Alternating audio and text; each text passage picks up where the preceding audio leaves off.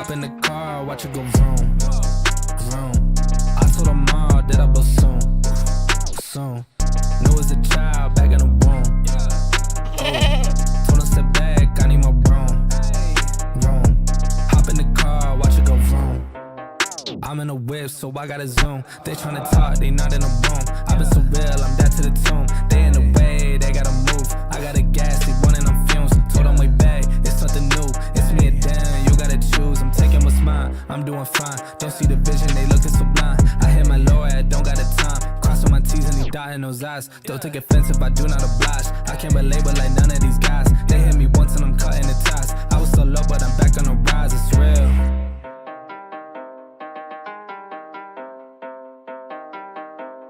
Hop in the car, watch it go vroom, vroom. I told her mom that I blow soon, soon. Knew as a child back in the womb. Oh, told her step back, I need my room, room. Hop in the car, watch it go vroom. I'm hopping now I gotta go. I'm looking back, they not even close. I had a 4, now I need a ghost. I got a wave like I'm on the coast. Same ones are doubting, I dare the show. So way that I'm ballin', they think I'm a pro. I'm getting sick by the money I gross. They saying whoa, I told them all what this is. I told them all I don't miss. Said it's my time, look at this shit on my wrist. And when they shootin' this brace, I'm going in a new gig, gotta shift. I cannot stick to the script, I cannot wait. Watch how I get it and flip. It's just how I'm doing this shit and I'm gone. Just how I'm doing this shit and I'm gone. Ayy, just how I'm doing this shit and I'm gone.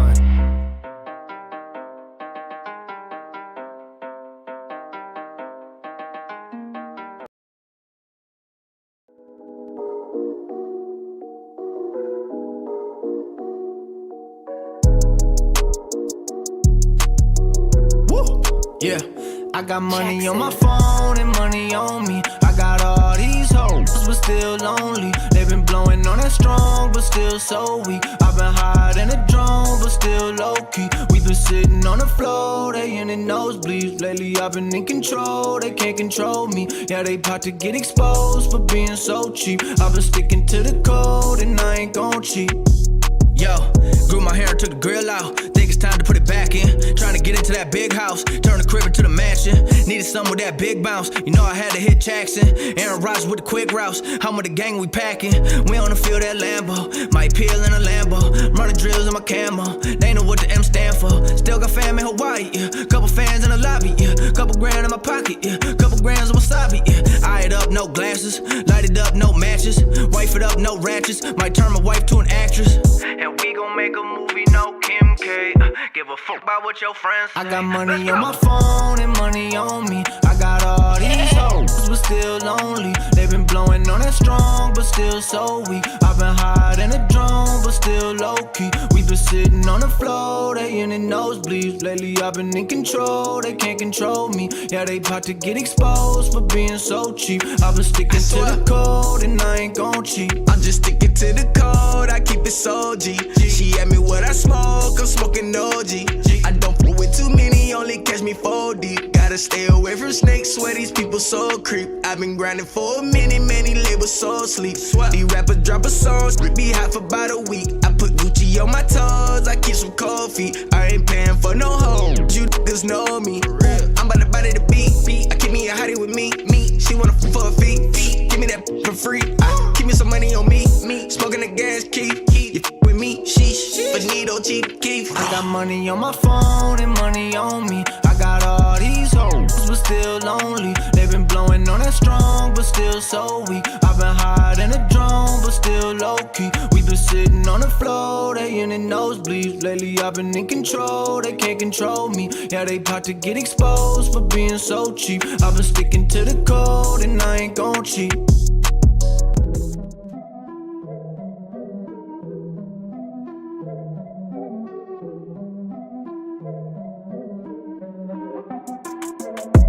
Here we go, at the top of the class on a roll. And it's time to run it up, yeah you know. Maxed out, put the pedal to the floor. Ayy, on the road, here we go. Yeah, we winning by a landslide. Never see me coming, I'm a landmine. Yeah, I ain't taking orders in command like. Yeah, you about to see me on demand like. You know on demand. If you ain't know, you about to understand. Yeah, I got the team by my side, right hand. Yeah, take it to a string, you ain't seen it like that. Yeah, and it's the dream, and we coming for the bag. Yeah, and we ain't never going back now. Future expedited, now we on the fast track now. They won't lend a hand, now they see us on the map now. It's time to act out. Here we go, at the top of the class on a roll. And it's time to run it up, yeah you know. Maxed out, put the pedal to the floor. Hey, on the road, here we go, yeah. At the top of the class on a roll. Hey, and it's time to run it up, yeah you know, yeah. Maxed out, put the pedal to the floor. Yeah, on the road, here we go, here we go.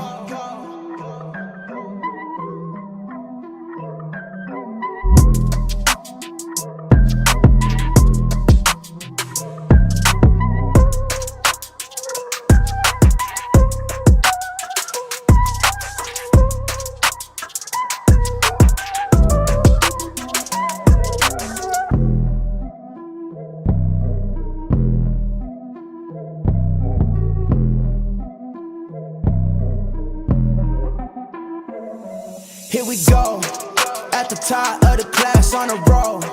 And it's time to run it up, yeah you know.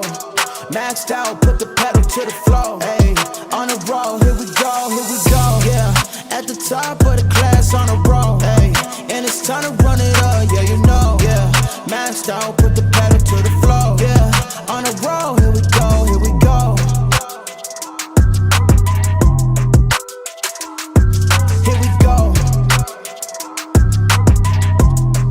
On the road, here we go, here we go.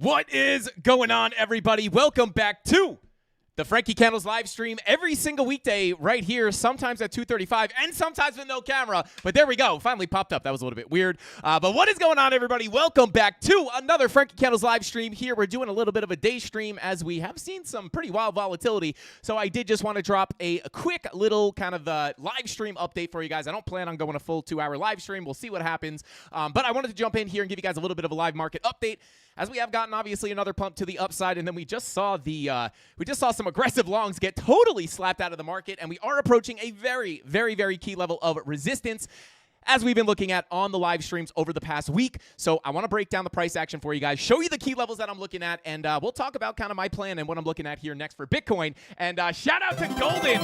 Let's go, baby. Golden already, before the live stream even started, the man dropped 20 memberships. Unbelievable. Shout out to Golden, and shout out to everybody who just got a membership. Start that Golden waterfall in the chat. Golden, you are out of control, bro. You are insane. We love you, Golden. He was going absolutely he was going insane yesterday as well. So shout out to Golden. Show him some love in the chat. Drop those golden emojis. But guys, we got a lot to look at here on the chart. So shout out to Gen Z, said camera is laggy. Yeah, that camera did. It turned on about 15 seconds too late. Hopefully I'm not still lagging. But let's see. We got low-key Feta in the chat. What is going on? Said, what is going on? Steve, welcome in. Said, make it rain, baby. Shout out to Crypto Knight. Golden in there, making it rain. There's those golden emojis. Let's go. Crypto Infinity in the chat. Wayne Mac, what is going on? Welcome in. We got Crypto Paisa. We got Perry. We got Shock. We got everybody in the chat. Let's go, baby. A little bit of an early stream for you guys. But without further ado, yo, shout out to King Chang. Says, Frankie, your lead-in music is fire. Do you have any, or do you have to pay royalties to the artists?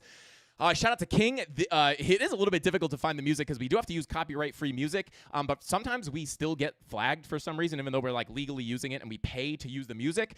So yes, we do pay for it, but sometimes we still get flagged and we have to share monetization with them, which is fine because we don't really make a lot on monetization on YouTube anyway, so it doesn't really matter. But yes, we do have to pay for it, and a lot of the music is trash, so we really got to pick out those gold tracks. But guys, without further ado, let's go ahead and jump on into the charts. Take a look at these key levels and let you guys know what I'm looking for next on Bitcoin. Let's get into it.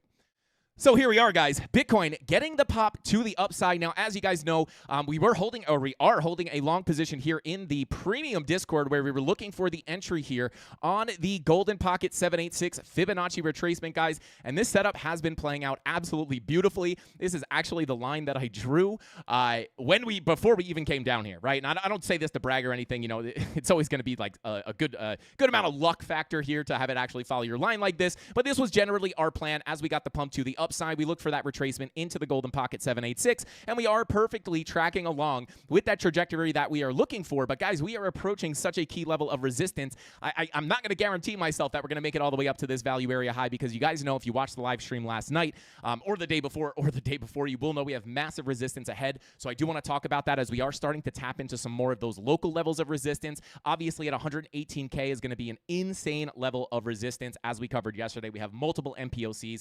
We also have this anchored VWAP sitting in here at about 117,669. We have many confluences up here at about 118K, so I kind of want to go over that with you guys and kind of just what I'm looking at next here. But nice to see that long continue to pay us out. I am still holding this over on Blowfin. I have locked in a little bit more profit, still up. You know, we're up about, give it like 2K.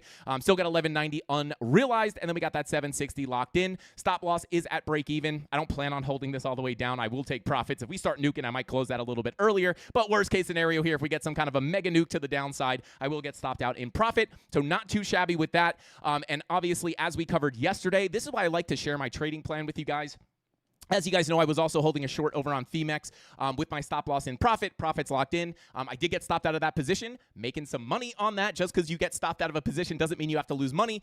So I did get stopped out in profit on that trade, and the long continues to pay us out. And now this trade is in that same exact situation that the short was in, which is absolutely beautiful. And I did take a little bit of a scalp short here as well.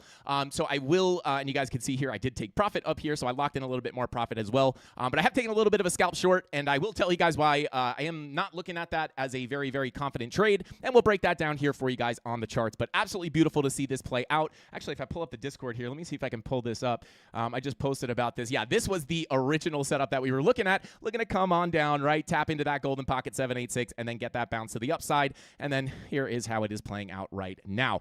So absolutely beautiful. I think in the best case scenario here, I am obviously taking profit here as we are coming into our key levels of resistance. I'll go ahead and hide this position real quick. Get rid of this Fibonacci retracement, and I will go ahead and pull up some of these resistance levels. As you guys can see here, we are coming up to that first Golden Pocket 786 retracement. There's kind of, to be quite honest with you guys, between about 118.3 at the end of the day, pretty much right around 116,156. Like, this is obviously a massive resistance zone. I like to separate these into separate areas, right? We have the Golden Pocket, right? And this is part of the reason why I am in that scalp short position, just because, you know, it is a possibility, right? If we're going to be looking for a lower high and a lower low, right, we could be potentially looking between that Golden Pocket 786. The 786 is confluent with the value area low.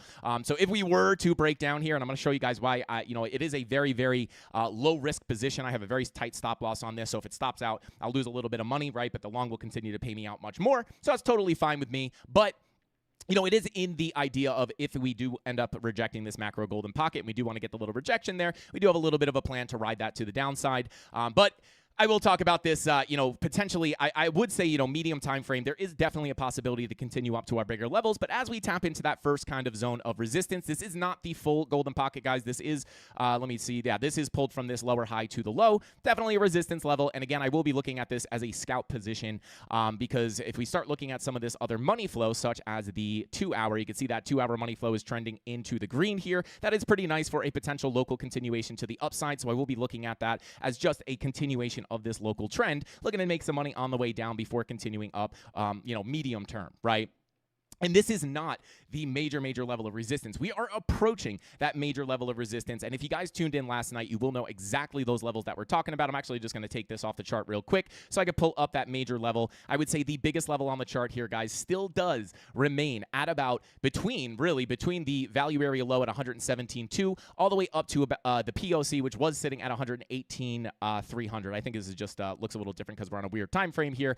But I am looking at this as our POC at 118.3. 118.3. We also have a ton of confluence in this zone, guys. We have a monthly MPOC right on the point of control of the range. This is a massive, massive level. It's a high time frame naked point of control. This isn't some willy-nilly daily MPOC. This is a monthly naked point of control, big, big, big level. We also have a daily MPOC right in there as well. And then we also have a weekly MPOC sitting in confluence with that value area low. And this is that zone that we were looking at yesterday between about 118.3 all the way down to that value area low. And you guys can see, although we are tapping into the local Fibonacci retracement, this is the biggest level of resistance in my opinion. So, if we do continue up, this anchored VWAP pulled from the high here. This is the all-time high at about 123,300 and 123,250, right? This anchor VWAP is trending down right in this zone. So we have value area low, weekly MPOC, monthly MPOC, daily MPOC, the POC of the range, and the anchored VWAP. So major, major confluent level of resistance here. And I know this is a little bit of a bummer to talk about because it is a huge level of resistance.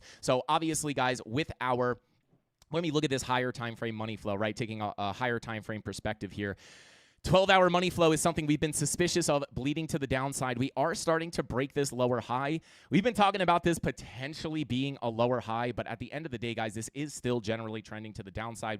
This is a nice sign to start with, but as you guys know, we really need to see this money flow start to tick up in a very big way in order to get a big fake out here to all-time highs. And when we're seeing this happen, right, into a major level of resistance like this, I have to be aware of a potential bearish retest of that range low for another drop to the downside. Now, hopefully we don't have to deal with that. And when we look at this major level of resistance, I would say that $118,000 or $118,300 level is the level to get above, right? If we come up here and we're able to get back into the range and flip this anchored VWAP to support, the last level of defense is that 118.3 level. Once we get above here, we all know, right, as we've looked at on the live stream many, many times, we have a lot of liquidity starting at about above $120,000, right? So pretty much above this high, leading all the way up to here, basically, 121,500. There is a ton of liquidity sitting up here. And I would say if we can flip that POC, it will become more and more likely that Bitcoin may want to go up and sweep out that liquidity, which could result in two different scenarios, right? I will be looking for shorts up here, but just like I have been talking about on almost every single live stream, as we were looking for potential moves up here, it's like the shorts up here are going to be pretty difficult in my opinion, right? Because we have all this liquidity, I'm going to have to see some really, really strong confirmation up here to take a short. I would almost expect to get stopped out of a few shorts here. I'm totally okay taking a couple stabs at shorts and getting stopped out for small losses. But when you have all this liquidity, right, if we don't come up here and get a clean SFP of one of these highs, right, for a bigger drop to the downside, I would say, right, it could get pretty squeezy up there, right? Because if we flip that $118,000 level, you have now flipped all that major resistance to support, which would be very, very nice. And that would be the doorway to come up and sweep that liquidity. The question is, when we look at the full Fibonacci retracement when pulled from the high to the low, our 786 sits here at about $120,840. This is the line in the sand for me personally to see all-time highs, right? If we're able to come up there and it's not just a sweep of the liquidity and we can hold this level as support, the idea of the lower high on the higher time frames, right? Again, this is the full fib pulled from the high all the way to the low.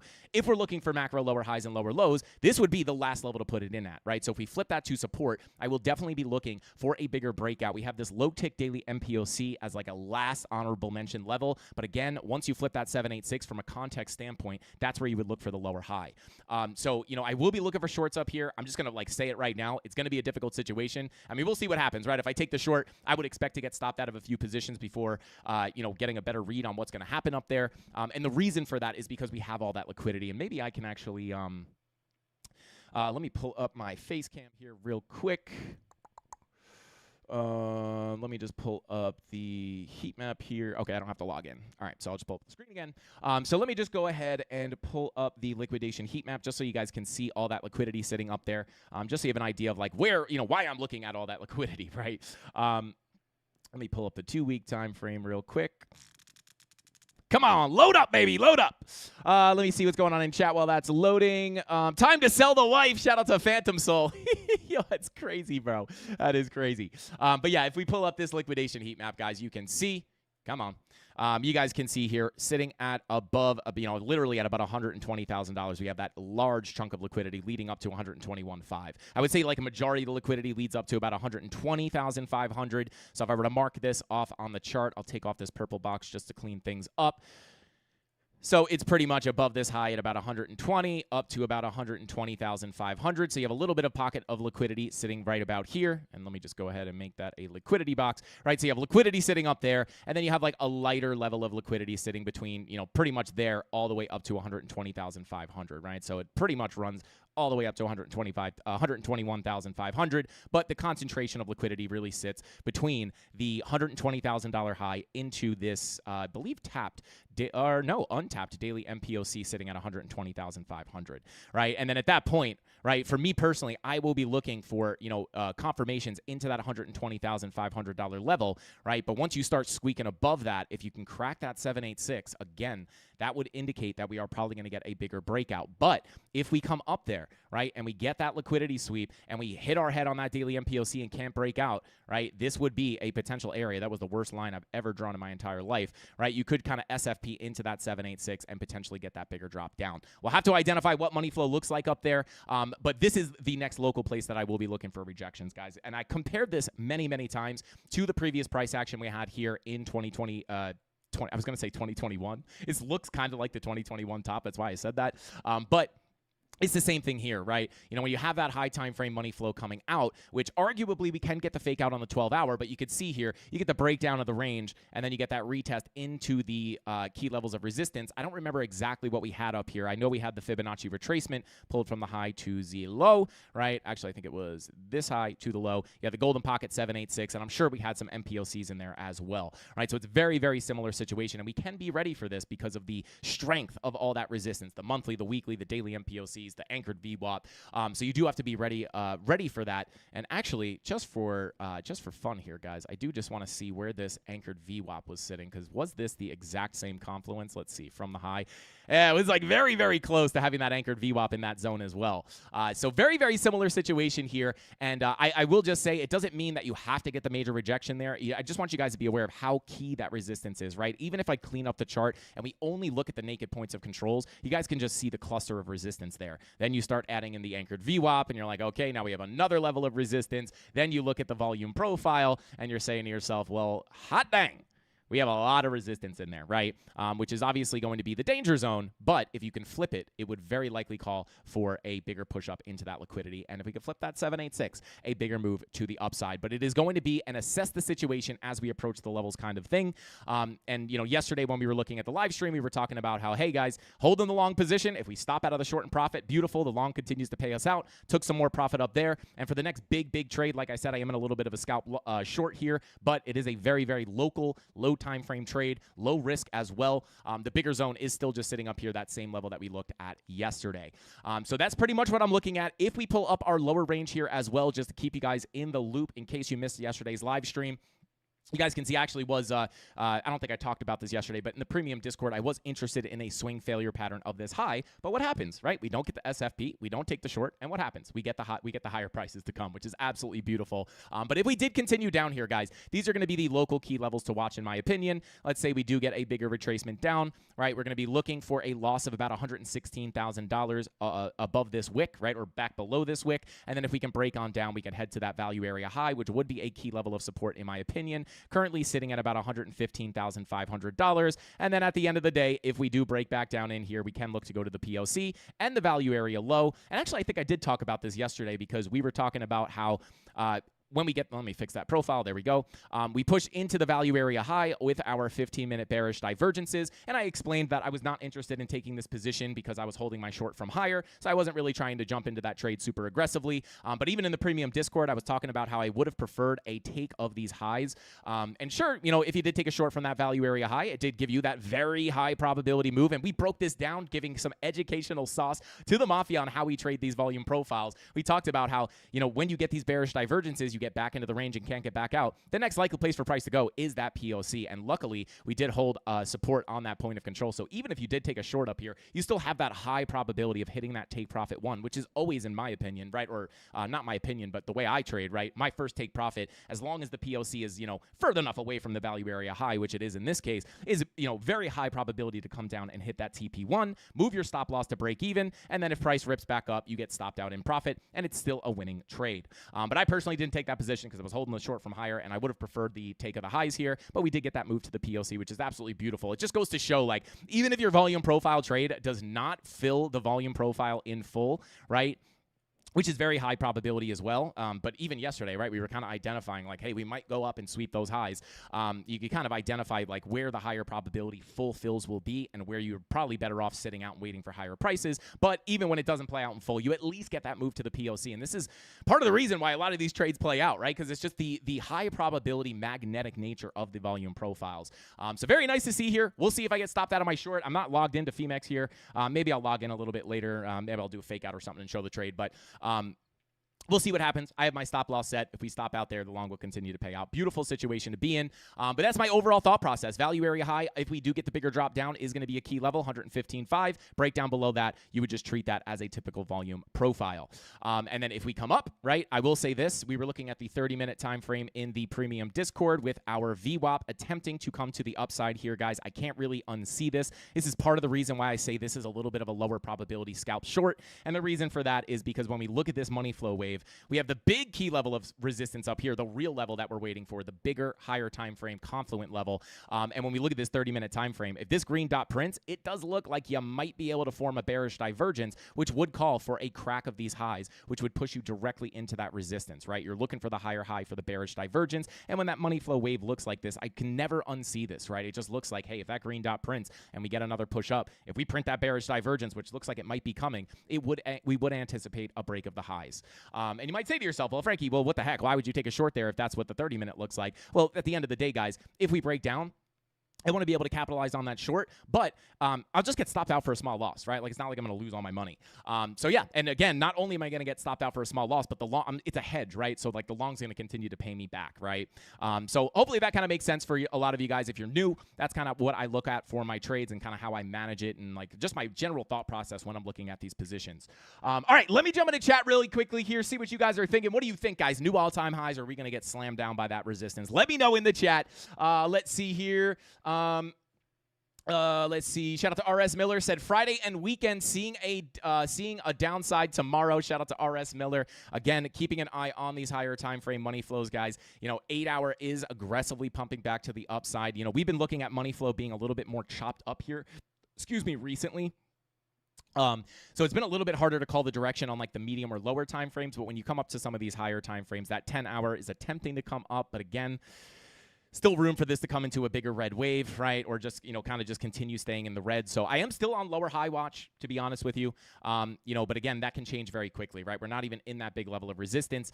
If we could push up in here and see that money flow correct back into the green, guys, we could eventually get above that 118.3 level and push up towards that liquidity, which that long will continue to pay us out. And then that would be beautiful, right? Because that would have our long position play out in full. And this is kind of like, I always say, right? You're never going to win 100% of your trades, right? So if I get stopped out of this short position, that long will continue to pay out, right? If we keep pushing, it's like, well, hey, this long will continue to pay out in full, right? Hitting our final TP here at the value area high. And at that point, I might be able to hold a smaller portion of that trade for potential break into new all-time highs if we want to get above that 786. And then at that point, right, the long is paying me out massively. I'm not going to cry about this tiny little low-risk scalp short that I took, right? It's just like a little blip on the radar, and the long kind of just like squashes that loss with a bunch of profit.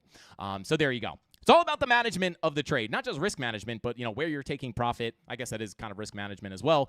But yeah, it's it's always, you're never going to be able to get into those 100% winning trades. And I'll be happy if I get stopped out of this position, maybe on the 5:45 p.m. Eastern Standard Time live stream. I will let you guys know, like, hey, we got stopped out, and I'm not crying about it, right? Because that long will continue to pay us.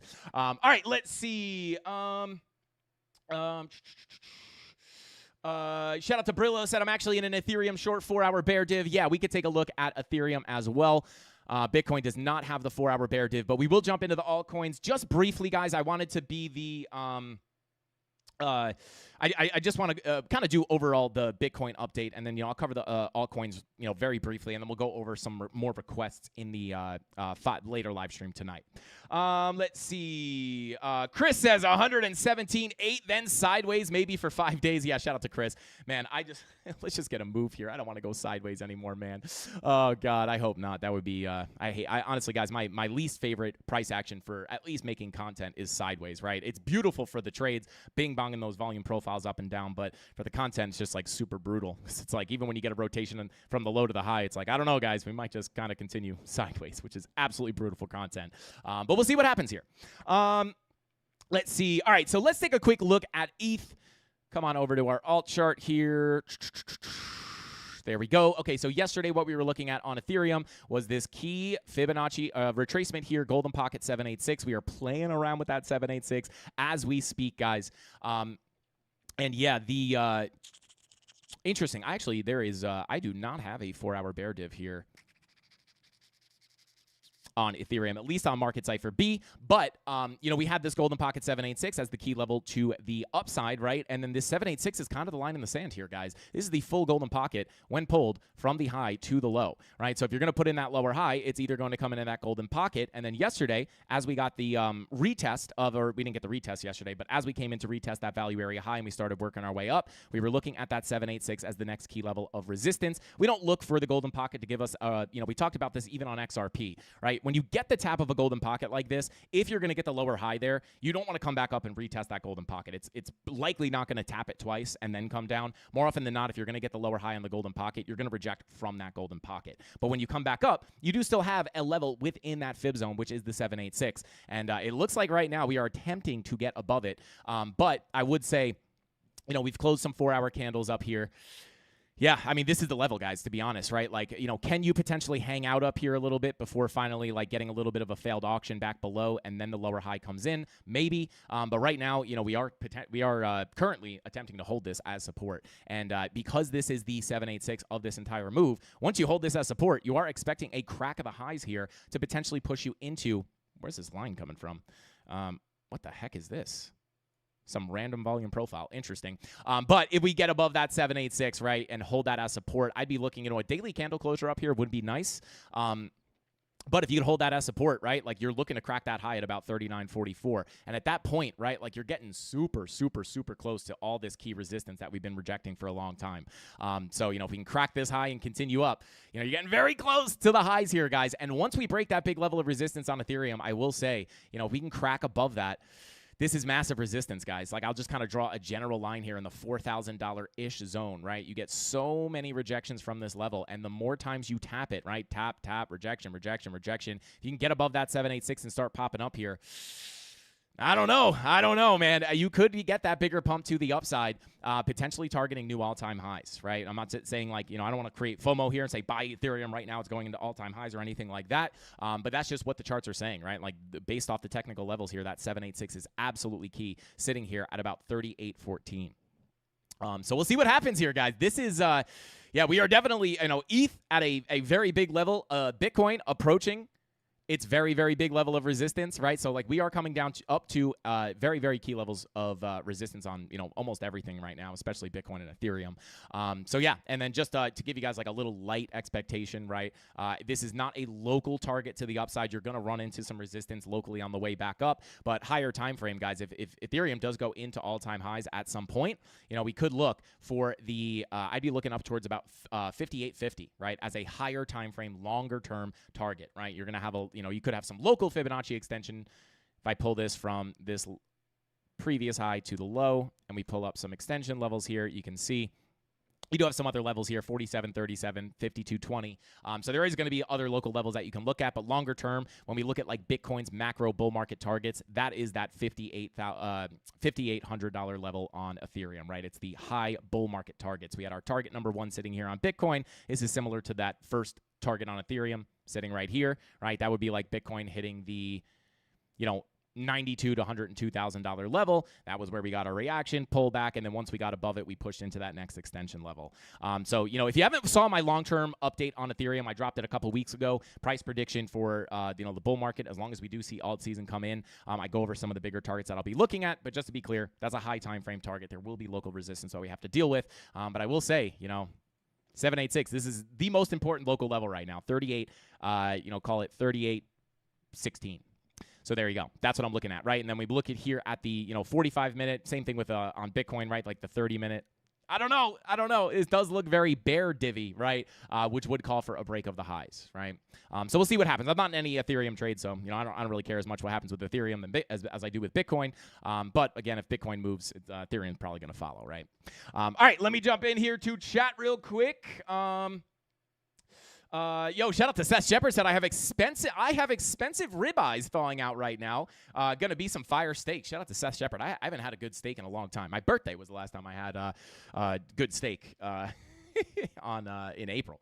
All right, let's see. We got Captain Kirk in the chat. What is going on, Cap? Hope you're feeling okay and hope you're feeling better and better each day. Shout out to Captain Kirk. Show her some love in the chat. One of our amazing mods, Oest of G's of the Candle Mafia. What about the 45-minute and 1 hour bearish divergences on BTC? Shout out to Nicholas. Let's take a look here on Bitcoin, right? So we do have the yeah, there we go, guys. Probably, maybe I'll pull this up later in the Discord. Like, even in the Discord here, guys, like, we'll see. I mean, I might get stopped out of this right now. I'll have to check my phone. But if I get stopped out here, right, again, that 45-minute bearish divergence, right, you do have the higher highs. You do have the lower highs. What happens? You do get that pullback, right? Even on the 1 hour, I believe we had it as well. No, not on the 1 hour, but we did have it on the 45-minute. And you do get that little pullback, right? We had, all the longs here getting absolutely cooked, and then we came back up, wrecked all the shorts. Like typical Bitcoin washer machine kind of wreck the longs, wreck the shorts kind of situation there. Very, very classic. But you did get that little pullback from that 45-minute bearish divergence. But again, we have this major level above us, guys. We have this major level above us, and again, some of this lower time frame money flow, like the 2 hour, is cooking to the upside. So I'm gonna let things settle out here, right? If we get the pullback, no problemo. My long is like pretty well protected here. My stop loss is at break even, like somewhere down here. And then hopefully, if this does play out, I'll just look to grab a little bit of a bag on the way to the downside. And then honestly, I would prefer a continuation up, right? Because then that long will continue to pay us out on our way to that final TP at the value area high. But the question is, are we going to be able to get above this absolute fortress of resistance? So I would say if you're going to take anything away from this live stream, guys, it's this major zone of resistance. It's a large zone, but it is very important. I mean, like, it's not like we have all the key levels up here and garbage levels down here. The weekly MPOC and the value area low are big resistance levels, especially in confluence with that anchored VWAP. So if you wanted to separate this into two zones to be a little bit more tactical, you could probably separate it from the value area low weekly MPOC, and then you could put like another box here on your point of control of the range, and then your monthly and daily MPOCs. So yeah. And then again, remember, right, on that value area low, just to add another level of confluence when we pull that fib from the lower high to the low, right? If we stay above this golden pocket, where's the next place you're looking for price to go? Well, you're probably going to be looking for it to come into the 786, which sits right in that confluent level of resistance. So yeah, I mean, I would say get above here, right? The push into 118.3 could be very likely. And then if we can get above that, I would look for the continuation up, but you got to be careful because it's just massive resistance here.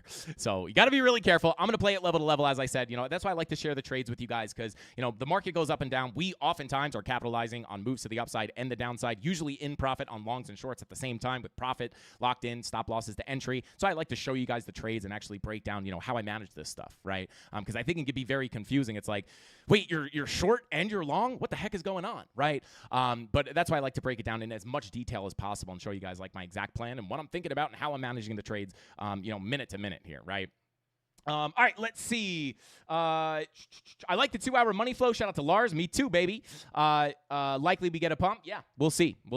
And again, this is not a big risk short, right? I'm going to lose like probably maybe a couple $100 if I get stopped out of this, right? But the long is already up way more than that.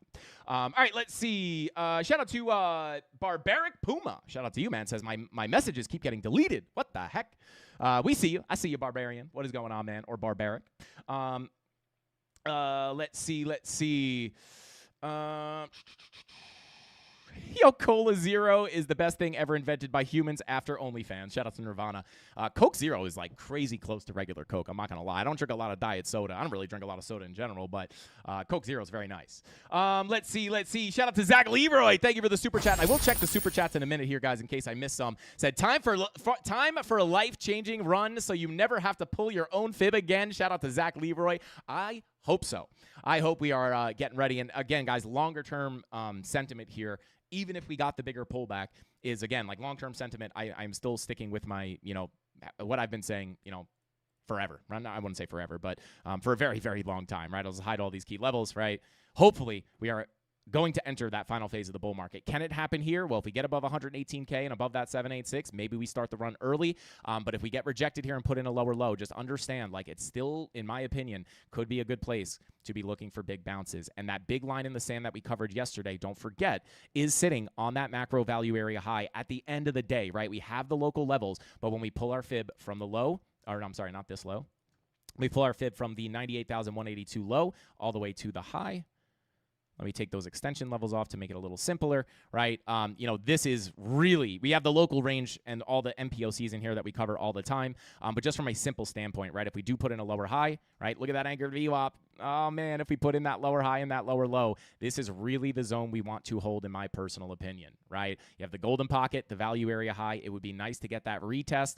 We have the 786 down there, but as I've been saying, time and time again, right, it makes it a little bit more difficult because you're going to be shooting directly into that major resistance, which is the value area high of the macro range, sitting at $105,720, right? This does potentially, if you get accepted in there, it could open up the door to a much bigger drop. But until we see that happen, guys, my bias would be for, if we get the early breakout, nice, but even if we get that bigger pullback, I'm not panicking, right? We have major support down here, just like we weren't panicking when we came down to retest these highs, right? We go over this all the time. You have the structural highs right here. You come down. Oh, my God, bear market. Not in my opinion, right? We have not broken macro market structure, and we had Fibonacci retracements here. Massive bullish divergences on the daily. Makes it very probable for the higher high to come in, and we saw that happen. So it's a very similar situation there. I've been comparing this little range and this little range very similarly to this large range and this larger range down here, right? You come down, you retest the highs, break back out. We could see something very similar happen here. So don't be worried. Excuse me, in my opinion, not financial advice. If you do come down here, again, it doesn't mean that you guaranteed are going to bounce off there, but, you still have good support down below, right? This would not be something I'd be super worried about until we start breaking down below that 786. Then it's like, oh, man. But again, we're still pretty far away from that. So those are my thoughts. We took a look at Ethereum. And again, I don't want to spend too much time here on the alts, guys. I'm going to try to cover the alts a little bit more on the 545 live stream. But let's see. Shout out to Theodore, says, I steal toilet paper from my job, and I use the money I save to buy BTC. Hey, shout out to Theodore. W creativity, bro. W creativity. Let's go. Let's see. Let me actually see, check on the super chats real quick. Yo, shout out to Dave Digital. Thank you for the super chat. Says, wait, what?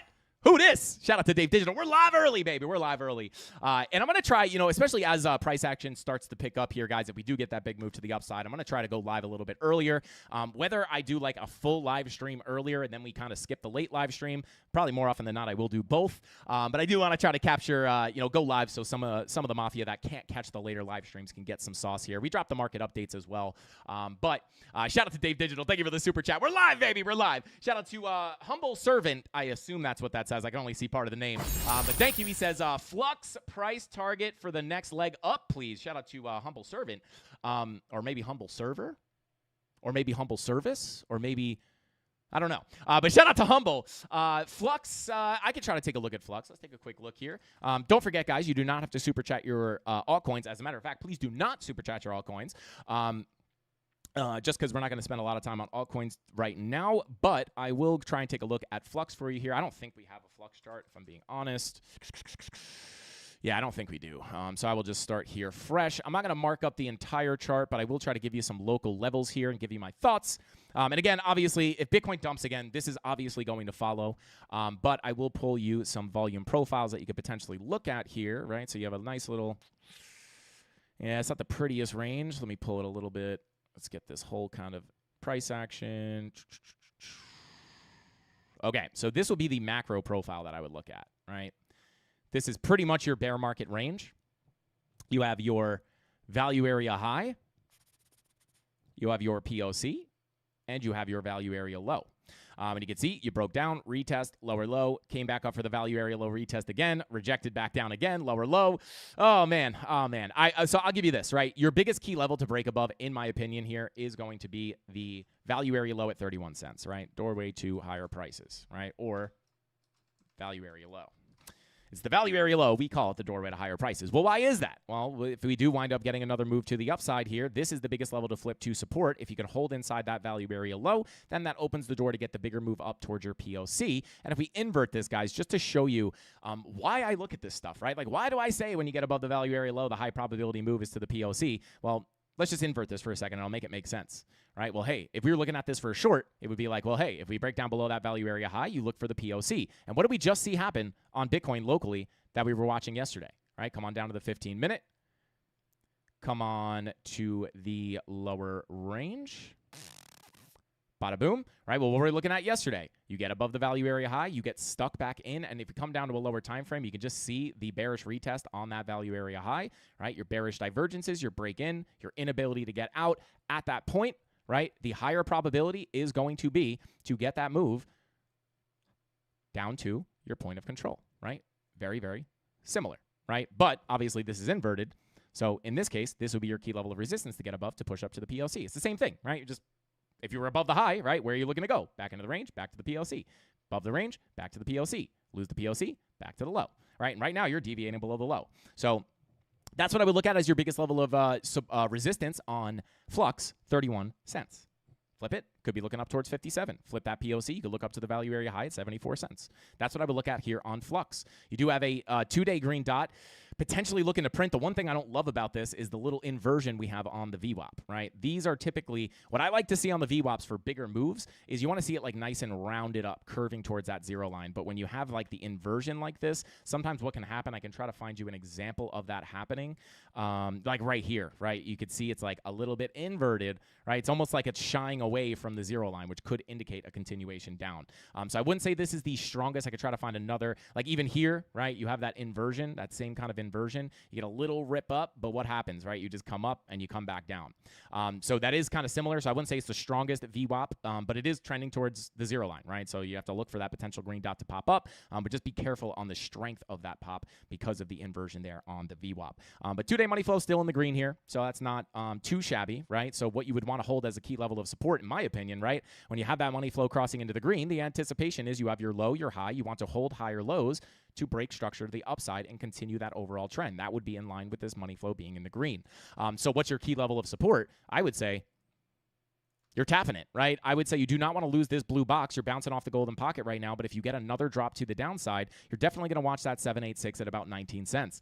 Once you break down below that 786, excuse me, to be honest, you're already really close to the low, but once you can't, hold this 786 as support, you're looking for a crack structure to the downside. So your key level of support is definitely sitting right beneath you, and that numerical number is sitting at 19 cents, right? So you're holding the golden pocket. If you lose the golden pocket, you look to go to the 786, but this must hold. If this does not hold, you're looking for crack structure to the downside. You're looking for a bigger continuation down. Huge key level here, 19 cents. Key. Bada boom. And that is what I'd be looking at on Flux. Check some of the lower time frames. Yeah, 2-hour money flow back in the green here. Yeah, so we'll see what happens. But I would say longer term here, when you're looking at the larger volume profile and the possibility of coming up, right, putting in a higher low, if you have to go down to that 786, I'd be okay with that, but you don't want to lose it. That would be where you're looking for the higher low, golden pocket or the 786, and then you would look to get back into the value area low and then look to the POC and the value area high. It likely won't look that clean. Obviously, it'd be much more confusing. You'll probably break in, back down, right? And then finally you do get that fill. But if you lose that 786, that is what would invalidate that whole idea, right? But if you do continue up, that's the biggest level to watch at 31 cents. Key level to the downside, 19 cents. And there you go. Shout out to Humble Servant. Hopefully that helps you out. All right, let's jump back into chat here. Yo, shout out to Crypto Independent. Said, Frankie, did you just wake up and did you just wake up extra early and get excited about the charts? Just said, I'm going on live 3 hours early. Let's go. Shout out to Crypto Independent. Something like that. Shout out to Crypto Independent. Let's see.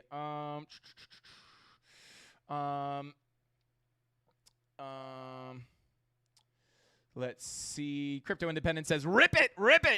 Be careful because it's super addictive like other opiates. What the heck is going on in the chat right now? Let's see. I don't know what the heck you guys are talking about. Robitussin? You guys are talking about Robitussin? I don't know what the heck is going on. Please do not do drugs, my friend, unless it's like, medically prescribed. Don't abuse it.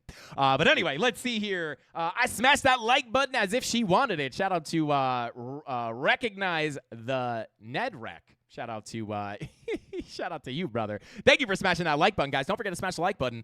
I don't know if we get 500 likes. We're kind of live at a random time here. If we get 550 likes, I will give away some Frankie Candles t-shirts, maybe some hats. And yeah, shout out to Dave Digital just laughing. He's like, yeah, I come into chat sometimes, and you guys are just talking about some wild stuff. Let's see. Lewis says this hour is perfect. Yeah, I mean, hey, when price moves, we do go live early. And like I said, if price starts to pick up here a little bit more, starts to get a little bit more exciting, and we're like kind of in the like hustle part of the cycle where it's like things are moving, you got to really pay attention. We will start dropping some probably a lot more earlier live streams. If not, market updates will be flying like crazy. But it is hard, right? Like, guys, I all the time, right? Like, I'll wake up, I'll look at the charts, and it's like, if everything's just going sideways, it's like, it's hard for me. I don't want to overflow and just talk about the same thing every single video or every single live stream. So I do try to pick and choose, what is worthy of going live and like kind of giving an update. So that's why, if we go sideways, I don't really put that many market updates because there's not much to update, right? If I'm not putting updates, everything remains the same, and my previous content remains the plan that I'm looking at. We will try to. I know there's a lot of Mafia that is different time zones and stuff. Could be better to go live for some of you guys, and I do want to give you guys as much content as possible. Let's see. Yeah, shout out to Brillo. Said it looks like your promo code for Market Cypher is 15% discount, by the way, which is interesting because the discount code is MCFrank20, which is why I thought it was 20%. But shout out to Brillo. I think you're the second person to say that, so I will remember that. Shout out to Hollywood. Says I learned something new on your streams every day, so the more the better. Shout out to Hollywood. Let's go, baby. Let's go. Green dot on the 30-minute. Let's check in here. Lower time frame for Bitcoin. And yeah, guys, just to give you an idea here locally, what I was looking at, right? When we watch the local time frames here, obviously massive drop to the downside here. This was likely a lot of liquidations. Let me see if I could pull up. Let me just take a look at exo charts here real quick. Yeah, and you guys can see, right? If we pull up exo charts, don't freak out if you don't know what you're looking at here. But you can just see the wrecked bubbles here. It's letting you know that people were getting liquidated on the way down. So this was very likely, right? When you get that, when you get this push to the upside, right? There's a lot of people longing. They're thinking like, oh my God, right? This is where you might be thinking like, bull pennant, bull flag, whatever it might be. Everyone's entering those longs, and then like where their stop loss is going to be, right? Whether you're entering in here, right? Whether you're entering in here, right? All those stop losses are going to be going all down here, right? And like all those stop losses and liquidations are going to be on the way down. So it looks like the market maker just wanted to like wreck all those longs before popping back to the upside. So my thought process here locally, like just to cover like hyper local price action here, pulled from the high to the low. We are playing around with that golden pocket 786. And again, I would say like the scalp short that I'm holding here, guys, is lower probability. I am, again, at 545, if I get stopped out of that, I'll let you guys know. I wouldn't even put a pretty high probability on getting stopped out, but very, very low risk, right? If we hold this 786 locally at 116.5, probably going to be looking just like we look at on any 786, probably going to look to come take those highs, right? And then we looked at the 30-minute, which might have printed the green dot already. Yeah, like this looks like it could be a bearish divergence, which would call for a crack of those highs as well. And again, like I said in the beginning of the stream, you might say to yourself, well, Frankie, then like, why the heck do you take a short? Well, it's like, hey, I'm not like risking my entire account here, right? If it winds up rejecting, then great, I am covered. And if it stops me out for a small loss here and we continue up for that bearish divergence, if this does, this whole scenario winds up playing out, well, that's fine, right? I will take a very small loss on that short, and my long will continue to pay me out from all the way down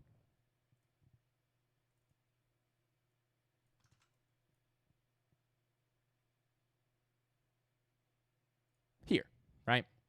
So that's why I'm okay taking a stab here, right? Like especially when I have profits locked in, it's like I could take a small loss here. It won't even take out my locked in profits that I have on the long position, right? So if we continue up, I'm getting paid anyway.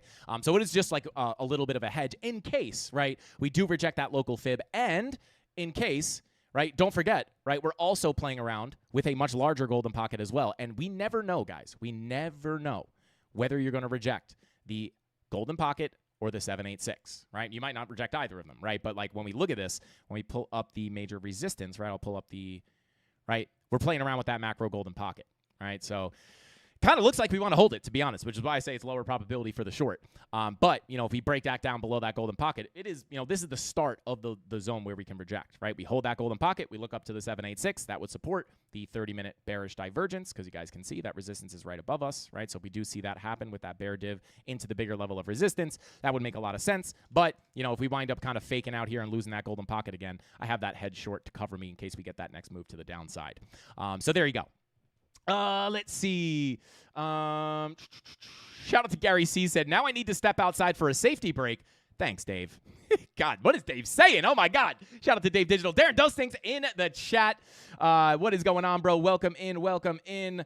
Yo, chat is wild during the day. Captain Kirk talking about envy. Good Lord. All right, let's see.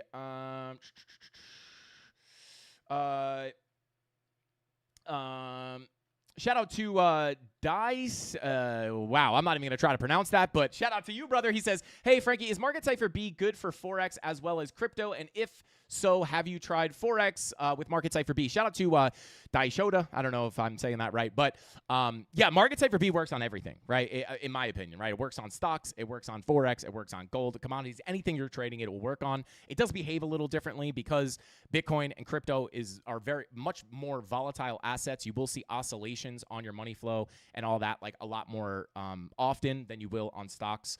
But if you pull up the SPY here, I'll just take a look at the stock market real quick. This does 100% work. We've made some really nice predictions on the stock market as well. Also just individual stocks like Nvidia, Tesla, based off Market Cipher B. So like when you're looking for divergences, Market Cipher B will 100%, I can't say that every signal will play out 100%, but 100% it is valid, an indicator that you can 100% use on anything, right? You could even see here, I don't even know what time frame. This is the 30-minute time frame, right? I'm just seeing, all I could see here is higher highs on your price action, lower highs on your momentum waves. What is that? That is a bearish divergence. What happens? Right? So 100% will work on anything. Market Cipher is magical. So there you go. And if you want to say 15%, you could use my discount code. Actually, I think I have a button here. MCFrank20. I don't know why it's 20 if it's 15%, but that is the discount code. Or you could just use the link in the description down below to say 15%, and there you go. Let's see. Chat's always unhinged. Shout out to Tony D. Yeah, absolutely. And we wouldn't have it any other way. Chat gets wild here. Shout out to Travis. Yeah, I don't know what's going on. We're extra hyped today for some reason. People are totally out of pocket. Shout out to Christian Mella. Sent some wild chat in the beginning of the stream. I can never read them. They do make me laugh though. Something about a long candle. Anyway, let's see.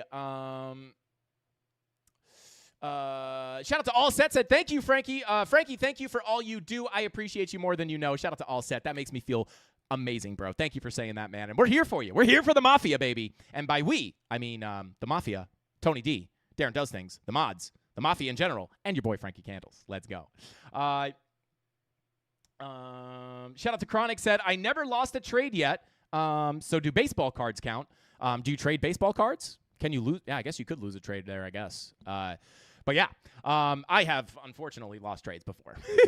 I might lose one right now, guys. I might lose one right now. I always like to share that, guys. I don't win 100% of my trades. I know, that's why I like to share my losers with you as well. If I get stopped out of this position, we'll talk about it tonight, right? Because there is I think a lot of people, right, when they start to trade, you get really emotionally connected to being right. Right.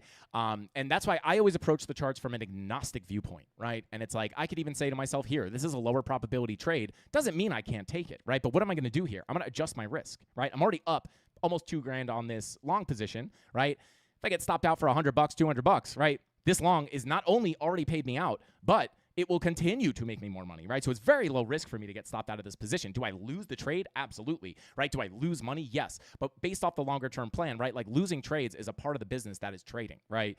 I think a lot of people will just be like, why am I always wrong, right? Like, I'm not going to lose this trade and be like, what the heck? I'm not just going to hold it and be like, what the heck? It has to go down, right? I'm just going to be like, okay, well, that makes sense, right? I have my multiple scenarios that I can see play out. I have my higher probability, which in my opinion would be the continuation to the upside. But if we turn back around, we'll make money on the way down. And again, my long is very, very well protected here. So I think a lot of people look at trading as a binary, like pick up or down, you're right or wrong. And if you're wrong, it's the end of the world, right? And it's just not that way if you can manage the risk. And that like trading is 90% managing the trade, managing the risk, controlling your emotions and your psychology. And then I would say about 10%, maybe 20% the TA. Talked about that yesterday, right? You could be the best technical analyst and the worst trader ever, right? You can have really sound TA, but if you're entering into this trade, right? If I took this long position and I said, that's it, we're going to bounce. Oh my God, beautiful TA, right? We got the bounce as I showed before, right? Beautiful, beautiful move. Exactly what we were looking at in the Discord to play out, right? Looking to come down here, get the bounce, and that was obviously correct. But, am I just going to hold this and say it has to hit my final TP at the value area high? No, absolutely not, right? Like I'm locking profits in along the way because I know that the market can humble you and just get some kind of shocker rip to the downside. But what happens if that happens? You still make money, right? Because I have the profits locked in here, and hopefully we can catch a short on the way down as well. So there you go. Let's see. BTC gonna push up one leg now. Watch. Shout out to Phantom. Let's go, baby. It's funny because I'll stop out of the short, but I'll still be excited because the long will play out. It kind of feels like cheating, if I'm being honest. So, yeah. The hardest thing is managing your emotions. Yeah, shout out to Cal, 100%. This is the most common experience for a trader, especially if you're new. I honestly think, I think I said this on Billy Goat Tales the other day. I think most of the reason why trading at such a high losing rate, high failure rate, is number one, like humans are generally emotional creatures, right? Which is the worst thing when it comes to trading. And number two, I think like people just can't control their emotions, and they just can't understand, right? Like I lost the trade. It's hard to not feel the emotions of like, man, I was wrong, right? And then that hurts your confidence. Then you're second guessing your next trade. This is what makes trading a difficult journey, right? It's not the TA. I would say the TA is the easiest part of trading, right? Because it's binary. You have a key level, right? If you have a daily MPOC or a weekly MPOC, that is a key level. Straight up, right? You can't fight that, right? Now, whether that holds or not is a different story, right? But the TA is very binary and factual. It's the emotion that is really the difficult thing that kind of like freaks people out. And I do think that's why that failure rate is so hard, right? Because people can't accept that they're wrong. When it comes to trading, I will accept when I'm wrong. I don't take it as like, man, I'm a bad analyst because I was wrong, right? You have to understand that the market is going to do what it wants to do, and all you're doing is taking the higher probability bets. So there you go. So we'll see if we can create that bear div and put in the new high here on Bitcoin. All day stream. Let's go. Shout out to Mr. Nice. Let's go. That would be fire. Let's see. What do we got? 3:30. Yeah, I will say if we run super, super late here, guys, I might just kind of like skip the night stream. But if we wrap up here soon, I will go live at 5:45 p.m. Eastern Standard Time. Like a robot. Shout out to Lasers. Yes, you have to be a robot. Absolutely. Right. That's why, on my long position here, right, my stop loss is already set here, right? So if this thing winds up dumping down, like it's going to stop me out at break even, aka stop me out in profit. And I'm not going to watch this and be like, should I stop it now? Should I stop it now? Like I just have the binary level here that's going to execute automatically, right? It takes the emotions completely out of the equation, right? Which is very nice and honestly a necessity in my opinion. So we'll see, right? I'm not going to be upset. I'm already, yeah. it's almost like a risk-free trade in my opinion here, the short position. This is obviously a long, but if my short gets stopped out, it's like almost risk-free, right? Because it's tiny loss, long continues to cook. So there you go. The beauty of hedging. All right, let's see. Imagine we just run till 5:45. Yeah, that'd be insane. That would be insane. When we hit 100K, guys, we might try to do something like a 24-hour live stream or something. I don't know how that would work though, because like at some point, like I could stay up for 24 hours. I've done that before, but yeah, I don't know. It's like I'm gonna have to take some kind of a break to like go eat and like not scream talk. But we'll try to do something like that when we hit 100K, and we'll do like a crazy giveaway or something. I want to do something fun for 100K. That would be that's a big milestone for me. So yeah, that'd be awesome. Let's see. It's hard at first. I struggled for a whole year. It does pay off if you stick to it. Pay your dues. Eventually, it will pay off. Shout out to Crypto Independent. Yes, and I think just the majority of the population, right, is just not going to have the perseverance to struggle for a year, right? And a year is not bad. A year is not bad, guys. It probably took me a little longer than a year, but it's that perseverance. I just think a lot of people, they see it as a get-rich-quick scheme. It's going to be easy. I'm just looking for an indicator telling me when to buy and sell, which is, we all know, not a real thing, right? And when they realize that, they're like, oh, this is a scam. I'm not going to get rich easily. It's going to take work. I'm going to have to spend time studying and backtesting and investing money and losing it to learn from my mistakes. Screw that. I thought it was going to be easy, but nothing worthwhile is easy. I talked about this on Billy Goat Tales too. As an entrepreneur, right, from someone who runs a business and has tried to run other businesses, you have to put in so much more work than you realize, right? Like I've tried every get rich quick scheme that's out there, right? I've been trying to make money on the internet forever. And, you know, I've had success in certain business models, but they were all sold to me as a get rich quick scheme. And I did the ones that I was successful with, I made money, but guess what? It took 100 times more work and 100 times more time than any of the people online would tell me, right? They're telling you you're going to get rich overnight. But I was like, this is probably too good to be true, but it seems like a legit business model. Let me just put 100% of my effort in here and persevere through the hardships, right, for a long period of time, and eventually you get on the other end and you're like, okay, selling on Amazon FBA isn't a scam, but it's also not a get-rich-quick scheme. It took me a lot of work to make money doing that, much more than most people are willing to put in. So yeah, I mean, that's with anything in life, in my experience, right? It's always going to be harder and take more time than you actually realize. Pengu, yeah, we could take a look at Pengu here. I'm just kind of yapping. We could take a look at Pengu here. That's peak. Actually, just take a quick look at the peak chart here. Woo, baby. Hopefully peak can get a recovery like Pengu did. Because Pengu, as you guys know, pretty much went to zero. They kind of look very similar if we look at it, right? Just like pretty much little range, absolute nothing but downside. But Pengu with the absolute recovery of a lifetime here with a 1,100, almost 1,200% rip back to the upside. Full recovery. Insane. But yeah, let's jump in here. Let me pull my actual Pengu chart here so I can give you guys a little bit of sauce. Where we at? Pengu. All right, yeah. I mean, so we're getting resistance at resistance, which is expected. Let me zoom out here and get my bearings. So, I mean, I would still say, right, like your daily money flow in the green, daily green dot printing. You have your 2-day money flow and 2-day green dot printing as well. So I would say, I mean, this is your local Fibonacci retracement, but if we pull this all the way to the high, yeah, I mean, you have confluence here. You have the 786 and the value area high almost in perfect confluence, right? So this is a big resistance zone. If you break above this 786 and value area high, this isn't your full 786 to break you out into new all-time highs, but this would indicate to me that you're probably going to get accepted into this upper local range. I'll actually mark that out for you guys here. Yeah, I mean, once you break above that 786, you are at the same time getting accepted into your local upper range, right? So crack above that 786, it's like, well, hey, big rejection for the lower high is invalidated, right? Which would look something like this, right? To come back down to some lower levels. Really happy that we held that 786. But if you crack above this, right, what are you breaking into? You're simply breaking into this value area. You hold above this, you're also simultaneously getting accepted into this volume profile, which could bring you up to the POC, which sits at about 0.042359, and then flip that POC. You're coming up to the highs, which would be, taking a bigger look here, which would be, again, if we're going to put in a macro lower high here on this gigantic macro fib, we've already rejected the golden pocket. Right? So the nice thing here is if we get above this and we start testing this golden pocket again, I would not expect like a double top here for a massive drop down. Right? If you're going to put in the rejection at the golden pocket, it's more likely to happen like that. If we come up and test this, break out of this volume profile and test this golden pocket again, I don't expect this to be key resistance anymore, right? Because we've already gotten the nice rejection. So if you push up here, get above the golden pocket, that's where you're looking towards the 786, and that is your line in the sand, in my opinion, to push up into some new all-time highs, potentially towards about 8 cents for Pengu. I wish I held more of this, to be quite honest with you. I do hold some. I wish I had a bigger bag. But I actually do like this project as well. Not financial advice. You know, this thing can go to zero. Anything can go to zero. Not financial advice. I'm just some crazy person screaming on YouTube looking at charts. But I would say break that 786 at about 0.056. It's your best chance to launch into new all-time highs. And the first major Fibonacci extension level sits at about 8 cents. So that's what I look at. 2-day VWAP coming up very nicely. It's not inverted, right? It doesn't have it's kind of flat. It doesn't have a super inversion there. So I actually like that. And money flows just generally in the 2-day. This is clean, right? As long as that money flow stays in the green, like we've been looking at on all of the altcoins, right? The reason we were looking at rejections here for Pengu, right? We were looking for rejections here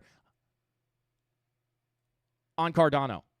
We were looking for rejections here on almost everything as they were coming up to key levels, right?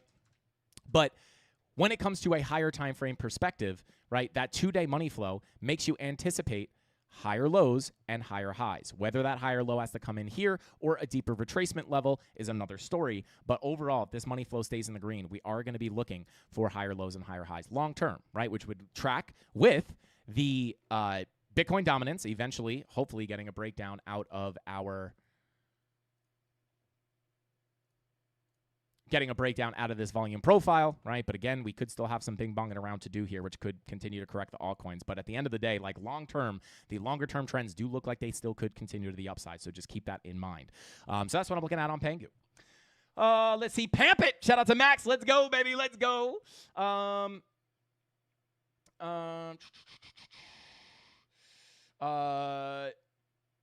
Dot is flushing so many weak hands. Yeah, Dot is still just kind of, yeah. I mean, again, biggest key level on Dot right now is going to be the 786 at 336. A lot of altcoins are, they got the low, they got the high, and they're looking to put these higher lows in on the Fibonacci retracements, which would be nice, again, when you look at your 2-day money flow, if you can keep this in the green, which it has been a little bit choppy here on Polkadot, but green dot looking to print on the 2-day. If that money flow can cross over into the green, right, that overall trend to the upside, right, even just money flow trending up could indicate a low, a high, a higher low, and a higher high. That is your overall kind of hope here long-term for the altcoins, and that 2-day money flow is the big thing to look at. Polkadot's a little bit further behind a lot of the first movers, right, and we saw this obviously start on Ethereum.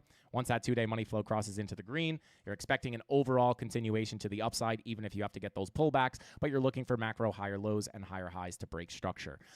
So it's the same thing here with a lot of stuff, but I would say with things like Polkadot, right, you're just a little bit further behind the curve here, right? You're just starting to get that 2-day money flow crossover. And as long as Polkadot doesn't go to zero, could be early there for an acceptance back into your range, right? Because if you get that higher low and you're looking for a break of structure to the upside, right, well, what are we looking for? Acceptance into the range and a potential journey up towards your point of control, sitting at 638, and then potential fulfill the range, just like we had here, just like we had here. 2-day money flow crossover, continue you up. 2-day money flow crossover, continued you up, right? So there you go. Key level on Polkadot not to lose, though, is going to be the 786 sitting at 336. So there we go. Let's see. Shout out to Crypto Knight, says, not worried. Let's go. Let's go. And if there is a time to worry, guys, just be aware. I'm not just going to be bullish if we're breaking all these levels, right? If there's a reason to flip more bearish, right, I will be the first person to let you know if key levels are being broken. Bitcoin pumping live, baby. Let's go. Let's go. Let me see here. Lower time frame. And I am stopped out of the short position, guys, I believe. Let's see here. Proof that I do not win every single trade, guys. Let me see. Let me just double check. I don't know if it filled yet. Let's see here. Oh, no. We're very close. We're very close. 116. Hang on a second. Oh. All right. It's not triggering yet. My stop is 116, 861. So it's like about to happen. No way. No way. And let me just show you this, guys, real quick, just to show, right? Why did I think this was a low probability short? And why was I okay losing it, right?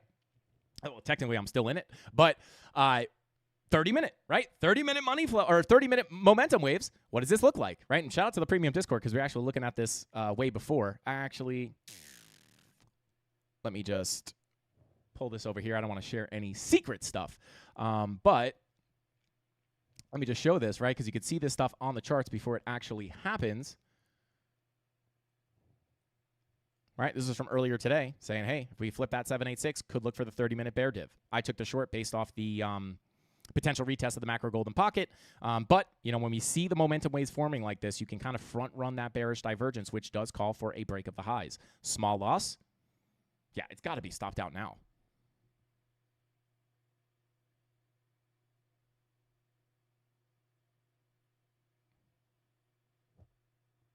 Are you going to stop me out?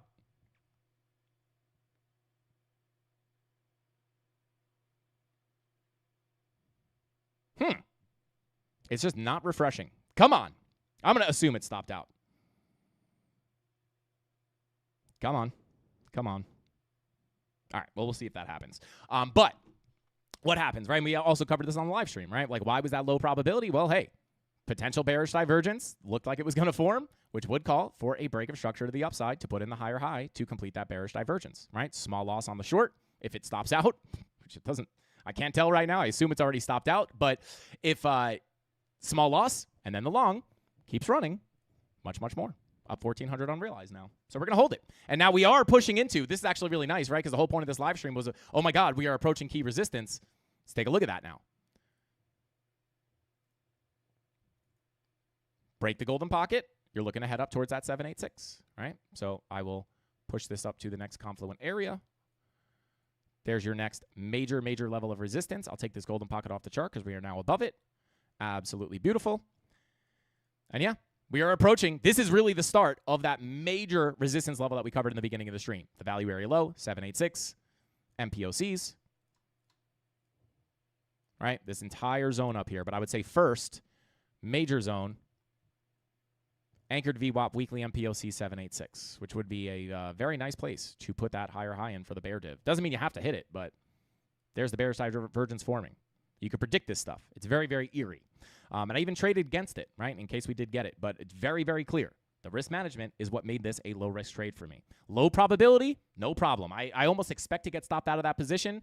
But again, stopped out for a small loss, long continues to pay you out. Very important to realize, right, because that is what keeps you making money. This is what keeps you in the market, right? It's not that you're never going to lose a trade. It's limiting those losses, right? So there you go. Let's see. That's a spider line. Shout out to Crypto Cowpoke. Let me actually pull up the spider lines real quick. I'm not saying the spider line's not there. Whoops. But I don't have it marked off on this chart. I believe you there is one there, though. I don't have all the spider lines marked off on this chart. I do have them on one of these charts. I could try to see here.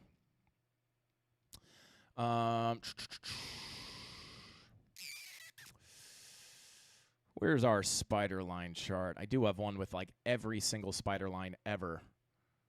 It's going to take me a second to find it, though. Yeah, it's not these. I just don't have them marked off on this chart. Yeah,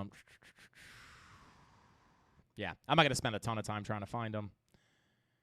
But I do believe you that they are there. But yeah, I only have like certain spider lines on here. I probably should update it, to be honest with you. But yeah, there we go, guys. We are cooking. We are cooking up to that major level of resistance. Let's go, baby. Let's go. All right, let me come back in the chat here real quick. Chainlink is going. Let's take a look at Link real quick. Chainlink's going, baby. Chainlink's going. Man, are we finally going to get some action here on the live stream? Two-day VWAP. And here's the thing, right? Just to be clear, a lot of these alts, right, have been coming down to those key levels. What were we just looking at, right? Like even Polkadot, right? Even if Polkadot has to come back down and retest the 786. Oh, baby, come on, baby, push it. Push it, come on. Come on, baby, let's go. Keep cooking, keep cooking. Come on. But a lot of the altcoins, guys, I like to try to stay as what's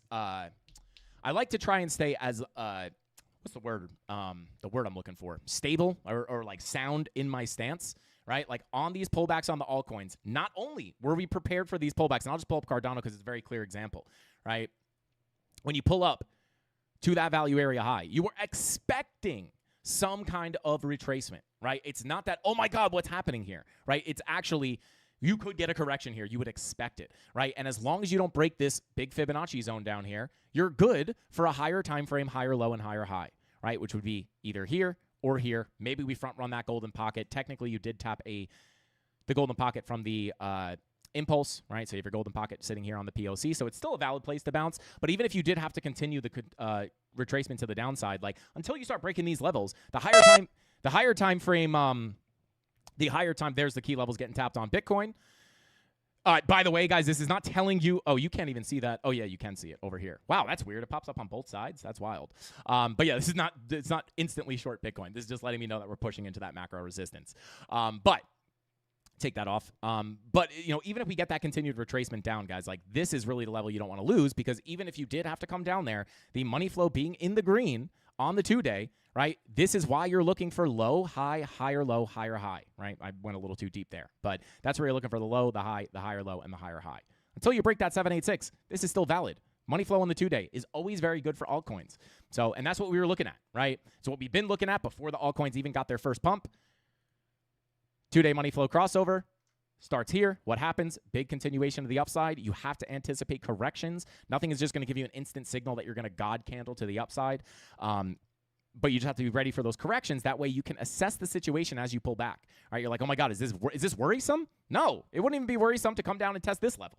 right? So that's kind of how you could stay on the right side of the trades, and you're not like, oh my God, massive dump, oh my God, and then you're shorting, and then it puts the higher low in and absolutely wrecks you. You have to understand kind of what is the highest probability anticipation, right? We were looking at that 2-day money flow to cross over into the green to start those bigger moves on the altcoins, and you might think to yourself, well, like, hey, started the big move, but now we're just dumping back down. That's okay, right? Price moves in ebbs and flows, right? So I would still say things look good. I'm going to stay stable in my stance here. All right, let's check in here on good old Diddy. Come on down to a lower time frame, and there we go. Wow, I'm not going to lie, guys. When we say approaching major level, I did not expect us. Well, not that I didn't expect it, but it's nice to see that happen on the live stream. So this is the level. This is the beginning of the level that we're talking about. And the major range does push all the way up to about 118.3, but we are pushing into that first level of confluence. This anchor VWAP is going to be very, very big to watch. So there we go. Not too bad. 17,328. Let's go.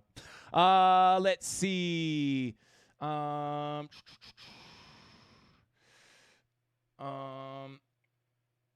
ETH pumping too. Holding that 786. There you go. Looks like you want to hold above there. Let's go, baby. Let's go. Come on, ETH. Come on, ETH. Is there any news going on, guys? Let me know. If we could get some kind of a crazy bullish setup. Bullish news, right? That would be beautiful, right? Because we've been seeing those 2-day money flow crossovers on the altcoins. But, if we can get some bullish news to come in and just really fuel that move to the upside, it would line up. It would line up with our longer-term scenario here. And I don't want to get too excited yet, right? Because we are approaching, literal fortress of resistance, right? But very nice to see. Let's see if we can get that. I'm going to take this purple box off the chart just because we did not get the SFP, right? And this is when I always say, right, trading is an if this, then that statement. I would have looked for a short here if we got the SFP. We did not get the SFP, so there is no short trade to be had, right? That's why I never set limit orders, right? If I were like, oh, I'm going to look for a trade, I'm going to look for a short position at that SFP. If I put a limit order here and I'm sleeping when it gets hit and there's no SFP, there's no reason to take the trade. So why would I just want to get into it, right? But I will just take this off the chart. Bada boom. We'll get rid of that. But yeah, we'll see if this long position can continue to pay us out here. See if we can get to that final TP. Not that we even really need final TP. But come on, Biddy, follow our line. Follow our magical line here. My lines are magnetic, and hopefully Bitcoin keeps following it here. This is the biggest level, though. Very nice. Shout out to Tony D. Hey, bro, we hit the level live. It was like, what is the, Bitcoin approaching key level, guys. We don't just, make random clickbait. This is the key level, this entire zone. Here we are. And 786 about to get tapped here.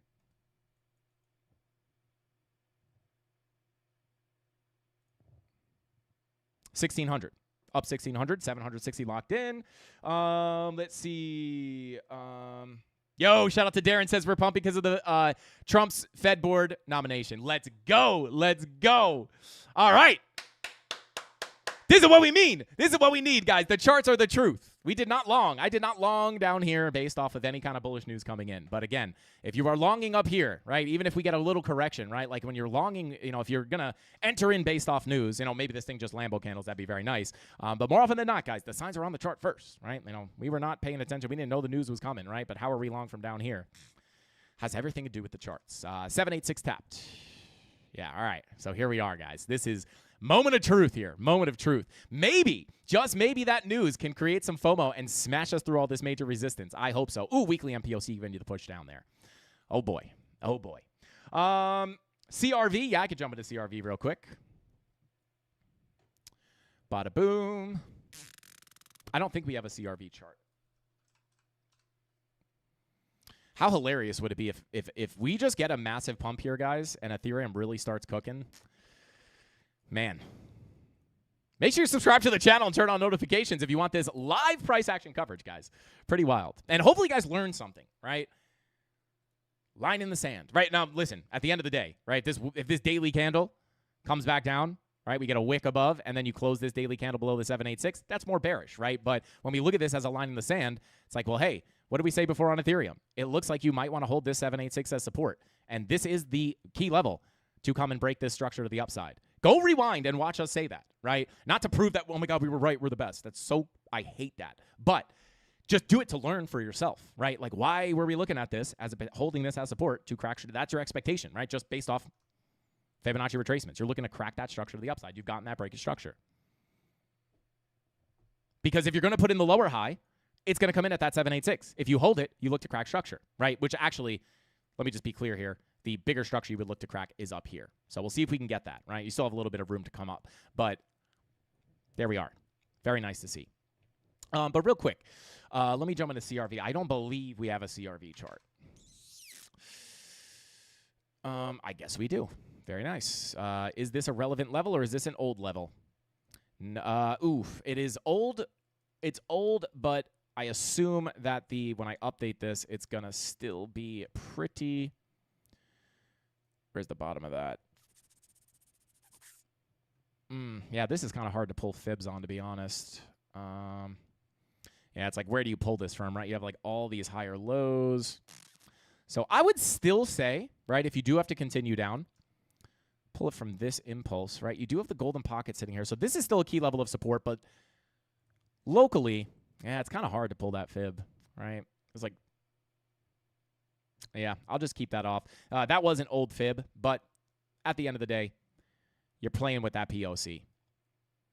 And more often than not, when you pull the fibs, guys, like I would say, like more often than not, if you pull from like an impulse to the high, like I just did, more often than not, that is going to give you a golden pocket confluent with the POC. This is not the case right now. But yeah, we're holding that point of control. I would say stay above here. It's a bit difficult, right? Because we've already rejected the value area high. Could you go down to the value area low? I would say yes. This is a key level, right? Golden pocket, daily MPOC, value area low. Is it possible to hold the POC? I would say yes. But again, it's like oftentimes I am expecting that full fill of the range. But especially if this is off news, like, I mean, if it's not impossible to just take off from here, but I could take these dailies off the chart. So yeah, like the reason, it would have been really nice, on a lot of coins, we can find that POC, the upper POCs. I mean, I'm sorry, the upper golden pockets that are confluent with the POC. But here, it's really just sitting down here. And when we look to go from the value area high for the high probability move into the POC, once you lose that point of control, you are looking down towards the value area low. So very nice. You still have very key support down here.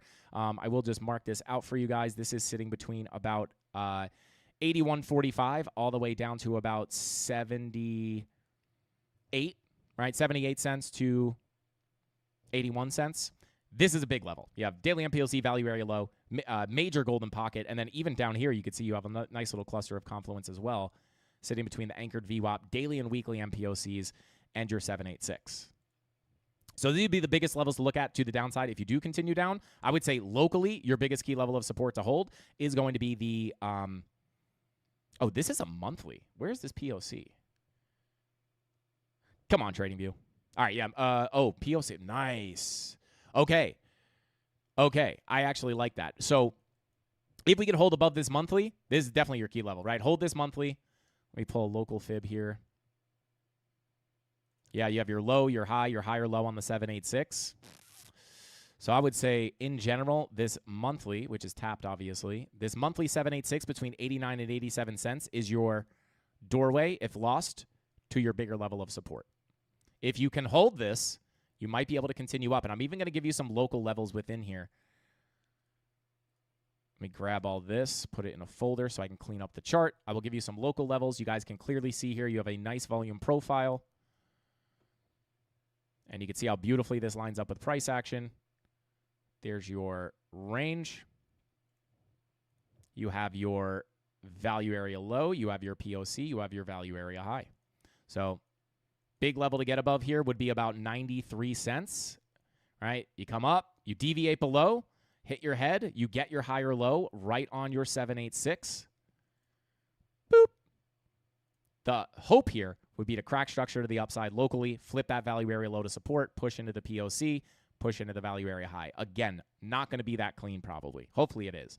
But value area low sitting at 93 cents, POC sitting at 98 cents, and then your value area high sitting at $1.03. That's what I'd be looking at on CRV. Let's see. Big Wick Energy. Shout out to Dutchy. Let's go. I'm going to take a sip of the Aztecian Cactus black coffee here in the Bing Bong mug. Let's go. Let's go. Shout out to Jungle Boy. ETH poppin'. ETH poppin'. We did just look at ETH. Is it still popping? Yeah, no, yeah, we saw this. This is a very, very nice. Very nice. I do like it. The goal here for Ethereum, in my opinion, would be to hold the daily candle. Close the daily candle above that 786. I would actually like that. Doesn't guarantee that you're going to get the breakout, but it's a really good sign for the higher time frame candle closure above that 786. Why is that, Frankie? Why? Why is this such an important level? Well, when you pull from the high to the low, if you were looking for high, low, lower, high, lower, low to crack structure down here, you would look for the rejection inside this zone. Once you start closing high time frame candles above here, it becomes more probable that you will crack structure to the upside, breaking this high at about 39.35. Simply put. Little sauce for the Mafia. Let's go. All right, let me jump into chat here real quick. Solana, we'll take a look at Solana. No problem. No problemo. Shout out to Crypto Knight. Said coffee pump. Let's go. Let's go.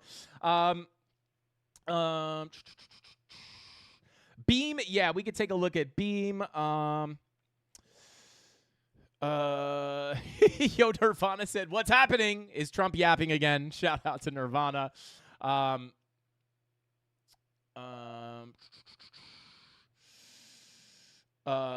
Shout out to Unseen says, "Top guy, thank you." I don't know if you're talking about me, but I appreciate it if you are. I'm just going to pretend you're talking about me. I'm not going to lie. Shout out to Unseen. Welcome in, bro. Let's see.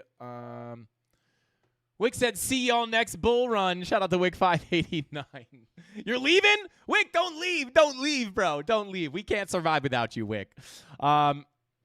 All right, let's continue on. Oh, chat disconnected. What? Okay, now we're successfully reconnected. Did we just lag out? What the heck is going on here? All right, let's take a quick look at Beam. I actually like these requests because we're actually getting a lot of different requests than we typically get on the 545 live stream, which is very nice. Let's see here. 3:58. All right, it's almost 4 o'clock. This is all old. Let me just make sure we don't have another chart. What is this? This is Bybit Perp. That's probably what we were looking at, if I'm being honest.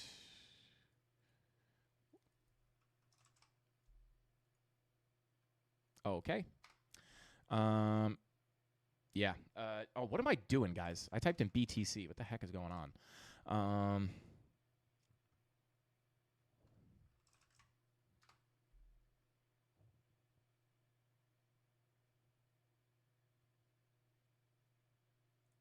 Yeah. All right. So we do not have a beam chart. So I will take a look at, I guess, the Bybit chart. All right. So let's take a look here. Just get you this big old range here. All right. This is obviously longer term analysis. It's going to take you a little bit to get up there. But, you know, what do we look at this as, guys? Major range, right? Major value area, major fair value. You have your next range down here. From a very simple perspective, you have 1 value area, 2 value area.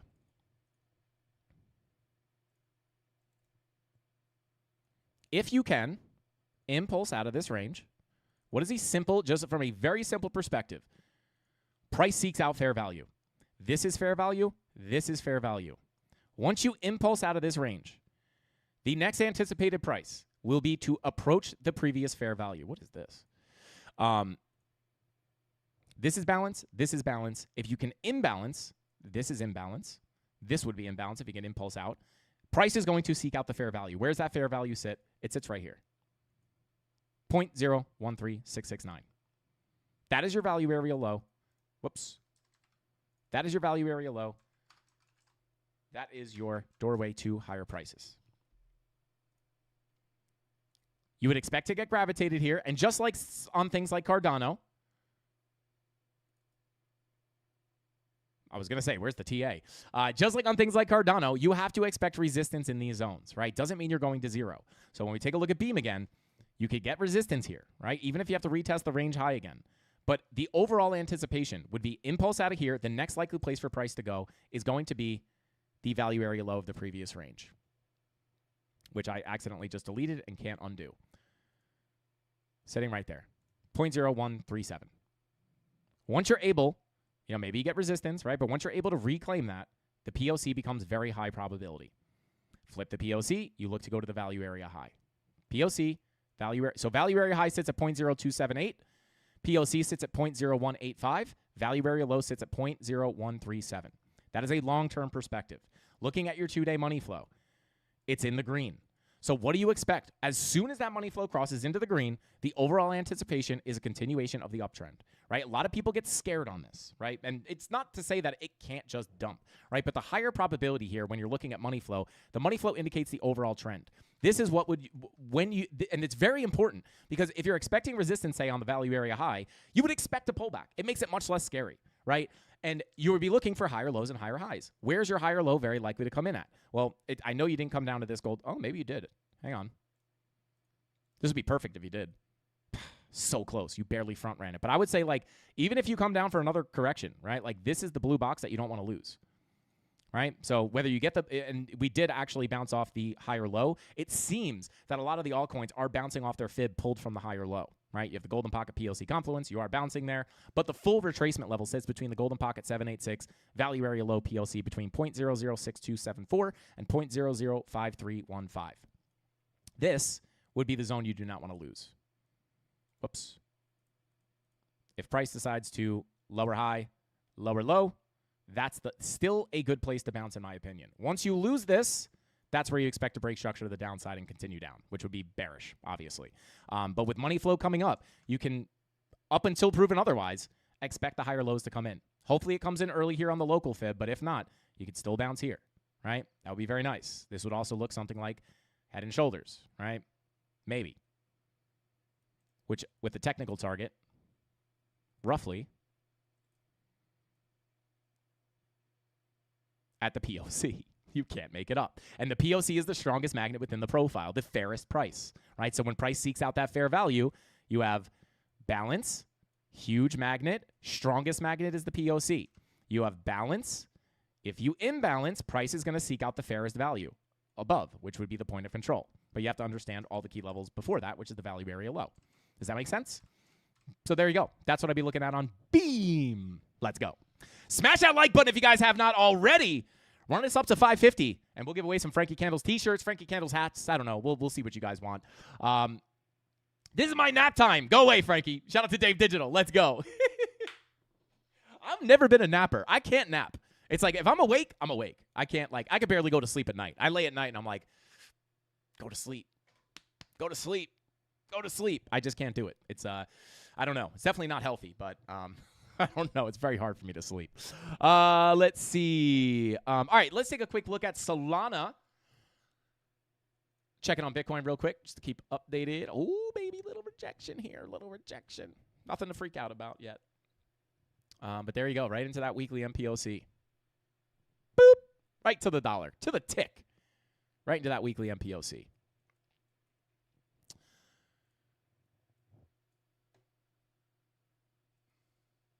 Oh, we do have single prints underneath us, leading to about 16,788. Whew. Sorry, guys. Bear with me here.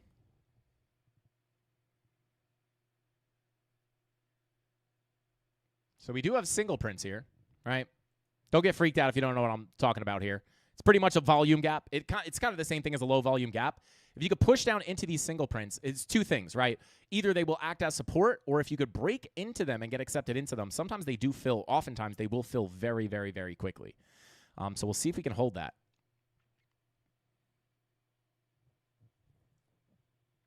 Just be aware, because if we push down into those, it could fill very, very fast. Hopefully, it holds a support. Let's continue up at this point. Ooh. Tons of shorts. Tons of shorts.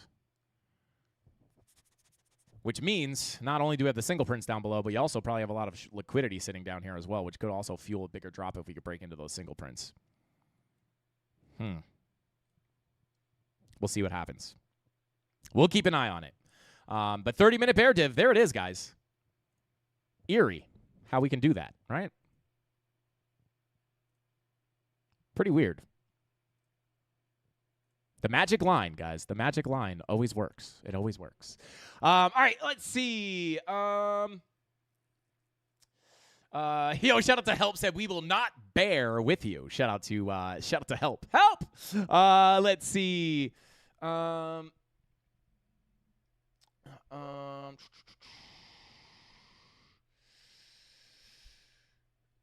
Am I going to be bearish on Friday? What is today?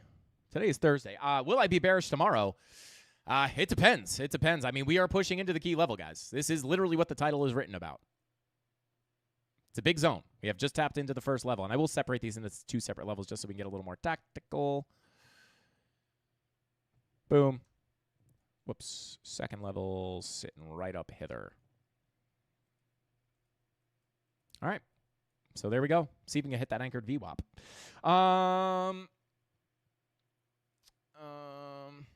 Shout out to Dave Digital says, the first magic line always works the best. Shout out to Dave Digital. All right, let's continue on.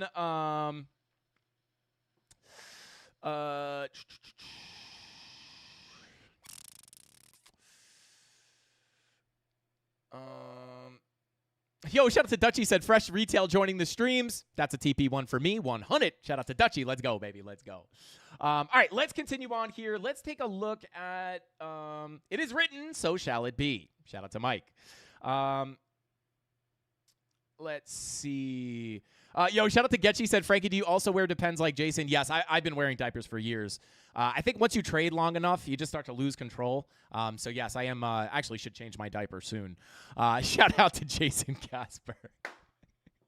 I actually don't wear Depends, though. I just wear I wear like Huggies, like the baby diapers. They're very small on me. They barely fit, but they're just more comfortable for me. They do ride up very, very, very aggressively, though. They do fill up really quick, too. You know, I think Depends, you can get a couple of bathroom breaks in there. Huggies is one and done. But anyway, let's continue on. Pennywise in the chat said, BTC is at the beginning of the stream. Just, oh, yeah, shout out. Someone must have asked for BTC. If you scrub back to the beginning of the stream, we covered... Low-key, literally this scenario. But if you scrub back to the beginning of the stream, you will see what we were looking at on Bitcoin and, you know, my overall long-term bias, short-term bias, etc.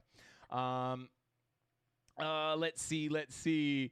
Yeah, I'm seeing a lot of new names. Shout out to Lasers Go Pew Pew. If you guys are new here, make sure you subscribe to the channel and scrub back to the beginning of the stream. Just start at the beginning of the stream so you can get an idea of what we do here. And yeah, there we go. There's the 30-minute bear div. Let's see if we can print that now. All right. It's what we looked for. It's why my short was low probability. It's why I had a tight stop loss above the highs. And now it is stopped out. If that stop loss didn't get triggered, guys, it just won't refresh. Hopefully it triggered, because if it didn't, I'm wrecked. Okay, no, it did trigger. Okay, small loss. Confirmed. Finally refreshed. So there we go. I lost, but we're making money. Let's go. All right, let's see. Eat to 10K. Shout out to Minaj. I hope so. That would be nice. Trash or not, I'm keeping my XRP. Shout out to Celinda. You know, it's funny. I'm holding my XRP, and my XRP is the bag that is up the most right now. So shout out to XRP. I'm obviously not looking for XRP to go to 10K or anything crazy like that.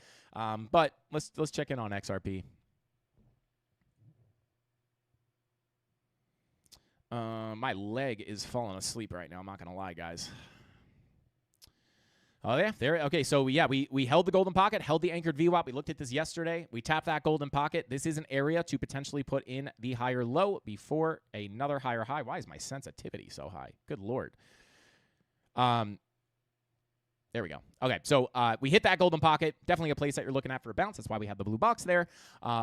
And we flipped that anchored VWAP to support. So, you know, this could be the lower high. I mean, the higher low. I'm sorry. From the impulse to the high, that is your golden pocket. 786 sits right here. I mean, this is the first level you would look for the bounce off of. And then the second level to look for the bounce off of would be the range high, 786, macro golden pocket, daily MPOC. So, higher low is either going to come in here, and if you have to come back down, I would look for it here. Hopefully we don't have to go for the deeper retracement. That'd be very nice. That'd be very nice. And maybe the news can help us. Maybe the news can help us. The news is sketchy, though, guys. I'm not going to lie. It's like you got bullish news one day, and then the next day it dumps off some bearish news.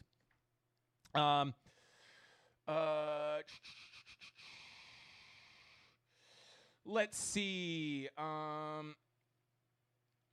Celinda knows. I think my lowest was 32 cents.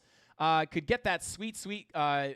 Couldn't get that sweet 29-cent XRP last bear. Yeah, I mean, I've just been holding my XRP for so long. I don't know what my average buying price is. I should probably look that up. But yeah, I've just been holding that forever. It was my one of my bigger bags. But yeah, actually, so like ROI wise, my Yeah, I mean, I don't have my Solana entry price is I think $30, right? So that one, like percentage wise, is probably up more. But yeah, Solana at $32 is. If you guys have been watching the show for quite some time, you will know. What am I doing? Where's Solana? There we go. Right, like when Solana pretty much went to zero, I was not in the camp that it was going to zero, and I actually did buy some 3x leveraged tokens down here, like almost at the bottom, which paid me out really, really, really well. And I also bought some spot down here as well. So like my average buy-in price for Solana is like $32, which was closer to like right up here. So that was a nice move as well. Definitely a scary buy. I'm not gonna lie. When I bought those 3x leveraged tokens down here, I was like, this is suicide. Felt like a moron, and then it just recovered. But yeah. So there we go. Yeah, I think most people who are upset with XRP are like people who just. I tried to avoid this for most people in my life, right? Like when XRP was flying in December of 2024, everyone's like, "Oh my God, I'm gonna sell all my alts and buy XRP because it's flying. I heard it's going to 10K." And I tried to tell them, like, don't buy at the top, please, for the love of God. And then they're all like, what the heck? I thought XRP was going to pump. And it's like, you got to take that zoomed out perspective, right? So, yeah. And this is pretty much right on time, too, right? Like, when we looked at this, when we look at the XRP fractals, I'll take a look at Solana in a second. But when we take a look at that fractal we were looking at from 2017, I think it was this right here, right? Those longer-term long-term consolidations oftentimes do lead to breakouts, right? Very, very similar situation here. Hopefully we can rip up into those higher targets. But yeah, and it also depends, right? Like it depends on how much money you're having to invest, right? You know, XRP is not going to give you, even if you were buying down here at 50 cents, right? Like if you have $1,000, I mean, hey, that's 500% pretty much to the high, 600% to the high. That's not bad, right? But obviously, the amount of money, you have to have a ton of money to make a ton of money, right, on something like XRP. If you only have, right, and I think this is going to be a hard game this cycle, if you have $1,000 to invest, $500 to invest, something like that, when people come to me and they ask me, like, hey, like, should I buy this, should I buy that, I always say that, if you have a ton of money to invest, if someone comes to me and says, like, hey, I have, like, my whole retirement, right, I have all this money I've been saving my whole life, I want to invest in crypto, I have a lot of money. Let's say they have $500,000 to $1 million, right?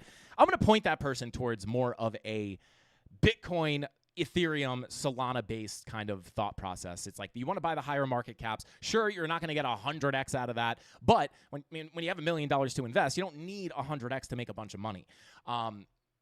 So, if you're starting with a lower amount of money, you probably want to hunt out those lower caps, right? For me personally, I'm totally fine being heavily exposed to Bitcoin, Ethereum, Solana, XRP, right? Like these are higher market caps. They're probably not going to get you your 50x or 100x, right? But in my personal position, I'm not starting with $1,000, right? So I don't need that like 500x, right, or whatever it is. I don't know if we hit 500x, but I don't need that 50x, 100x, right? My goal here is to make money. I'm not looking to turn $1,000 into $100,000. So really, everyone's investing kind of strategy. Everybody's kind of long-term strategy is going to vary based off many things. Your risk tolerance, in my opinion, the amount of money you have to invest. I would never tell somebody coming to me with a ton of money to put, $1 million into a $100,000 market cap, garbage coin, right? But yeah, let's see. Shout out to Jet said Law had 5 years and people buy XRP at the top. It's crazy. And it's insane too, because it's like, the people in my life, I try to tell them not to buy the top, and they're just like, they're like, oh, yeah, it totally makes sense. Like, why would you buy high? You might as well wait for it to dip, right? And then, like, I see them the next day. They're like, I did it. I bought in. And I'm like, oh, man. And then a week later, they're like, what the heck? This thing's going to zero. And I'm like, come on, man. Come on. All right. Anyway, let's see. Shout out to Help said, no, XRP is a disgrace to crypto, but I value your opinion. Shout out to Help. Yeah, likewise. Let's see. And I kind of get that standpoint, that kind of stance too, right? A lot of people hate XRP.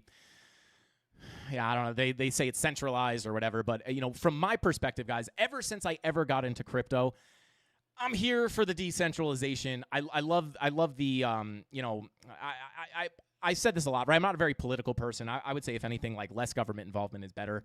That's kind of where I stand. I don't really pay attention to politics. But for me personally, right, when I got into crypto, I am, the technology is cool. The decentralization is cool, right? I love that about it, right? But like at the end of the day, I am here to make money, right, in this market. So,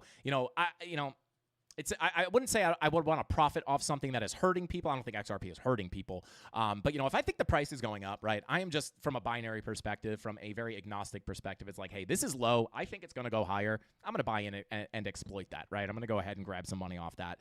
Not that I would invest in something that was like actually hurting people, but like I don't. I have zero emotion when it comes to my bags, right? And I think this is a huge mistake that a lot of people make in crypto, right?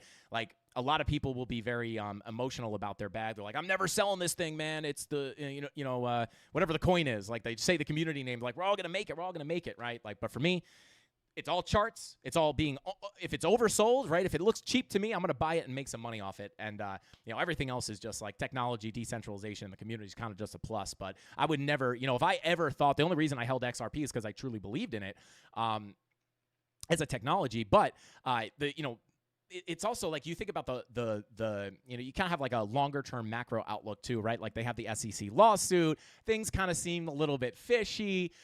So it's just like, if XRP had looked like it was going to go to zero, I never thought this, right? Sure, the SEC lawsuit happens. It's like this is bearish. I'm not saying it happened here, but the SEC lawsuit happens. That's obviously going to mute price action for a while. So I would consider that bearish, right? But that doesn't necessarily mean like if I saw something on the chart that was saying XRP was going to zero, I would sell my bag. I wouldn't just be like, but I'm part of the community. I can't sell my bag, right? I'm not just going to lose money because of that. Because I think at the end of the day, most people are here to make money, I would say. So yeah. Let's see. Shout out to Fortnite Chills, says zero emotion is a lie. Everyone has emotion. Shout out to Fortnite Chills. Absolutely. 100. I agree with that, right? Not that I don't have emotion, right? Not that when things dump, I don't get scared. I just don't act off of that, right?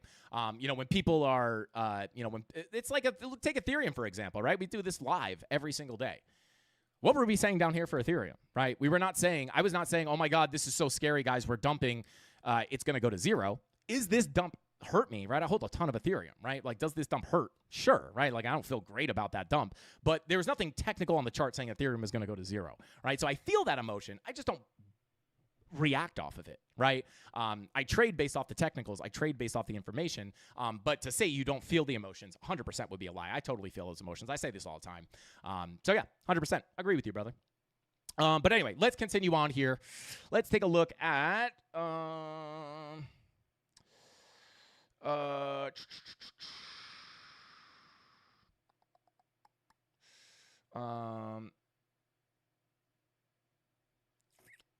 hope it gets to $100 per XRP for all the holders. Never longing it myself. Yeah, shout out to Crypto Night. I don't think it's. I'm not expecting $100 this cycle. If you guys want to, you can check out my XRP price prediction video that I released recently. But yeah, I'm not in the camp that XRP is going to $100. This is. Would I love that? Absolutely. And if I'm wrong and XRP goes to $100, I will have the biggest celebration stream of being wrong. The thumbnail will go, I was so wrong. And then it will be me sitting in a solid gold palace.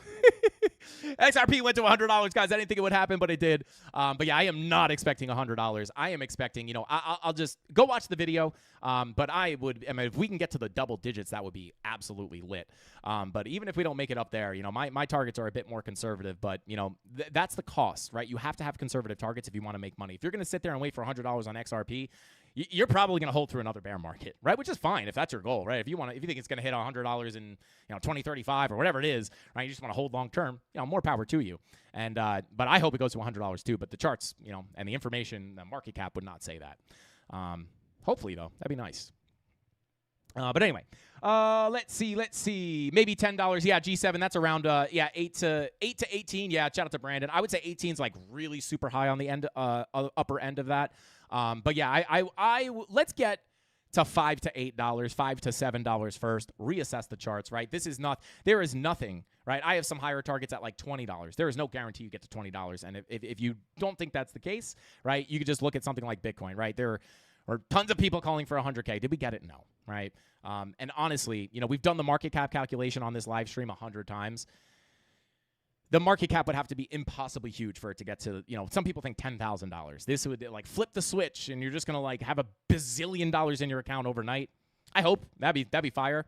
But I think it's very low probability. But I am bullish, right? I do think it will go higher.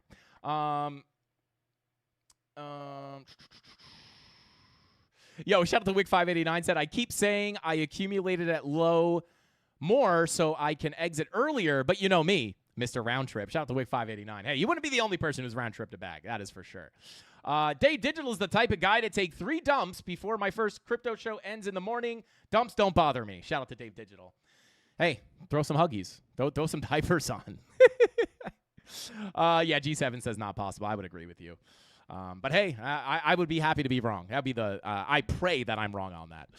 Again, zero emotion. I don't care if I'm right or wrong. I mean, if I make a ton of money, it's like, great. All right, let's continue on. Yeah, shout out to Eddie. Said it's coded 589 overnight. Flip the switch. Let's go. Shout out to Golden. Golden in the chat. Still chilling with us, baby. Let's go. Shout out to Golden, guys. So, yeah, just to cover Bitcoin a little bit more here, guys, we are approaching the biggest key level, right? We are pushing in there. We're getting a little bit of resistance. Large zone, 117.2 if you're new here, up to, or if you just tuned in, 118.3. This is the biggest zone. I have it separated into 2 local levels, one here, one here. Once you crack above that daily MPOC at 118.3, I would expect at least a move to the PO's value area high, and potentially the closer we get to that liquidity sitting above these highs, that could get swept as well. So we'll keep an eye here on the price action as it develops. I'll take a look at 1 or 2 more altcoins here before we hop off. Round tripping a bag is better than riding it straight into the ground like some of these dang memes. Yeah, shout out to Jet. I mean, if you've round tripped Bitcoin, I mean, you've ended up in the positive every single time, right? So 100%. I mean, listen, guys, I'm all here for meme coins, right? You can, get the massive pumps, but just keep in mind, right? It's like an extremely, extremely, extremely risky game. 99% of people lose their money in memes, right? And also, a lot of the stuff you see online of people screenshotting their $1,000 to $15 million, it's like they can't even sell it. There's not enough liquidity. And even if there is, right, a lot of those people are just going to hold it to the ground because they're thinking, this is the next meme. It's going to go up forever. And then it just goes all the way back down. But something like Bitcoin, on the other hand, it's like, sure, you can round trip Bitcoin, but, something about Bitcoin is by the top, round trip it, you're in profit, right? And then you just continue to go up in a profit. By the top, round trip it, you're back in profit. By the top, round trip, you're back in profit, right? So, Bitcoin is one of those things that you could just pretty much buy the top on, and if you're holding it long enough, you will eventually wind up in profit. Similar to the stock market, right? Like, it's kind of silly. Like, anytime the stock market dumps, it's kind of like a no, kind of just like a obvious opportunity, right? Like, this thing is just scams to the upside constantly. So, yeah. Let's turn on that money printer, baby. Oh, God. Jay White said, White House just said Trump is going to do a major announcement about the economy. Should we watch that live, guys? Are we just going to roll into the 5:45 p.m. Eastern Standard Time live stream? Should we do it? I might have to go run and grab some pizza that Tony got me. Let me know. Drop a candle in the chat if you guys just want to run the live stream into the 5:45 p.m. I'm probably not going to run all the way to 7:30. I'll be totally honest with you. But if you guys just want to just run this as we're live early and we're just going to run into the next live stream, I will do it. If we get enough candles in the chat, I will do it. And maybe if he's going to publicly announce that on YouTube or something, Tony D, if you can get me the link to that, if you could find some kind of a link to that on some website, let me know. We'll try to watch it. Golden said, yes. Do it. Tony said, let's go. All right, yeah. Throw some candles in the chat here, guys. And I don't know, if you flood the chat with candles, maybe we'll do it. 24-hour short stream. Let's go. Shout out to Hamza. My short streams are record-breakingly long. Let's see. At least the pizza would not cost you 10,000 Bitcoin nowadays. Shout out to Martin. Yes, I actually got it for free from our boy Tony. Tony said he'll donate members. Tony, if you donate members, I will literally zell you $1,000 right now. Do not do it. Do not come. Shout out to... Shout out to that meme.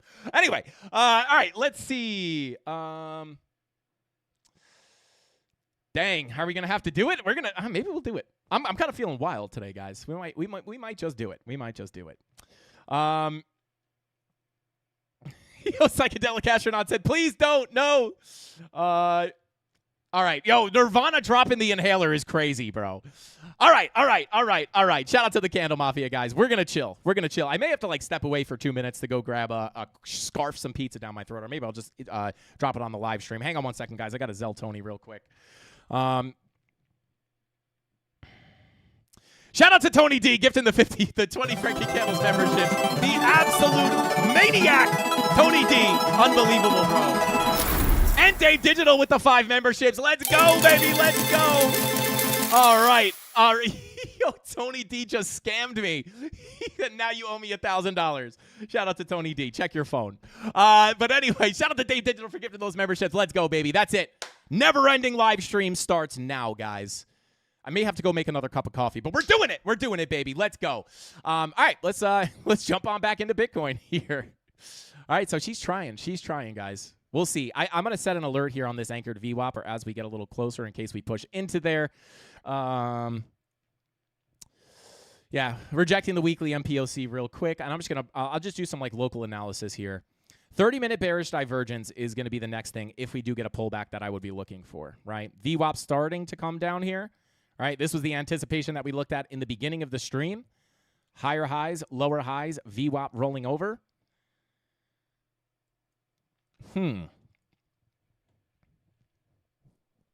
Yeah. So you do have that. 45-minute. Not as clean. Yeah, kind of an exaggerated bearish divergence. 2-hour red dot looking to print. 3-hour red dot looking to print. Money flow is headed in the right direction, though. Let's check that 4-hour. 4-hour money flow cracking back into the green there as well. Man, would I be happy, guys, if we could just scam up. Man, would that be nice. Even if we have to pull back a little bit, get above there. I'll be honest, at this point, guys, I would just like to get this going. We've been waiting for so long. Price action's been kind of brutal. Let's just scam this thing up. Come take that liquidity. Sitting above 120. Come on, come grab this. Come grab this. I think we can do it. Let's come grab that. We got to get above the major resistance, but if we can do that, guys, let's go grab that liquidity and then reassess the situation. And hopefully at that point, we can just get the squeeze to the upside, right?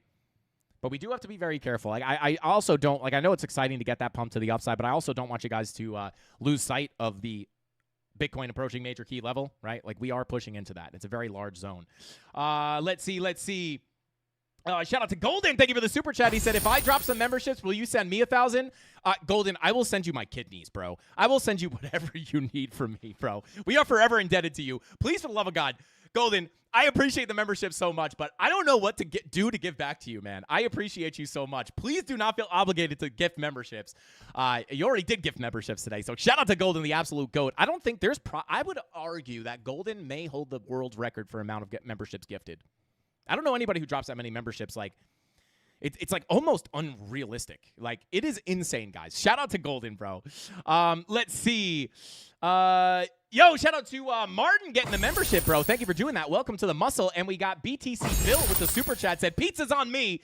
Thanks for what you do. Shout out to BTC Bill. Let's get it, baby. I appreciate that so much. I will even eat the pizza on stream and chew with my mouth open like a total cow. But yeah, let's see. Golden is the man. Absolutely. Shout out to Jesse Bishop. And Golden with the 50 Frankie Candles membership.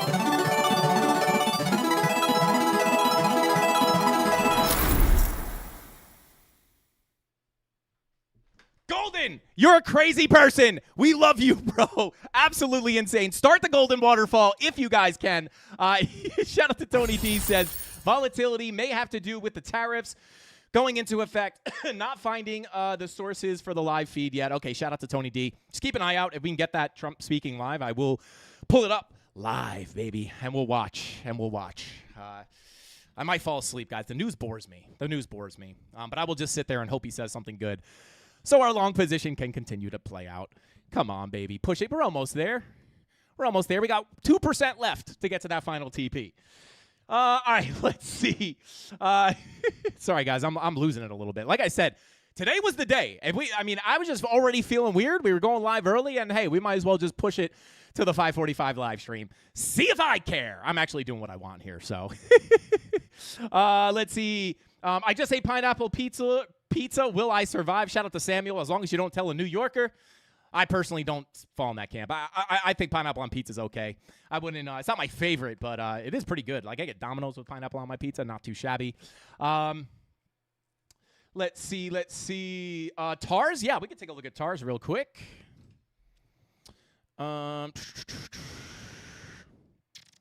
Actually, I think I have a chart open for this already. Where's it at? Am I blind? I may be blind, guys. There it is. All right, let's see here. TARS. Let's see here. Let me get my bearings real quick. All right, so we got the low to the high, Fibonacci retracement. Ooh, okay. So golden pocket, I'm going to take this off because the golden pocket's been ran through already. Ugh. 786 daily MPOC is holding. This is, we've talked about this level many times on TARS. Key level is that 786 sitting at 152. As long as you don't break below that level, and I'll be honest, even if you did come down again, sweep that into the daily MPOC. You do have a little bit of backup here on that MPOC at 147, but for the most part, right, from a Fibonacci perspective, you really wouldn't want to lose that 786, right? Because what's the thought process here? Let's look at the higher time frames.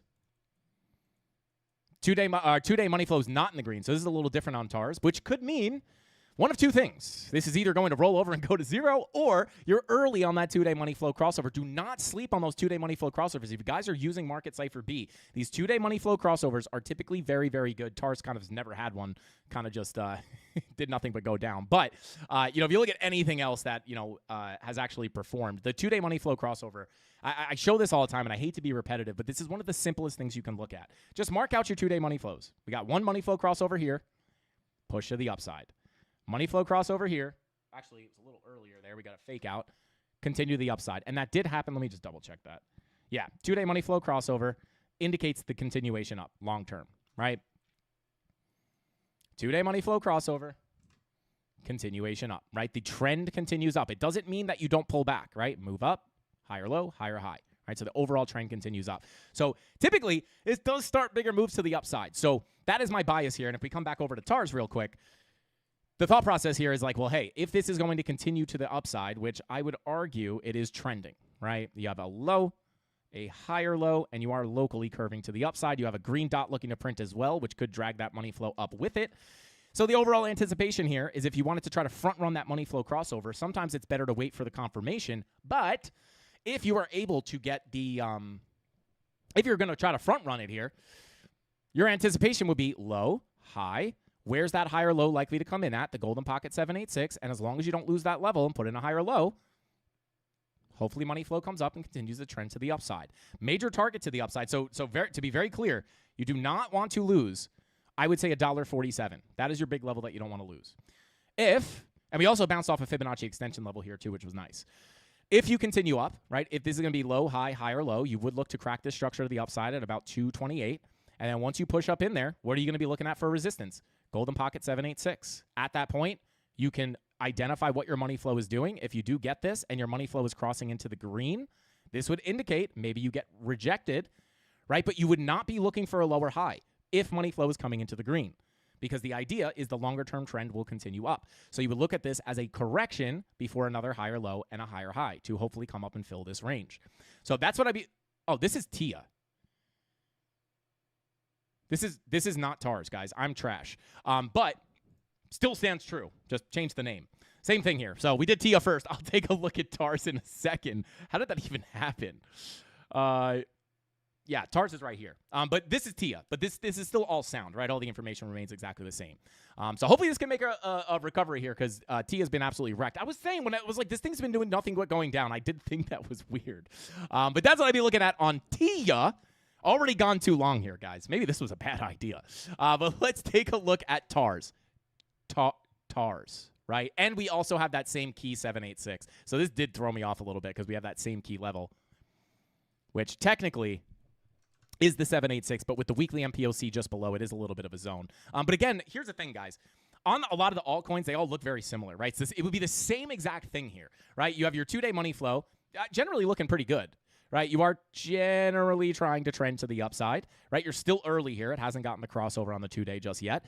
So the anticipation here, if you're going to try to front run that money flow crossover, if you're thinking to yourself, well, hey, look at that last two-day money flow crossover. That was an early indication right before the big move up. So if you're looking at the same thing here and you're trying to front run that and you're anticipating a money flow crossover into the green, right? your thought process here would be, well, hey, you have a low, a high, a low, a high, hoping for the higher low to hit on the 786. Now, we've already come down and like almost, yeah, we did. We came down and tapped that 786. So really, you don't want to come back down and mess around with this, because if you lose that 786, I would 100% be looking for lower prices. This is huge. This level does sit between 0.05375 and 0.0. It's 5 cents, right? It's like they're almost. It's not really much of a zone, right? It's basically just like 5 cents, right? You lose that, probably coming down much lower. And unless you have some major like monthly MPOC below you or something. Yeah, I mean, even if you got support on the monthly MPOC, it's still a pretty big drop to the downside. So I'll just leave it at that, right? You do not want to lose this zone. You lose this, I'm looking lower. Maybe you get saved by the monthly MPOC, but remember, guys, when it comes to the quick moves up, right? Quick moves up can be quick moves down as well, right? There's probably a very big volume gap here. So if I pull it up on the VPVR. Zoom out here a bit. Come on, volume. Come on, volume. There we go. All your volume's up here, right? And I'm going to have to zoom in a little bit more here to get a better look. Typically, fast moves up lead to fast moves down. So if we wind up losing this, right, your next highest volume node is right on that monthly MPOC. You do still have some decent volume here, but I just this is a huge level. You don't want to lose this. And again, if you're looking for the low, the high, the higher low, and a higher high, this would be the place to bounce, in my opinion. So hopefully we can. If you have to tap that weekly MPOC, that's your last line in the sand. 5 cents, lose 5 cents, I'm looking lower. So there you go. Pretty much the same thing as we looked at on TIA. And then if you get the move to the upside, what's the key level of resistance you're looking at? You have your local golden pocket 786. But if you get a push up here, sure, this is an area you could put in a lower high and a lower low, right? Typically. But if your 2-day money flow is crossing into the green at that point, this would not be the case, right? If that 2-day money flow is crossing into the green, what are you going to look for?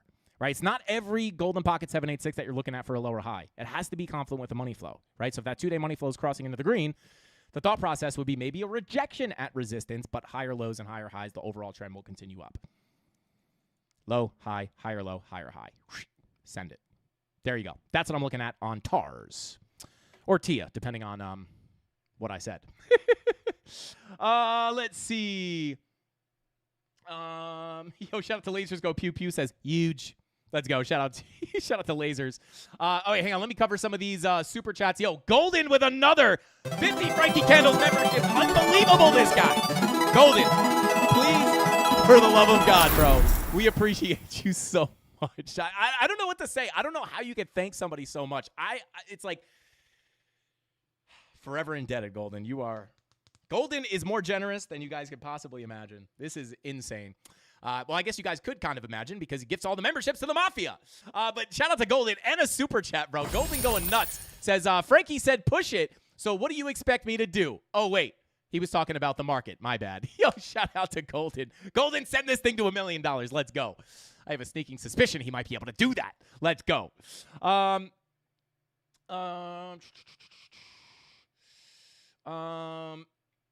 Let's take a look. Yo, golden emojis in the chat. Let's go, baby. Start the golden waterfall. Shout out to Jets. Said, I know how you could thank someone so much. Shout out to Jets.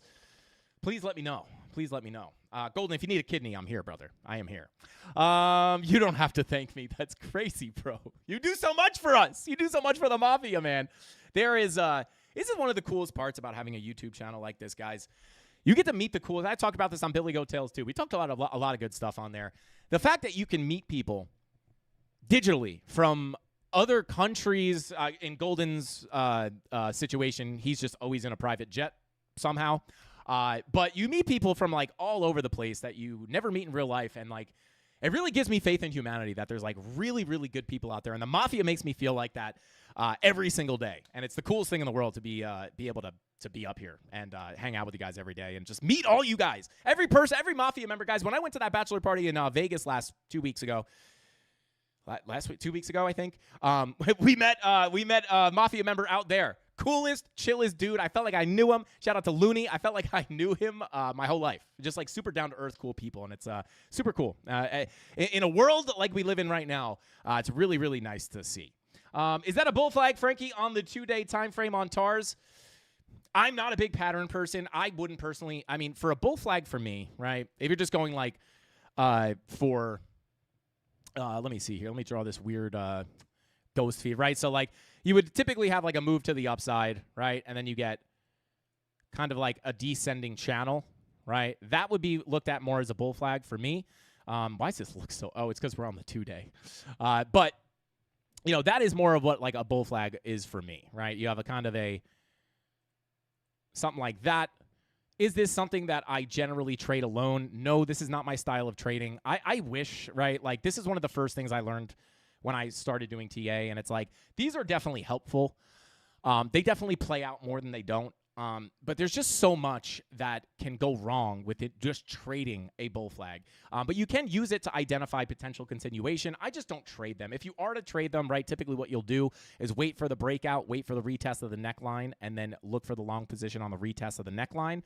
And then you can measure the flag, right, to get the breakout target, which obviously this is just random blank space on the chart. But you know, I'll show you a good example of why I don't like to trade that stuff, right? And the reason is I wish it was that easy to just see if I thought when I was learning how to trade, I was like, that's it. I could just find these shapes on the chart, go long, go short, make a ton of money. It is not that easy, but they are definitely helpful to try to spot direction or potential bottom signals. But let me come on down here to a lower time frame, right? When you're looking at this on the lower time frame, right, you do have to understand, right, like, could you look at this as like some kind of a bull flag? Maybe. But you could also like the chart patterns are so like, I don't know. It's like nobody points out the times that it doesn't play out, right? They do not play out 100% of the time. And like in a situation like this, if you're looking at this as some kind of like a bull flag or bull pennant or something like that, you could see, right, what happens. And I talk about this all the time. This is actually almost a perfect example. If you understand, right, that you have a lot of liquidity sitting below these range lows, it is going to be very likely that Bitcoin goes and sweeps out those longs before sending it to the upside. And when you're looking at a general trading pattern, I'm not even saying this is the cleanest like bull pennant, but if you were looking at it like this, you're thinking, oh, long, right? And oftentimes, right, a lot of retail will trade like this. And those are the people who are entering all those long positions, right? And what are those people? I hate to say it. I honestly hate when people say this, but it's like they become the liquidity, right? And I hate that I said that because I hate when people say that, but it is kind of the truth, right? It's like, you know, if you're longing up here thinking, oh my God, bull flag, it's going to break out, it's going to break out. Where is all that liquidity? It's all sitting down here, right? All those retail stop loss are going to be below these lows. And then what happens? Bitcoin scams you out, and then you get the move up, right? And I normally don't have to worry about this because like my long position personally, right? I mean, right now my long position is from all the way down here, right? So I don't have to worry about that. But it's just like a lot of people don't show like when they don't play out. So that's why I like to view things in terms of liquidity, volume profiles, and then obviously market cipher as well. So yeah, let me come on down here to lower time frames real quick. Yeah, just still kind of bing-bonging around here. Pull up the trade real quick. Still sitting at 1,600 unrealized, 760 locked in. Let's see. Scroll up and make sure I didn't miss anything. You should make a poll. Does Trump dump or pump us today? Shout out to Tony D. Let's do it. Let's see what people think. Is he going to dump us or pump us today? But there you go. And that's not to say that you guys can't trade patterns, right? Like I would never say that. Like if you make money trading patterns, keep doing that, right? Like just because I don't do it doesn't mean it doesn't work. I just like to explain on why I personally don't follow that anymore, right? It's just like there's just so much more to the market than arbitrary patterns. But you could, you know, I use patterns. I just don't trade them alone. You could add other confluences, right? Like there might be a time where you're forming some kind of a bull pennant, right? Gonna have to come up pretty high here to get a blank spot. You know, if you're trading a bull pennant, right, you might have something like this, right? And you might be able to read the order flow and understand that there's a ton of liquidity above you, right? And then this might make that bull pennant a little more likely to break out. And that would be beautiful. But it's you do see a lot of situations where especially on Bitcoin, where you'll sweep the retail out of those kind of positions and then send it back to the upside. But there are totally, you could totally trade patterns if you use it with other confluence, right? Like for me, it would be liquidity and order flow. But they're not all pennants or head and shoulders or inverse head and shoulders, whatever you're looking at. They're not all created equal, right? Because you have to understand where that liquidity sits, what trades are being taken, where the longs, where the shorts, where's the liquidity. All that good stuff. But if you use it in confluence with stuff, it's definitely helpful. I don't want to make it sound like I don't use patterns. I totally do. I just don't trade them alone, right? I'm never, I used to trade like this, right? Right, and I would wait for the breakout, the retest, but sometimes you get the breakout, fake out, and then you rip up. That happens often, especially on Bitcoin. But again, if you're using other indicators or using liquidity, you might be able to identify when that's going to happen. So there you go. And again, listen, as I always say, like if people are trading based off of what stock or crypto their dog tells them to buy and you're making money, keep doing that, right? I can never, if you're actually making money, you can't hate on that. It's kind of like the spider lines I always say. People are like, those are just magic lines. Like they're not going to hold up. And it's like, yeah, they're kind of weird, but they work, right? So like until they stop working, I'll keep using them, right? But anyway, let's continue on here.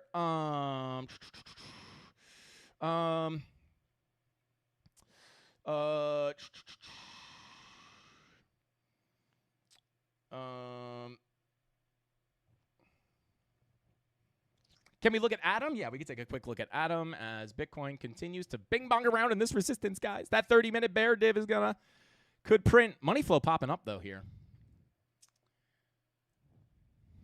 Yeah, those single prints down below, I'm not going to lie. These do make me feel a little bit, and it's not that, you can't come down and then continue up, but these single prints, man, if we break into these, could see fast fill of them, if I'm being quite honest. But you can see, like here, they acted as support. You get the breakout, right? You have those single prints. You come back down, you retest it. These are very similar to, low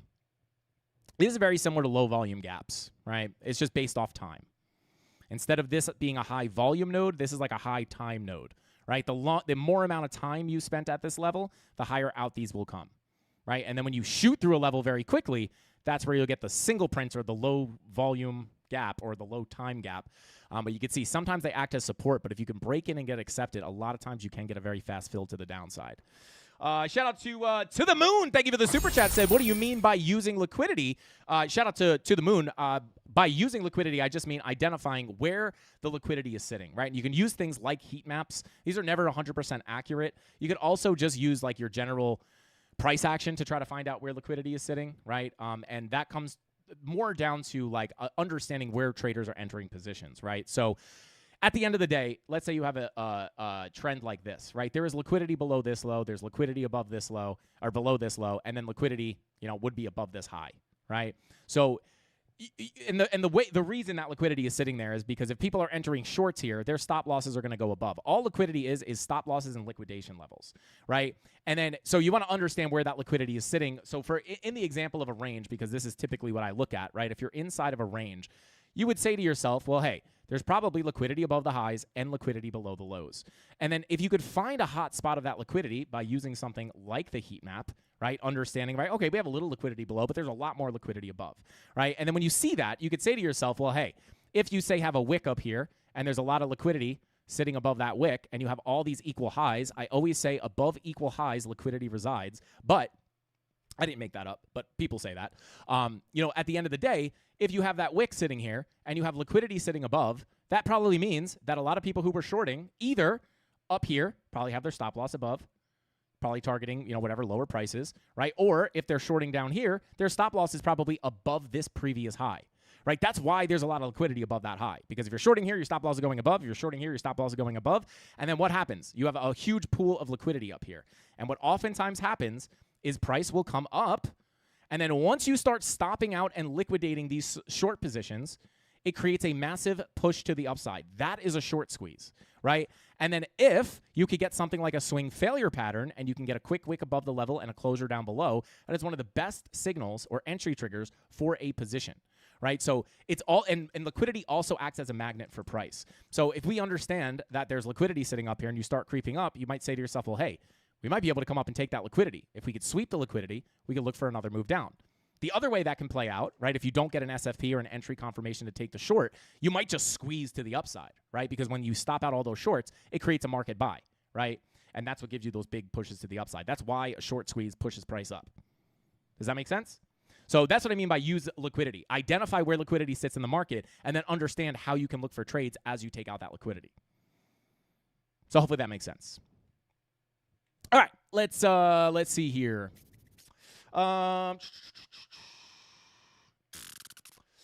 Hey, yo, shout out to To the Moon. Hopefully that makes sense for you. Shout out to the Moon says, keep up the great work, loving the content. Shout out to the Moon. Let's go, baby. Let's go. I appreciate you so much. Thank you for the super chats, bro. And hopefully that explanation really helps you out. And just to kind of show you what a swing failure pattern can look like, right? So just like a real life example. I'm just going to give you the sauce here, right? Here's pretty much exactly what I drew, right? I did not take this trade, just full disclosure. I probably don't have to confirm that every time, but I like to be as transparent as possible, right? So let's just say you have this range, right? Well, what are people doing here, right? People are probably shorting in here, right? And it is a little bit, not subjective, but it is a little bit of like, you're kind of assuming, right? Unless you're looking at the heat map, but even the heat maps are a little kind of assumptual. They're never perfect. But if people are shorting here, where's their stop loss going to go? Probably above that high, right? If people are shorting down here, where's their stop loss going to go? Probably above this high. People are shorting here, like that liquidity is going to be above those highs. So what I would look at here is I would say, where's the highest wick? The highest wick is sitting right here, right? So what I would look at here, as price ranges around, this is sauce. We might be giving away too much sauce here, but I'd like to do it for the Mafia. But I'll just give you the idea, right? You might be sitting here and saying, okay, come on, bar replay mode. All right, so we have some liquidity above this high, or we think we probably have liquidity above this high. So I would look at this and say, well, hey, depending on what market cipher is doing, right? Maybe money flow is coming out. You want to have a general reason to look for a short. Excuse me. But the idea here is there's liquidity above this high, right? Sometimes it's a ton of liquidity and you get a big wick. Sometimes it's a little bit of liquidity and you get a small wick. But the thought process here is, well, hey, if I can have price, right? And this is typically where I'll set an alert on this level, right? And then as price creeps up, you're looking at something like this, right? And you're like, okay, well now I've SFP'd, right? And this is not the best example because it's kind of very mini, but you can see here, you wick up, candle closes below. Now that's an SFP, and you're looking for the move to the downside. And then this was kind of a weird situation today because you got the massive dump down.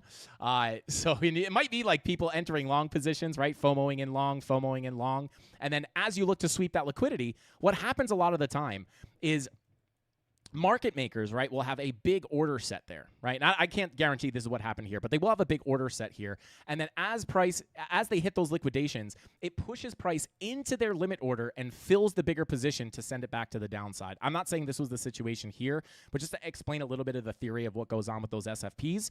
But in this case, I would probably say this is just longs getting absolutely cooked, right? Because again, what are people thinking here? Maybe, oh, bull pennant, right? We're going to continue up, whatever it is. But at that point, right, everyone's entering longs, all their stop losses are sitting down here. So this is kind of like a double whammy. You had a sweep of the highs, massive dump down, you didn't wreck a ton of shorts here, but you wrecked shorts, pushed to the downside, and absolutely cooked the longs. And if you come up to a higher time frame here, I can almost guarantee you had the SFP of the low, which you did, right?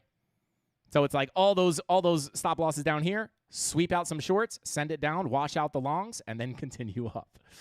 So I'm not going to go any deeper into that, but that's kind of how it looks on the chart. Even here, perfect example of an SFP. And I have a video on the channel in the beginner series if you guys want to check it out to kind of learn how to do it yourself and how to trade these. There's a lot that goes into it, right? You want to have a key level, right?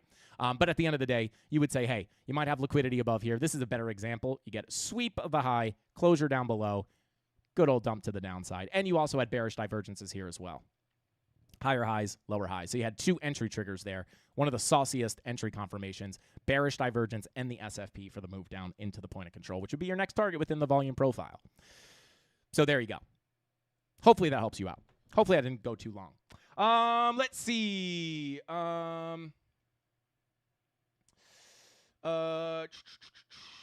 Yo, shout out to Pan to the Prophet. Said we should call Frankie Gordon Ramsay because the dude is nice with the sauce. Shout out to Pan to the Prophet. Let's go, baby. I appreciate you. Golden Child. Swing fail. Oh, yeah. Swing fail. SFP just stands for swing failure pattern, which is just a candlestick pattern, which is this. Right? Wick up, closure down below, push to the downside. Right? An SFP for a long would look something like, I'll try to find like a nice clean one, something like this, right? Whoops. And there's no guarantee you have to come down and take the liquidity. It's more of an if this, then that statement, right? If I were looking for a long here, which, what is this, 112? Yeah. So if you were looking for a long here, let's say you miss your position, might not be the best time to chase the trade. But what can you say at this moment, right? What can you say here? You could say, well, hey, we might have some liquidity sitting below the low. And again, you can use things such as the heat map to identify if you have that liquidity below. But I would simply set an alert here. And if price comes down, hits this level, breaks it, closes the candle above, that is a confirmed SFP. And you can see this is pretty much exactly what you got. And it looks a little weird on, it prints instantly on bar replay mode, but you can see wick below, closure down, closure above, and then you continue up. And you might say to yourself, well, hey, you kind of missed out on a lot of that move. Well, not a lot of it, but you missed out on 0.43%. If you wanted to get a better entry, little extra sauce, smash the like button if you want the extra sauce. I talk about this in the tutorial video. Shout out to Tony D. If you could drop the SFP tutorial, I would greatly appreciate you. But if you are looking for a better entry, if you don't want to miss out, if you want to try to long the absolute bottom of the wick, you could come down and look for an SFP on a lower time frame. All right, let's see if you got a 3-minute SFP. 1-minute SFP. Might have just happened super quick there. Yeah, so here, you can see you didn't fully close above, but, you could go down to those lower time frames, and if you got the SFP on the 1 minute, you're going to get an entry much, much lower, right? You're going to catch that 0.43% move from the bottom. But if you wait for a 15-minute, you're going to, because for the confirmation, for the entry, you want the wick below, the closure above. That means the next candle to print is what confirms that SFP. So you would really be looking at the entry right here. But if you want to snipe the lower time frame entry, you have to go down to a low time frame, and you can look for either SFP, same pattern, but on a lower time frame, which you basically got here, right? You're closed a little bit below, but let's just pretend that closed above for argument's sake. You could catch a way better entry. And another thing you can look at on the lower time frames other than an SFP, because you won't always get the low time frame SFPs, you could also look for bullish divergences, which you also did have down here. This would have been hard because this was just a big, fast wick. But you do have lower lows, higher lows. There's your bull div. You can catch an earlier entry. So there you go. It's a lot of sauce. That's the sauce, guys. But there we go. Let's come back to our current price action. Jump back into chat. Mike Bennett said, side order a special sauce. Make sure you guys subscribe to the channel if you appreciate the free education. Shout out to JR. Said, yo, hook a membership up for your boy. Shout out to JR. Let's go, baby. You stick around long enough, I would almost guarantee you'll end up with a membership at some point. Make sure your settings on YouTube are correct, though, because it is off by default. Let's see. That's the money printer. Shout out to Servando Estrada. Yeah, it's SFPs are, in my opinion, one of the best risk to rewards and highest probability entry triggers you can look at, in my own opinion, right? And you can find them all over the place, right? Not all of them are going to be created equal, but you can even see here, little sideways range. Where would your liquidity be sitting here? Well, there's that low wick. Sweep it, send it up. But not all are created equal. You can't just look for that. Again, watch the SFP tutorial at Tony D. Did he drop that already? At Tony D, if you could drop the link, I would greatly appreciate you, to the SFP video. Let's see. Shout out to Zach. Thank you for the super chat, bro. Said, Frankie, you still the GOAT. But put the big blonde on and tell us if we break 100. The big blonde on. And tell us if we break 120K tomorrow. Are we going to see all-time highs on Saturday, one-day green dot, etc.? Shout out to Zach. If we are going to see all-time highs, I am looking at one thing very, very, very specific, and that will be if we get above 118.3, hold that as support. That's where I'm looking to take this upper liquidity. But at the end of the day, the real thing that we need to break into all-time highs is going to be the break of the 786 here at 128. 120,800, that is. Right? Get above here. Sweep out that liquidity. If we don't get, right? And again, like, what would I look for? I mean, this is a little bit more difficult because it's kind of like trending liquidity. But, like, if we do come up here, let's say we flip the 118.3 to support, I would expect to take that liquidity, and as long as we don't get a sweep of liquidity, like I just explained, for a massive dump to the downside, this could just get very squeezy. So, but really, the level you want to break on top of is that 786, sitting at $120,800. But up until we get up there, it's hard to say if, this is definitely going to be where we see all-time highs. We'd have to get above that 786 first. If this, then that statement. But shout out to Zach. That is exactly what I'm looking at. And I probably will take some shorts up here, but I would not be surprised if I just get stopped out of them, if I'm being totally transparent. Let's see. Yo, shout out to the Moon. Thank you for the super chat. Said, bro just broke it down like a G. You're the MVP. Thank you. Shout out to the Moon. There you go, bro. I would definitely recommend watching that tutorial video. There it is. Shout out to Tony D. Thank you for dropping that. So you guys could check out that SFP video to get like the full sauce on how to trade SFPs and why I like them so much. Let's see. SFP, liquidity sweep, stop loss hunt, sweeping the books, baby. Let's go. Shout out to JR. Yeah, 100%.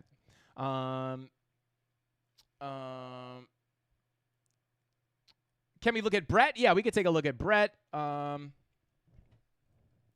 me just take a low time frame view here. 30-minute bear div printing potentially. There it is. 30-minute bearish divergence. Check some of these higher time frames. Yeah, 2-hour red dot. 1 hour red dot. Yeah, I don't hate the medium time frame money flow. I would say, yeah, it's very hard, right? Because we're in that major zone of resistance. We could come up to the last level, right? Monthly MPOC, daily MPOC, point of control of the range. This is definitely the start of the resistance here, though. Can we hold the value area low is the question. I would argue 4-hour money flow looks good. At this point, lower time frame, you could see 4 hours obviously a bit choppy. We're in the green. We're in the green. We're in the red. We're in the green. We're in the red. We're in the green. We're in the red. We're in the green. This is very choppy. Hard to get like strong direction off of that.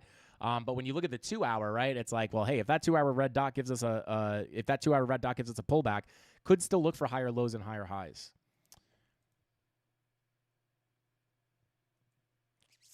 But let's see here.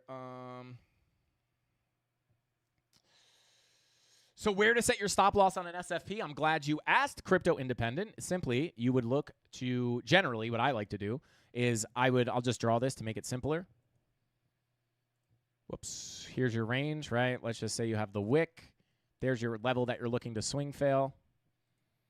Price comes up, wicks above, closes down below. And then you get the push down. For me personally, I like to set my stop loss above that wick, right? Because if you break back above that wick, the swing failure pattern's invalidated, right? So that's another reason why I like it, because it gives you a very clear invalidation, right? If it comes back up and cracks that wick, I want to get out anyway. So that's what I would look for. Or not, that's where I set my stop loss. So there you go. But you can set your stop loss wherever you'd like. But that's just personally what I like to do. Also explained in the tutorial video in detail. All right, let's see. Yeah, shout out to Bob. Bob Riley says once Bitcoin dominance gets below 60%.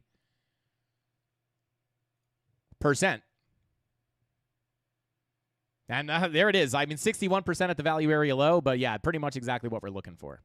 Breakdown out of here. Send it. Pretty much the exact same situation we had in 2021, right? Back to the value area low, bing bong, bing bong, bing bong, lose the range, bang it to the downside.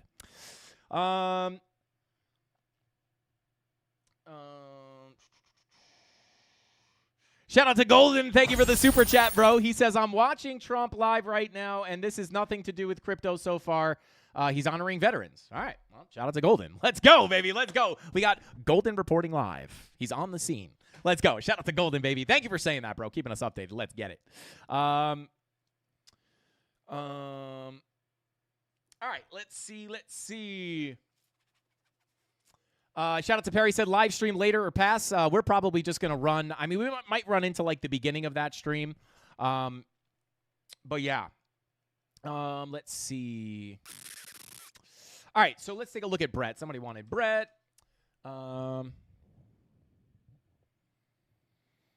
Take a look at the Bybit chart. Bada boom, bada bang. All right, so let's see. Let's make sure this. I would assume these are old levels. Yes, not too old though. So I would just mark this down. All right, so you got above the golden pocket. Honestly, I would just still keep this here, right? You have daily MPOC 786 from the high to the low. Already rejected the golden pocket and the daily MPOC. So this MPOC is tapped as well. 61865.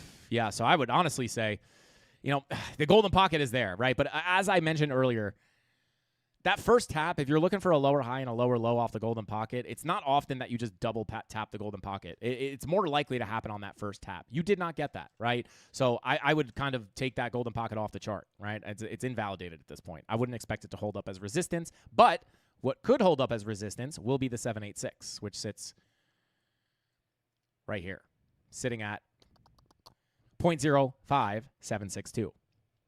So if you're looking for a lower high, that is the level to look for it to come in because it didn't come in at the golden pocket. Well, we actually haven't made the higher high yet, but I would expect it. So if you do push up, that 786 at 0.057 will be the level to put in a local lower high. If you get above that, I would look to break structure to the upside, cracking this high here at 0.06094. So there you go. And then I can also give you, let me actually pull this range real quick on Brett. Okay. So this would be some local levels to look at.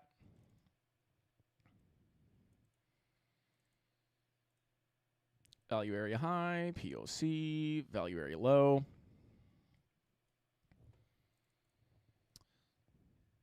So yeah, I would say that 786 is kind of your last level to look at locally. Once you break above that 786, I'm sorry, this is the wrong 786. Once you break above this 786, I would not even be looking. Well, yeah, I would look at the next. Hang on one second. Where was that fib pulled from? Yes, it was that fib. Okay. So let me go bring that back up real quick. Ugh. I got to redo it now. Unbelievable. So this would be the range I would look at. From the high to the low. Boom. You have your value area low, POC, value area high. So value area low sitting at 0.05209. POC sitting at 0.057. Value area high at 0.061. And if we have this full fib in confluence with our value area high, that would be super nice. Okay, so next big levels I would look at. Full golden pocket retracement, POC confluence between 0.057 and 0.059. And then you have your value area high 786. So these would be the next key levels to look at, in my opinion, longer term. If you are able to continue up here, this would be the first area to look for the rejection. But again, you're already within your volume profile, so I would look for a small pullback. As long as you are able to remain in the range, you could flip that POC and go to the value area high. You've already broken in, held the value area low to support. So at this point, the highest probability area to come into over the medium term would be that point of control golden pocket. Once you get above the golden pocket, you're looking to go to the 786. And once you get above the POC, you're looking to go to the value area high, which are also confluent. Taking a look at your... let's take a look at the higher time frames real quick. Yeah, 2-day money flow also in the green. You also have and also coming up locally with the 2-day green dot. I would say, right, it's almost like this would make me think this is a blood diamond if it was a red dot, but it's a green dot. Shout out, I forgot who. Someone in the community actually said they coded this indicator. Yeah, and it actually gives you the opposite of blood diamonds, right? Like blood diamonds on Market Cipher B will usually give you, indications that you're going to get a big move to the downside. Blood diamond, massive move down. But somebody coded this. I don't know if it's the same calculation as a blood diamond, but it basically just reverses it and tells you when there's like a money diamond, right? Or like a green diamond, which could be nice, right? Because if this was popping up something like this, you would expect a big move down. And I could already tell, right, by just seeing that nice little, tight trigger wave. Anchor, trigger, right? Here's your big old anchor wave. You think of this as like the handle or the handle of your, your pew-pew. Shout out the lasers. Then you have the barrel, right? Some of these things have hammers on them, right? And then there's that trigger. Pull that trigger, boom. Usually get a move to the upside. And the fact that this is, if this was a red dot, it would look like a blood diamond, but actually prints the opposite, which could be nice. I don't really look at this a lot. I just wanted to pull that up because I When you have a tight trigger wave like this, oftentimes to the downside, it creates a blood diamond. So I figured this would probably be a money diamond. So there you go. So these would definitely be the two next big levels I'd look at to the upside for Brett. And again, just from a higher time frame perspective, where'd you get you have your low, your high or low. This is nice. Low, high, higher low, potential higher high incoming. Not only with the 2-day green dot, not only with the money flow coming up, but also the fact that you put that higher low in on your golden pocket. It's a nice place to bounce, right? And when money flow crosses into the green, you're anticipating the continuation of the uptrend. Not a bad place to bounce. So there you go. That's my analysis on Brett. Or Brett. Let's go. Let's see. Yo, shout out to Kilgannon. Thank you for the super chat. Said Trump blue balled us again. No, everybody. All right, dump it back down, guys. Dump it back down. Shout out to Kilgannon. Thank you for the super chat, bro. We got Infinite Growth. Wants to see Dogecoin. Thank you for the super chat, bro. Let's take a quick look at Doji. Let's see. Bada boom. Same thing on Dogecoin, right? Golden pocket retest. Starting to crack above that anchored VWAP. 2-day green dot looking to print. Anchor, potential trigger wave. If you are going to continue this uptrend, you would hope low, high, higher low, higher high. Get above the POC, which would open the door into the value area high, which sits at about 38 cents. Not a bad place to bounce. If you do continue down, don't fret. You still have your major key level of support down here at the value area low, which is sitting between 17 and 16 cents. Once you lose that, that's where I'd be looking for a bigger move down. But right now, you're within your range. You came up, value area low flips to support. You go up to the POC as expected. Rejection at the POC as expected. But with money flow continuing up, you're looking for the continuation of the overall uptrend.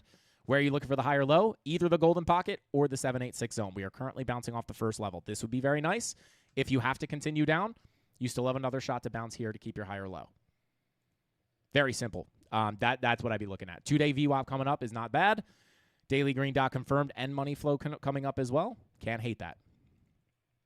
So there we go. Those are the key levels I'd look at. To the downside and to the upside. Holding this anchored VWAP would also be very, very key. At 21 cents.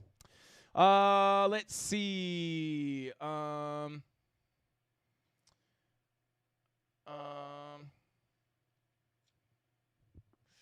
out to Mikey20. Said, so late did FC do Sui. We did not do Sui, but we could take a look. All right, let's see. That is not our Sui chart. Where's our Sui chart? Binance, there it is. Okay, and same thing here, right? All these levels given live, right? Or given on the live stream. Well, yeah, I guess given live on the live stream. Yeah, I mean, a lot of the altcoins look the same, guys, right? Like it's like almost the same kind of situation. Here I have local fibs and the full macro fib. Right here, we're holding the local golden pocket, the anchored VWAP, the POC. This is a very key level on Sui, right? It's not impossible to hold the POC and get a bigger breakout. But if you continue down, just understand from the low to the high, your full golden pocket sits down here between $3.15 and $3.03. And then once you lose this golden pocket, right, if you lose this golden pocket, where are you expecting price to go? To the 786, which is also in that zone. So I would definitely be looking, if you continue down, if you're able to get, again, high, low, lower, high, lower, low, this is still a big level to look at. Sitting between 315 and 303. Your hope here, though, would be, it's not impossible to hold the local golden pocket either. That could continue you up. Got the daily green dot. Got the 2-day VWAP coming up. Money flow headed in the right direction as well. Not too shabby. Not too shabby. All right, let's see.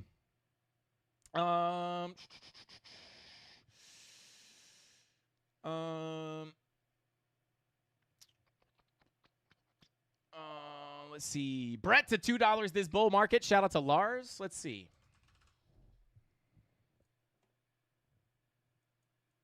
Oops. Oops. Let's see. I would say, let's pull from the high to the low. Let's check those Fibonacci extension levels. $2, I think he said. Yeah, you'd have to do the market cap analysis on that. Let's see. What would that bring you as far as percentage? 3,500x? 3,500x. That'd be insane. 3,500%. Not too bad. I'm going to pull up coinperspective.com real quick. Let's see here. Oh, did he say Brett or Suey?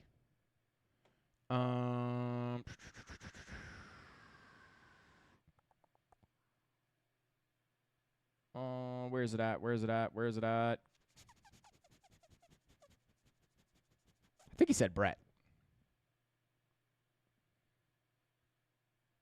Yo, shout out to Dave Digital. Said Frankie's guns shoot from the middle of the barrel. Shout out to Dave Digital. It's like the Looney Tunes cartoon. Just bend the barrel. But anyway, let me see here. I think he said, let's just see. We'll just do it for fun anyway.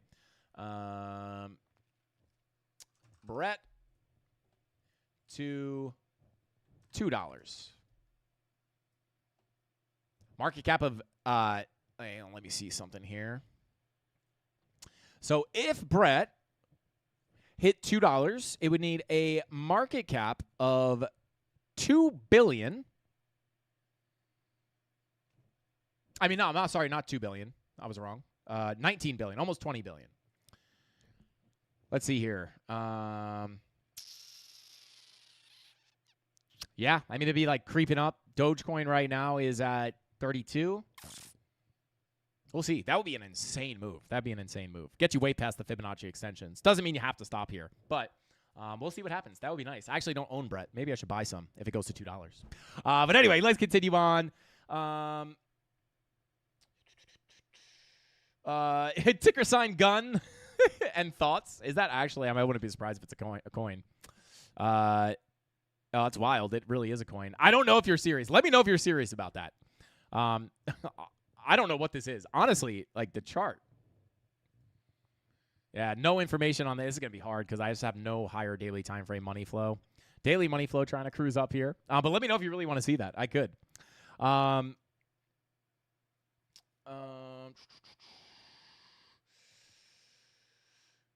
out to JR said, hey, how's the printing going today, Babooni? Shout out to JR. Let's go, baby. Let's go.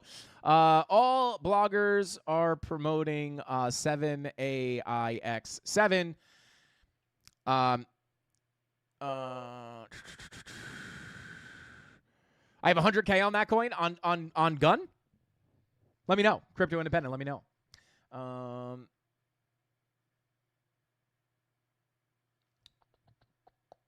Oh, it's a gaming token. Okay. I mean, I can do some TA on here if you guys want to see it. Yeah, let's take a look. Can we look at Bonk? Yeah, we'll take a look at Bonk. No problemo. I should buy that just because. Shout out to Lasers Go Pew Pew. Let's go. Oh, yo, shout out to, I missed who hid that, but thank you.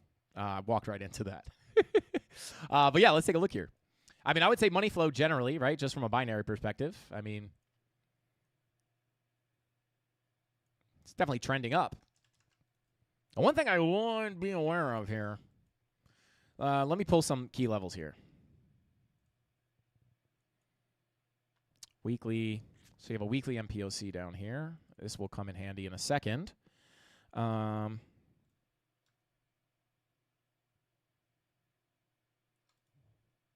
No monthly. Okay. Do you have a daily down there? Yes, you do. You have 3 daily MPOCs down there. You got 1.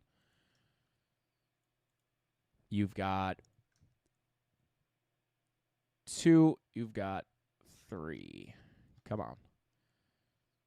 Boom. All right. Let me just grab that. Boom. So, one thing I would be aware of here, I'm not saying you have to come down here, but if you did, yeah, it's not the prettiest. It's not the prettiest, but if you could put in a lower high and a lower low, I would argue, yeah, hard to say if it's going to come in here or if it would more likely come in at the higher fib level. But I would just say whether you come down, if you do have to come down, right, this could be interesting, right? Because what this would allow you to do is potentially put in a daily bullish divergence, which would be very nice to see. Because, yeah, I mean, I guess you already did get the daily bull div down here. Let me pull the fib from the low to the high. Yeah, you're bouncing off the 786. I like this to be the low, to be honest. But if you did have to come back down, I would watch this between about 0.02256 and 0.02312. Could put the daily bull div in there. Hard to say. I don't know if you're going to have to come back down there. But if you do, just understand, tons of confluence down there on those MPOCs. 2 dailies, 3 dailies, and a weekly. But let's assume, right, if you're just looking at this from a fib perspective, right, saying that, like, hey, this could be your high or low. Money flow is coming up. You could anticipate your low, your higher low, and then a higher high. I would target the weekly MPOC up here at about 49 cents, which is also confluent with this little area of consolidation that you have right here. That's your area of balance. Oh, man, super scam wick here. Yeah, that's not going to help us out. Let's pull it to here. So I'll just give you the I'll just give you some key levels here, right? So 786. I'll pull this whole level here. Actually, pull it down to the weekly. This is going to be your biggest resistance right here between the weekly MPOC and your full golden pocket retracement. Pretty much, other than the scam wick, this would be a big zone. So I would say if the higher low is put in right here, look for a break of structure to the upside, leading you to your value area low, which is sitting at 0.04247. If you could flip above that, look to push into your Fibonacci retracement. And then once you get out of here, I'd probably be looking for pretty much all-time highs. It's just really hard because I can't get any high time frame money flow like on the 2-day or anything like that. So there we go. That's what I will look at on Gun. Let's get it. Shout out to all the pew-pews out there. Let's see. Yo, shout out to JR said, oh, shite. Frankie, I got a dope song for you, bro. If you like Bing Bong and rap that bangs hard, you'll like this one. I'll drop it in the Discord, then I'll get in trouble for links. Worth it. Shout out to JR. Shout out to JR. If you could give me the I pretty much click 0 links. I will not click a link, but if you send me the name of it, I will look it up. If you tell me where I can find it, I will try to go look at it. But yeah, that sounds fun. That sounds good. Yo,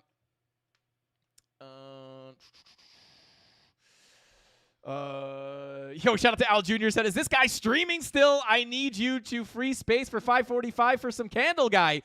Yo, shout out to Al Jr. Yeah, we just decided to run right through into the start of the live stream. I'm not going to probably run through the entire 5:45 live stream, but yeah, we're just going to kind of cook here. I might go run downstairs and scarf some pizza in my face real quick.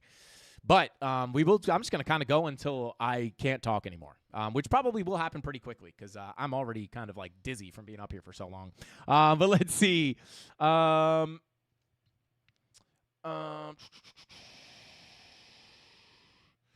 Yo, shout out to Doc said somebody needs to like the stream. It's 666 right now, guys.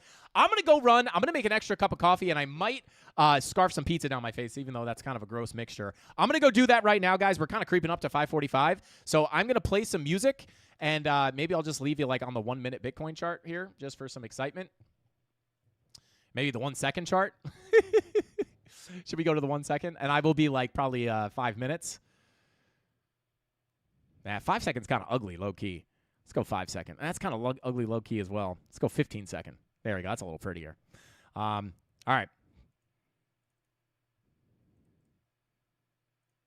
Oh, my God. It's going to 0. Unbelievable. Unbelievable. All right, guys. I will be back. I will play some music for you. And I will be back in like 5 minutes. It says roll. Tony D says roll music. What should we play here? What should we play? Man, I can't I can only play one song and then it's going to stop. So you guys are going to get like one song, and then it's probably going to stop. And then if I'm waiting for that coffee to be made, maybe I'll come start another one. But I will be right back. Coffee and pizza, lol. Yeah, it's disgusting. But I do have to put something in my stomach real quick. So, man, I have some new music here, guys. But I'm not going to lie. I don't know if it's censored. So if you have kids listening, please cover their ears or mute the music. But I am going to play this because I think it's a little bit of a longer song. Hopefully this is not some crazy song. I'm going to roll the dice here. Here we go. I will be back. Watch the chart for me, guys. Watch the chart for me.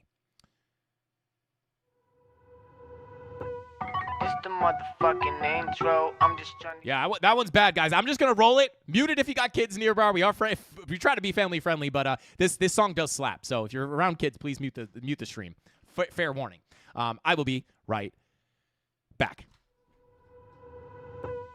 It's the motherfucking intro. I'm just trying to get that money like 1-0-0-0-0-0-0-0-0-0. I'm here with Gino.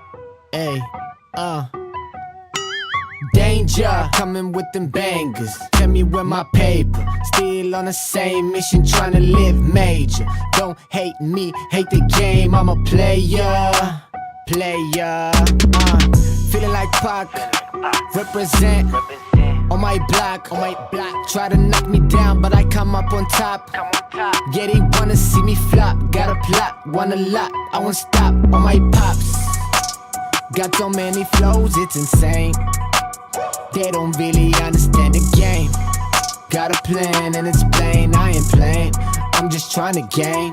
I wanna get that big bag, need that big Rex. Blow up Tic Tac, where the blue cheese at. I don't give a fuck about your feedback. Eat that, get back, sit back, watch me spit that kickback.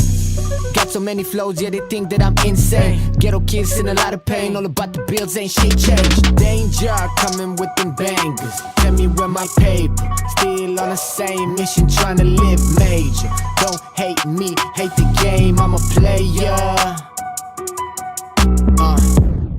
If you a hater, I don't hate you. I'm just really happy that I ain't you. I just wanna thank you. You kept me motivated, so now I motivate you. There's a lot of cake, money on my mind like a banker.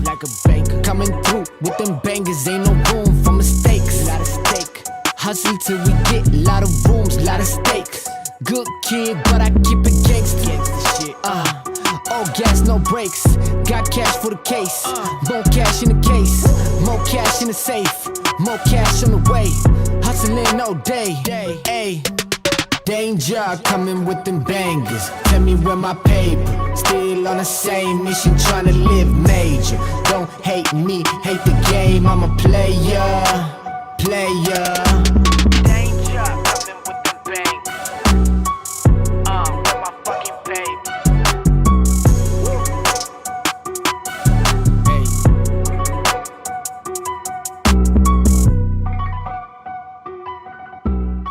Did we just time that perfectly? All right, we'll take that. Hopefully that song was not too crazy. But anyway, let's continue on. I just ran, guys. It's on the 15-second chart. Oh, interesting.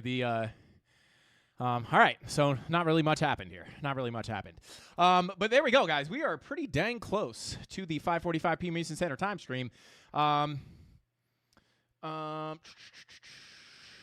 Yes, this is epic. Shout out to Thomas.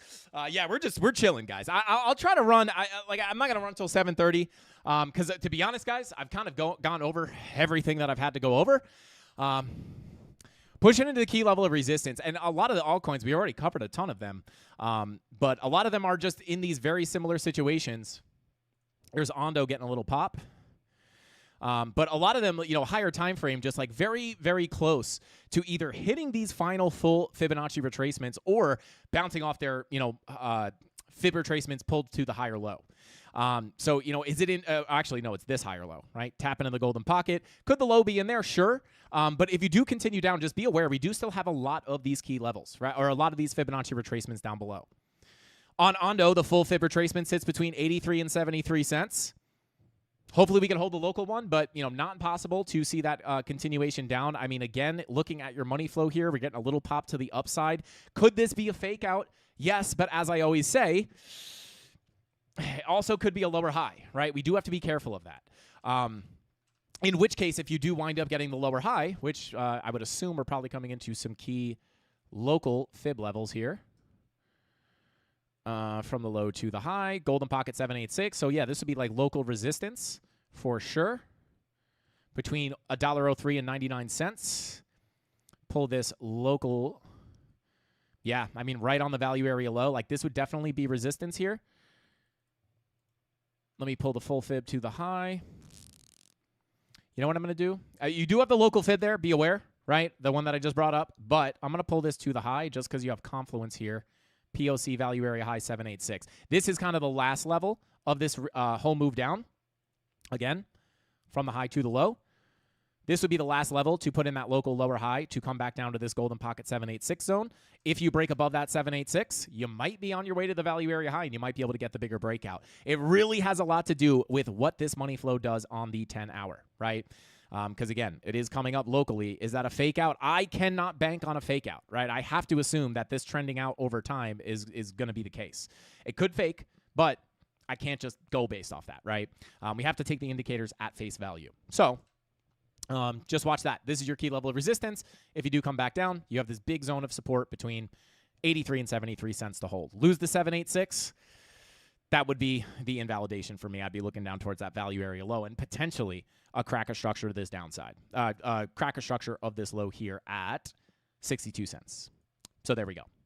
All right, let me see. Let's check it on chat. I never thought we'd be talking about XRP pumping. It was a meme for the longest time at 50 cents. Yeah.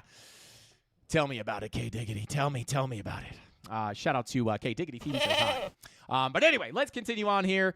What's XRP doing? She's cooking. She's cooking, baby. She's cooking.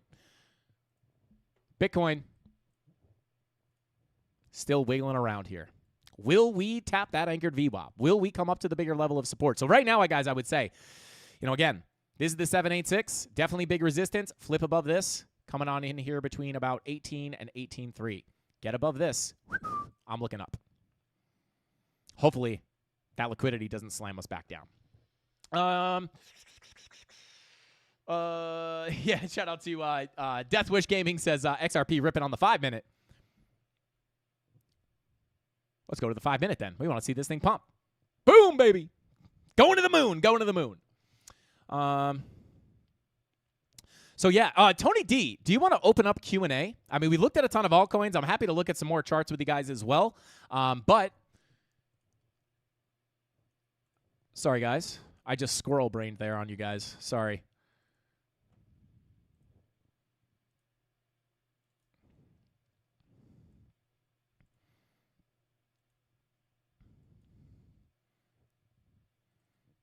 Just freestyling here real quick. Interesting. I love charts, guys. They're just insane. So I am just looking at this as like some kind of an inverted head and shoulders. To get that technical target, pulled from the neckline to the low, to the breakout, right? Breakout, retest, boom. Potential technical target here into the POC value area low. Just some local analysis on a clean XRP chart. I know this is not the one that we typically look at, but this would be nice. 4-hour money flow coming back up as well. Yeah, 8-hour money flow in the red. I mean, could this be a little fake out? I hope so. But if that VWAP comes down again, just to be cautious, could rip you back down into the red with your money flow. Did we look at SEI? Shout out to the Moon. I think we took a look at SEI yesterday. I don't think we looked at it today. I'll be honest with you guys. If you start requesting altcoins, I'm not going to remember what we looked at. We just looked at so much stuff. So let me see. I'll probably know once we start actually looking at the chart. Let's take a look here. SEI. Yeah, we looked at this yesterday. Key levels. I'll just give you the key levels here. We have the golden pocket value area low sitting down here. If you do get another drop down and lose the anchored VWAP. Anchored VWAP comes in at 28 cents. Somebody asked, what is the VWAP? If you want, I'm specifically talking about the anchored VWAP. If you want to learn about that, head to the beginner series. I believe it's in there. Tony D, if you could drop the anchored VWAP tutorial that I filmed a couple weeks ago, you could watch that video and you'll get everything you need to know on how to use the anchored VWAP, where to pull it from, and then how to use it to identify major trend changes in the market as well as sniper entries into lower time frame trades. But anchored VWAP sits here at about 28 cents. If we can hold above this, this would be very nice. And again, like looking at that full fib, right? The full Fibonacci retracement has been front run on almost every single altcoin, but if we pull it to the higher low, it does come in and tap that golden pocket. So I do want to stress you could bounce here, but if you do wind up just continuing down, let's assume that this 10-hour and 8-hour money flow comes back out and we continue the trend down. You would be looking for the high, the low, the lower high locally. But on the higher time frames, like the 2-day, right? Money flow is in the green. if the higher low is not in already, you could come down here into that golden pocket value area high sitting between 25 and 23 cents. Once you lose that golden pocket and the value area high, where is the next likely place for price to go? Probably headed down towards that POC. When you lose the golden pocket, you look down to the 786, and those levels are confluent as well. So I wouldn't really be worried here until you start losing this POC 786 zone. It would be very nice if we could just put that higher low in where we're at right now. It's a bit fishy that we front run that major golden pocket, though. So just keep that in mind. Tony D dropped a Q&A in there. So yeah, if you guys have any questions, I want to maybe just do kind of like a Q&A. This is kind of like a weird stream. We started early. I went over Bitcoin a lot. We went over the altcoins already. So if you guys have any Q&As or just Qs, drop them in the chat, and I'll be happy to answer anything for you guys.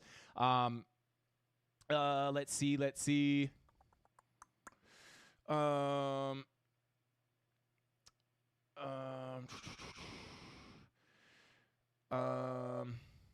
Let's go. Shout out to VSun said Frankie's market update video is doing a 4x today, 6-hour stream. Let's get it, baby. Let's get it. I think our record right now is 4 hours for a stream. Will we break it today? I don't even know how long we've been live for, but we may be able to break it today. Shout out to Baby Genius says, Frankie wins the Emmy for the stream I liked on 2 other accounts. Let's go. Well deserved. I appreciate you, Baby Genius. Thank you so much. Smash that like button if you appreciate the extra long live stream and me adjusting my hat every 13 seconds. Let's see. Turbo time. Shout out to Alan. Can we see Turbo? Shout out to Alan. If anybody gets the Turbo time reference, you're a goat. Let's go. Turbo time. If you have not watched the show, I think you should leave. You should watch it 100%. And if you have ADD, you should watch it even more. But anyway, let's check out Turbo real quick.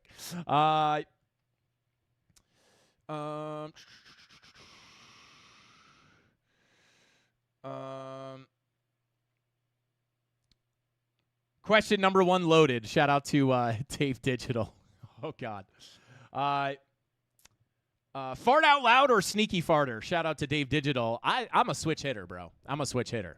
It depends on the vibe, but it's hard in the diapers. I'm not gonna lie. It kind of just gets muffled.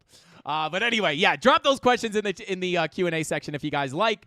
How are those calves doing? That's a great question. Let's check them. Make sure my shorts don't ride up. Oh yeah. Beefy as ever, baby. Beefy as ever. I've been walking the dog lately, so calves are getting a little bit of an extra workout recently. All right, let's take a quick look at Turbo here. All right, old fib. Barely held that golden pocket. This is old, though. I'll take this off the chart. I'm just going to take a volume profile perspective here. Overall, you have your low, your high. Your higher low came in on that golden pocket value area low confluence. This is where you would want that higher low for a higher high. We did put that in, cracked it with the wick. So as of right now, I would just simply pull another fib from the low to the high locally here. You have your golden pocket 786. Biggest key level here would be the golden pocket to the 786 with the POC right in the middle, starting, right? We've already tapped into this, but this zone is sitting between about 44669 all the way down to the 786 at 37693. POC sits at 41913. But I would say really just between the golden pocket and the 786, this is the major level you want to hold. Because you have your low, your high, your higher low, your higher high, hopefully higher low, higher high. If you break down below the 786, I would simply just view this as a volume profile, looking to head down back towards the value area low. This golden pocket is already tapped, right? So you would not be looking at that to be major support again. But you do have the value area low. This daily MPOC was tapped as well, so I'll actually just remove that from the chart. So I would really just look at this value area low as your last level. Once you lose that 786, if you can't hold that value area low, I will be looking towards this lower range down here. Sitting between, I hate these numbers, 26,727. That's your value area high of the previous range. So if you can't hold that 786 and you lose the value area low, price is very likely to seek out that fair value down here at about, again, 26,840. Very hard to, say those like tiny little numbers. Let's see. Shout out to Nick Dunn, said XRP case over.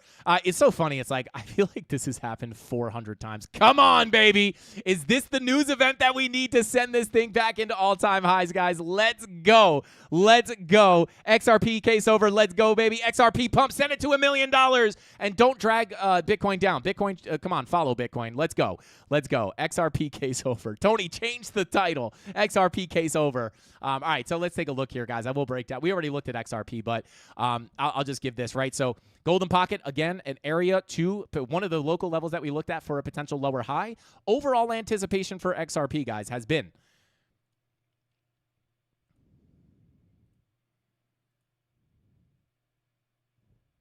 you have your volume profile down here, right? Let me pull up a higher time frame, right?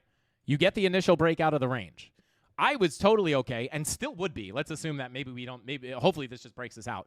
But if it doesn't, right, the overall biggest pullback that I would prefer would be, or not prefer to see the pullback, but like where I would accept a pullback and still feel very good would be that pullback to about 260 to the range high.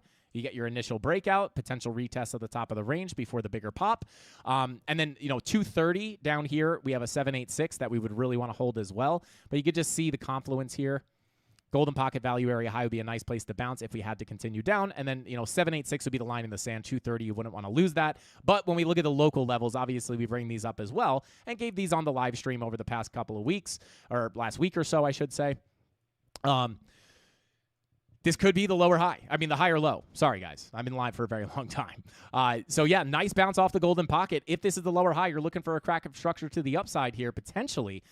You have the all-time high here. Again, I don't know how much I would view this as, like, massive resistance. We've already came up and tapped it with the pullback that we expected, accepting a potential pullback to the range highs, but we don't have to come down there. So if this is the lower high, you would anticipate a break of structure to the upside. Could be leading you up to your next target here. A new all-time high on XRP potentially. If that news is enough to push us up here, this would be sitting at 415 at the next major Fibonacci target, between 415 and 453. Once we get up there, if it still looks good, guys, we could be heading up into these higher targets. And I'll give you the target number one for like the bull market. My first target would be between 527 up to about 552. And then at that point, if you guys want to watch the price prediction video that I put out on XRP, I cover all the longer-term expectations here for XRP and the higher price targets. Spoiler alert, $10,000 is not on that video, at least for a realistic target. But yeah, very nice. Hopefully this is the narrative that we need to send this thing back into new all-time highs, which would line up perfectly, guys, if we can get those rate cuts. What are the rate cuts sitting at right now? Whoops, that's not what I wanted to pull up.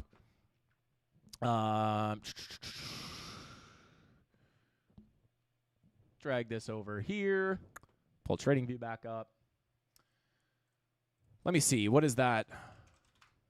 What is that prediction at this point? It was at like 90-something yesterday or 80-something yesterday. Let's see. Let's see. We still need those rate cuts. Come on, Internet. Come on. Are you going to load? There we go. 93% for a rate cut in September. This can change, but this is as good of a prediction as you could hope for.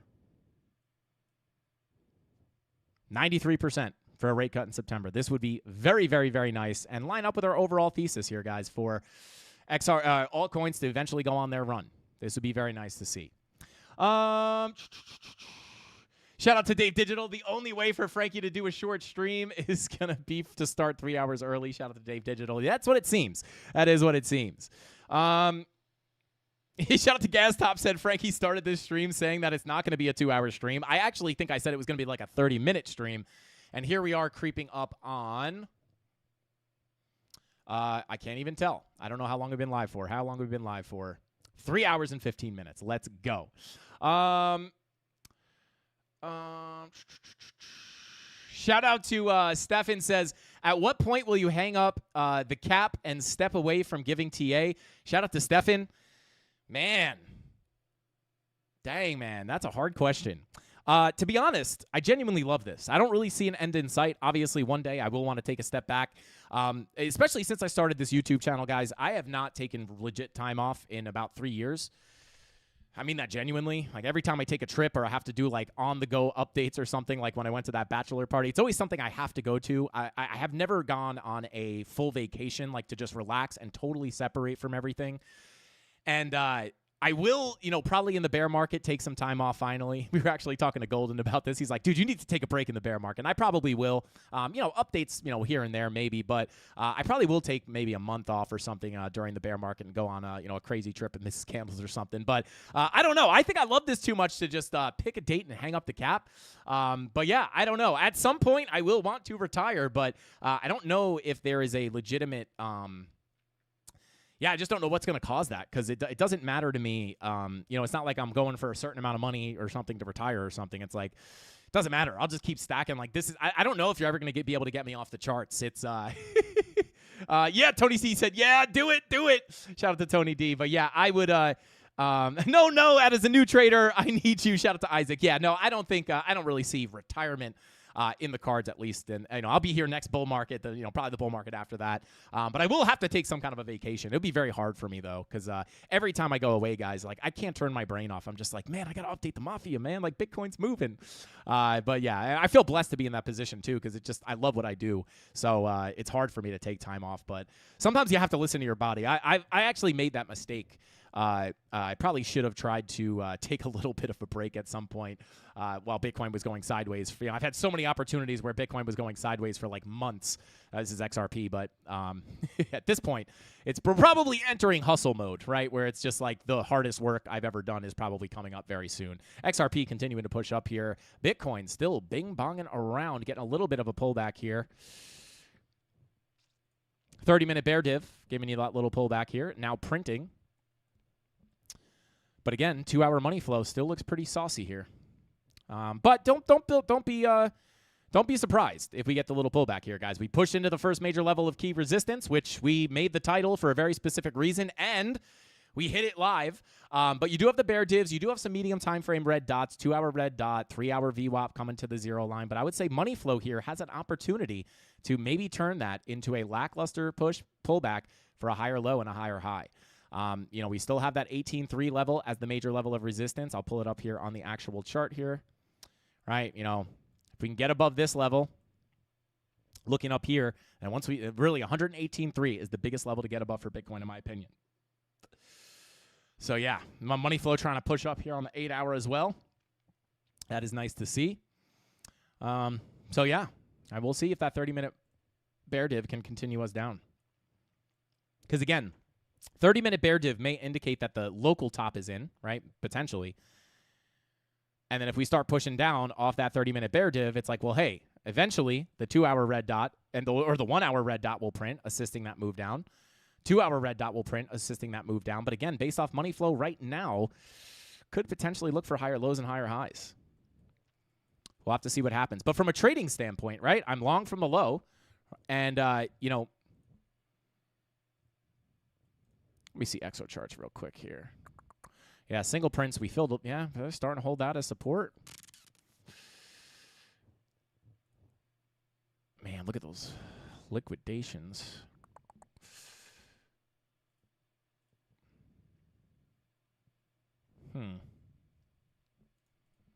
Yeah, I'm not going to lie. I don't really hate this money flow.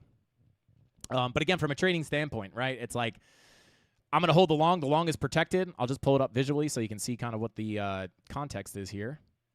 Right? So like my stop loss is at break even down here. So even if we get a bigger pullback, that long is pretty safe. I already have profits locked in. Even if we had to pull back to retest the range, if we could put in a higher low there, my long will remain safe. But we'll see here. 30-minute bear div. We don't really have anything, like maybe a little bit of a local exaggerated bear div. But no 2-hour bear div, no 4-hour bear div, right? If we had like a 4-hour bear div, that would be a little bit more alarming to me. But yeah, like maybe local volatility here. But the money flow, even trying to peak back up in the 4 hours, not too shabby. Not too shabby. So yeah. Let's see here. If you guys are tuning in for the 5:45 p.m. Eastern Standard Time live stream, well, here we are. We've been live for 3 hours so far. And we're just rolling. We're just rolling here. When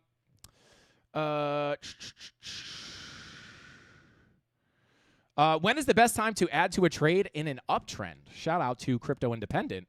I mean, in my opinion, right? I'll just use this as an example. This is not what I did, but I'll just use this as an example, right? For this long position, let's say you're looking for the long down here. And let's say you take it, right? If you come up and then you're going back down for a golden pocket 786 retest and things look good, right, which they did here, which is why I initiated my long here, right? Things looked great, and obviously we came up directly from that level. This could be a place where you can add, right? I didn't add. I just took the trade because I didn't enter down here. But if you entered here, you come back down, bullish retest. If money flow looks good, which, again, it would have here because I took that long position. But if I was in here and looking to add and I saw that 786 golden pocket retest, you could potentially look to add to your position there, right? And then stack it up. You're almost getting almost the same entry price as what you get in down here. And then you can load up on that trade and then continue on to the upside. So I would say golden pocket retests are not bad as long as you're having like bullish confirmations down there. So yeah, I would say a golden pocket 786 retests are not a bad place. XRP is ripping. Is it continuing to rip or is that, let's see. Oh, there she goes. Testing the all-time high. Come on, baby. Come on, XRP. Do it. Do it, baby. Do it. Peanut butter in your coffee. Shout out to Dave Digital. That low-key does not sound that bad. I'm a big peanut butter guy. I don't feel like it would mix very well. That would be kind of a gross mix, like texture-wise. But peanut butter flavored coffee is probably fire. Has anyone ever had a Dunkachino? It's like half hot chocolate, half coffee. For some reason, that tastes like peanut butter to me. And those are fire. And I don't even like Dunkin' Donuts. Just came to say bing bong. Shout out to Skizzle. Thank you for being here, bro. I appreciate you. Thank you for being here. And thank you for dropping the bing bong, baby. Shout out to Week 589 said, yes, but a technical analyst who isn't retired is kind of sus. It's like seeing a farmer who is super skinny. Yeah, it's pretty fine, but why ain't you fat, Mr. Farmer? Shout out to Week 589. Yeah, I'll be honest, like trading can get pretty addicting. Yeah, I mean, at the end of the day, I wouldn't necessarily, listen, I don't have to, like, the reason I do this is because I love it, right? Like, that is genuinely the reason I wake up every day to make this content is because I absolutely love it. And sometimes, at some point you will get to a point where it's like, yeah, I just don't know. I don't think I could retire. Like, it would just be the most boring thing in my opinion. I can't just lay on a beach. Even when anytime I've gone on vacation with Mrs. Candles, we go and lay on the beach and I lay down for 10 minutes and I get up and I'm like, I'm bored. I'm going to go do something. You could stay here and tan. I can't sit still. So yeah, I don't know. I honestly can't see retirement anywhere close for me. But yeah, I don't know. Even a vacation, if I took a week off tomorrow, I would have to jump on the charts or update you guys in some way. Shout out to Dave Digital said, people just showing up now, not knowing you've been live for 3 hours. Shout out to Dave Digital. Smash that like button, guys. If we get 1,000 likes, I will be giving away $250 in Solana or Cardano, whatever you guys want. But we will be giving away $250 if we get 1,000 likes, and maybe we'll give away some hats as well. How are we feeling about Arrow? We could take a look at Arrow for sure. Do you see any corrections? How big? Crypto is life. Shout out to Lasers. Let's get it. Shout out to Vegas Claw. Said WTF 3 hours. Where was I? Shout out to Vegas Claw. We live, baby. We live. We never going dark, baby. I'm just kidding. We probably will go dark at some point today. But I will take a quick look at Arrow. She's popping. She's popping, guys. Let's go. All right, let's take a look. We might have taken a look at this already. Somebody stop me if we have. So yeah, there's your golden pocket retest on the previous POC. Low, high, higher low, higher high. Your higher low here would want to come in on a golden pocket 786. Is that where we're bouncing? Woo! You got the 786 retest with bullish divergences and money flow coming up here on the 3 hour. Did you get it? Oh, you got it on the 4 hour as well. Look at this, guys. Let me get this off the chart real quick. I'll take the actually I'll keep the golden pocket up here. Monthly MPOC, I'll hide it. Daily level, this has got to be a tapped daily. All right, so I'll hide that as well. Okay, so, again, just looking for your general higher low structure, right? Anchored VWAP down here, which is extra good support.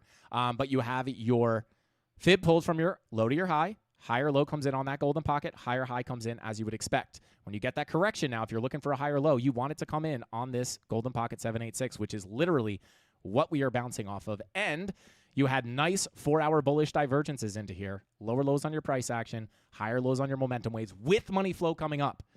That is saucy. When you have bull divs and money flow coming up, it is extra saucy. And you can see the 3 hours already trying to creep up. VWAP is overextended here in my opinion, so don't be afraid of any kind of pullbacks. Still could come in, but nice to see those bull divs into the 786. This is a nice place to bounce and does open the door to a potential higher high to come, which would be, because this fib is pulled from this low to this higher low would call for a break of structure of right here, which would push you directly into your next target, value area low, daily and weekly MPOCs, sitting between $1.03 and $1.07. That's what we're looking at. Pretty beautiful. Money flow crossing into the green, which means if you do cool off locally, you could still look for higher lows and continuation of the trend. If that money flow stays in the green, what happened here? Money flow crosses into the green, but we pulled back. That's okay. Higher low, higher high, higher low, higher high, higher low, higher high. Money flow comes out. Low, lower high, lower low, lower high, lower low, lower high, lower low. Bull div, money flow coming up. Could look for the higher lows and higher highs back to the upside if this money flow stays in the green. I'm going to leave that there. That was a perfect explanation. Very clean. And yeah, next key level to the upside, if you can break structure to the upside, would be $1.03 to $1.07. If you get some kind of massive dump to the downside, I would still be watching the golden pocket with the previous POC, because this was technically front run like almost every other altcoin, right? So this is still valid, sitting at 67 to 64 cents. If you lose that, you're looking down towards the 786 daily, sitting between 57 and 55 cents. So let's see if we can do it. All right, let's see. Shout out to Jenga, says money flow is based off no real data. Shout out to Jenga. I couldn't tell you what the calculation's based off of, but what I can tell you is it works. If they told me that it was calculated based off of fairy dust and rainbows, I'd be like, all right, well, those fairy dust and rainbows are pretty fire. So yeah. Let's see. Shout out to ADD Dad, said you might need Ritalin if you retire. That is probably true. Shout out to ADD Dad. Yeah, I would need something to, or maybe like some kind of downer. I would need something to like chill me out. I'm a naturally high-strung person. Shout out to Dave Hagen, said, Frankie Candles live for hours on end. Yep, definitely trying to be the Weather Channel. Local on the 8s coming up after the 5-day crypto planner. Shout out to Dave Hagen. Let's go. Funny enough, guys, I do compare TA to weathermen, right? Because it's like when the weathermen say there's gonna be a snowstorm, right? They're like, wow. And they're basing it off data. They're like, wow, we see this storm coming.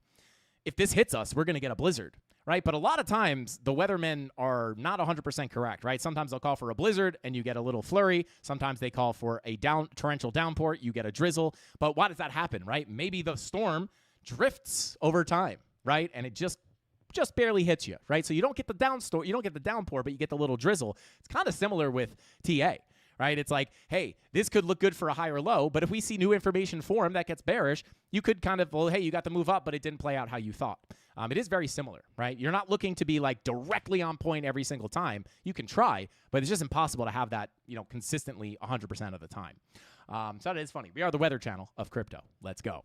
Let's see. Brilliant analogy. Shout out to Splash. Yeah, 100%. Steal it, brother. Steal it. I think it's like one of the best comparisons you can make when it comes to technical analysis, because I think a lot of people have the wrong idea. They're like, if I learn how to read the charts, these analysts, right, like they must know that when it's going to go up, right? And more often than not, again, just to show this, right, like I didn't know 100% that this was guaranteed to move up, right? But what do I say to myself? I say the probabilities of it coming up are higher than it going down. It doesn't mean there's zero chance that this was going to get stopped out. It just means that there's a higher probability of coming up, so you take that bet and it plays out in your favor.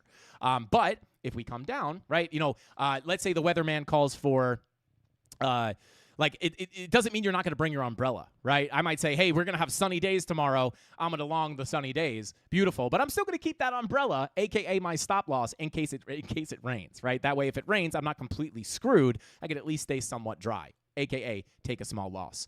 So I think a lot of people think it's like, you have to find an indicator. It's like I see a lot of people, it's like green dot long. And it's like, not really, right? Because like context is very important. So yeah, hopefully that makes sense. Sounds like my weatherman is doing part-time shifts in the U.S. too. Shout out to TDK. But the Weather Channel doesn't have market cipher. Absolutely, Dave. When we say it's gonna snow, it snows. We very rarely get flurries. We're usually more right than we're wrong. Shout out to Tyler Durden, says, hello, friends. Shout out to Tyler Durden. Welcome in, brother. I would try to explain why I've been live for so long, but I don't know. I tried to do a 30-minute stream, and it seems the shorter I try to do the streams, the longer they go. Let's get 1K likes for some Ada. Shout out to Joseph. Yeah, we're giving away $250 if we can get 1,000 likes, guys. I can picture Frankie, if you're not drinking with him, whipping out the charts and doing live streams. Shout out to Sarge. Yeah, I mean, I'm not going to lie. Guys, like, anytime I go back home to, like, visit for holidays or whatever, even that bachelor party, it's like I wound up talking to one of my friends about, like, crypto investing, like, for a long time. It's like I just can't. This is who I am, right? Like, this isn't just, like, some job that I have to do. This is, like, my personality. This is who I am on and off camera. People, Mrs. Candles is like, every time I see somebody, we talk about crypto, she's like, oh my God, again, this guy does this every day, and now we're trying to have some time off, and he's still talking about XRP. But anyway, come on, XRP. Let's see. Let's check back into XRP real quick. But that's my thoughts on Arrow. We'll see what happens here, guys. But again, I don't want to like just create FOMO here, guys. Again, Bitcoin is coming up to key resistance, as the title says. We have now pushed into that, right, or the beginning of it. It ends at 118.3. I know I said that 50 times today already, but there's new people coming in, probably, here and there. So, shout out to the Dusty Hunt, says, is Bitcoin a good stock? Yes. I think they're going to blow PayPal out of the water. If you guys don't know what Bitcoin is, it's like a competitor company to PayPal. That's what I thought back in the day, like way before anybody was paying attention to Bitcoin. I'd seen, like, I don't know what website it was. Like, it was like you could pay in Bitcoin, and I always just thought it was like a competitor payment platform to PayPal. I had no idea of what it actually was until I got into it in 2016. Shout out to Nick Dunn, says Frankie's the kind of guy to bring an umbrella on his horse because of the rains. Yo, shout out to Nick Dunn, bro. That's good. That is good. Told my girlfriend Frankie was doing a short stream and we would go to the store after. I said 30 minutes tops. She left and is already back from the store. Shout out to Panda the Prophet. Let's go, baby. That's pretty much... yeah, it sounds like me, Mrs. Candles. All right, let's see. I think we get all XRP. XRP is a security. Let's check in on XRP real quick. Yeah, she's still cooking. She's still cooking, guys. I mean, crack this Fibonacci extension. I'm looking between 416 and 453. Are we going to see a 416 to 453 XRP soon? Could be potentially on the charts. The real question is, are we going to have to get the bigger pullback? I would say at this point, chances of the lower high being in here are somewhat probable. But again, even if we do have to get another correction, right, this is going to, especially after like the news, if you do have to get that bigger correction, it's going to really freak people out. But, we still have a lot of room down here and a lot of key support. So, yeah, and it is interesting that technical target brings you right up here to that value area low. But yeah, even 3-4 hour money flow starting to come back into the green as well. Not too shabby, not too shabby. Shout out to, oh my gosh, I can't, Sid Hunt? I don't know if I said that right. He said, I told my girlfriend I'm going to sleep, but look at me watching Frankie. Let's go. Shout out to you, man. In 2007, we had an online MSN page. Oh my God, MSN called eBuddy. The page was giving 1,000 BTC for signing up at the time. It's crazy, man. Yeah. Is that 1,000 or 100? 1,000 Bitcoin is crazy. It was probably worth $3 at the time. Insane. Frankie's the type of guy to bring a ladder when drinks are on the house. Shout out to Vegas Club, bro. The Drake memes cracked me up. I'm not going to lie. I told my girlfriend Frankie's the man. Shout out to Phantom Soul. Let's get it, baby. Yo, Captain Kirk says, bear market. It's all over, baby. It's all over. All right. I have my shout out to Golden Child said I have my whole XRP bag on a sell order at $5. Set that target like a year ago, and I'm just going to let it sit until it gets hit. Shout out to Golden Child, and let me tell you something, brother. I don't know what your buy-in price is, but if you sit there and you hit that sell order at $5 and XRP goes to $10, you walk away from that as a win, brother. You walk away with that because further gains are not guaranteed. I love that you have a sound place in the market where you're looking to take some profits. And if it keeps going up without you, just be happy that you walked away with profit, because if anybody's been here in the previous cycle and round trip their bags, you know how painful it is if you're just sitting there waiting for the next target and it doesn't come in and you round trip your bags. You are much better off. Like, even think of this. If you round tripped your bag, if you're out there and you round tripped your bag, number one, don't feel bad. Number two, think about this. Right? If you just TP'd here at, let's say you bought in at 20, you sold at 40, right? Whatever it is. Or you bought in at, you bought in at 4,000, you sold it at 42,000, whatever it is, right? Think about if you were taking profits up here. Oh no, but you missed out on extra gains. That's okay. You're very rarely going to be able to snipe the top like that, right? So and if you round tripped your bags, you've probably done the math of like, wow, dang man, if I just had sold a little bit more conservatively, I would have at least a little bit of money rather than being in the red or just losing a ton of my profit. So understand that you're better off selling early than selling too late, and it's very hard, and 99% of people are just not going to do that. But yeah, just it is factual. Just be aware of that. All right, let me check in on the Q&A real quick. Shout out to Al Jr. said, Frankie Candles, I never ask you, but I don't know if you remember LimeWire well. I do remember LimeWire. I made some nice change on spot with that. Oh, I thought you were talking about if I actually remember real LimeWire. But yeah, I know about the coin or the project. Is it by the people who were doing LimeWire? I think it is. I don't know. Let me know. But I made some nice change on spot with that sucker. It's still following a lot of people. Shout out to Al Jr. I'm not 100% sure if that's a typo or if I'm having a stroke. But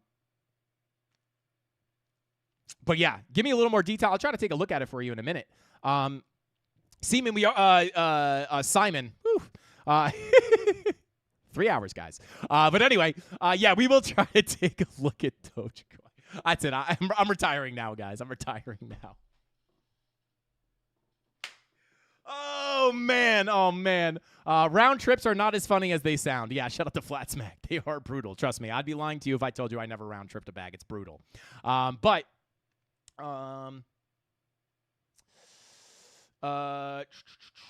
Okay, so let me check in on this Q&A real quick. See if we got any good questions. Wow, we got a lot. Okay.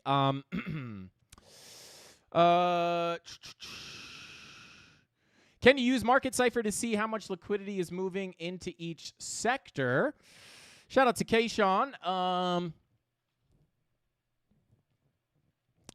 I mean, if you had I don't know. If you could look at like a sector chart, maybe you could on a high time frame money flow. Not something I personally do. But if you could find a chart where it would make sense, potentially. I would say definitely potential. Let's see. What is my favorite Pokemon? Oh, man.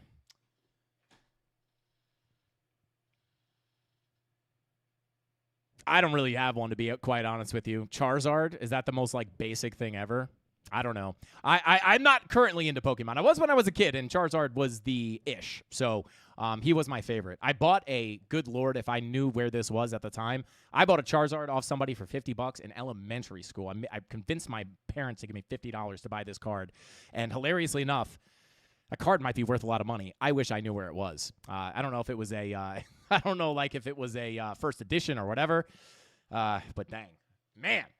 I should probably look for those at some point. Let's see. Shout out to Wreck to Riches says, on Friday, August 1st at 3 p.m. ETH, I spotted what looked like an SFP based on what the chart showed at the time. What factors would you have considered before deciding to take the pass on that trade? August 1st. Let's take a look at Ethereum real quick and see if we could spit some sauce on this. August 3rd. Wow, that was weird. I kind of just sniped right into there. Yeah, I would have to know like the time frame that you were looking at. Was it a SFP to the upside, an SFP, like a bearish SFP, a bullish SFP? But in general, I mean, if I come down to a lower time frame here, there is... Yeah, August 2nd, this is definitely an SFP with bullish divergences. Like I said, is a great confluence. All right, you have your liquidity below, you sweep the low, you close your candle above. You actually swept it twice. So actually, this is a rare case where you may have actually, if you were on the chart and took that SFP trade here, right, your stop loss technically would have gone right below this wick. So you could have gotten stopped out there again. But if you entered on this SFP, your stop loss would go, for me personally, my stop loss would go just below that wick. But right here, what I would look for is like, well, hey, price is making lower lows.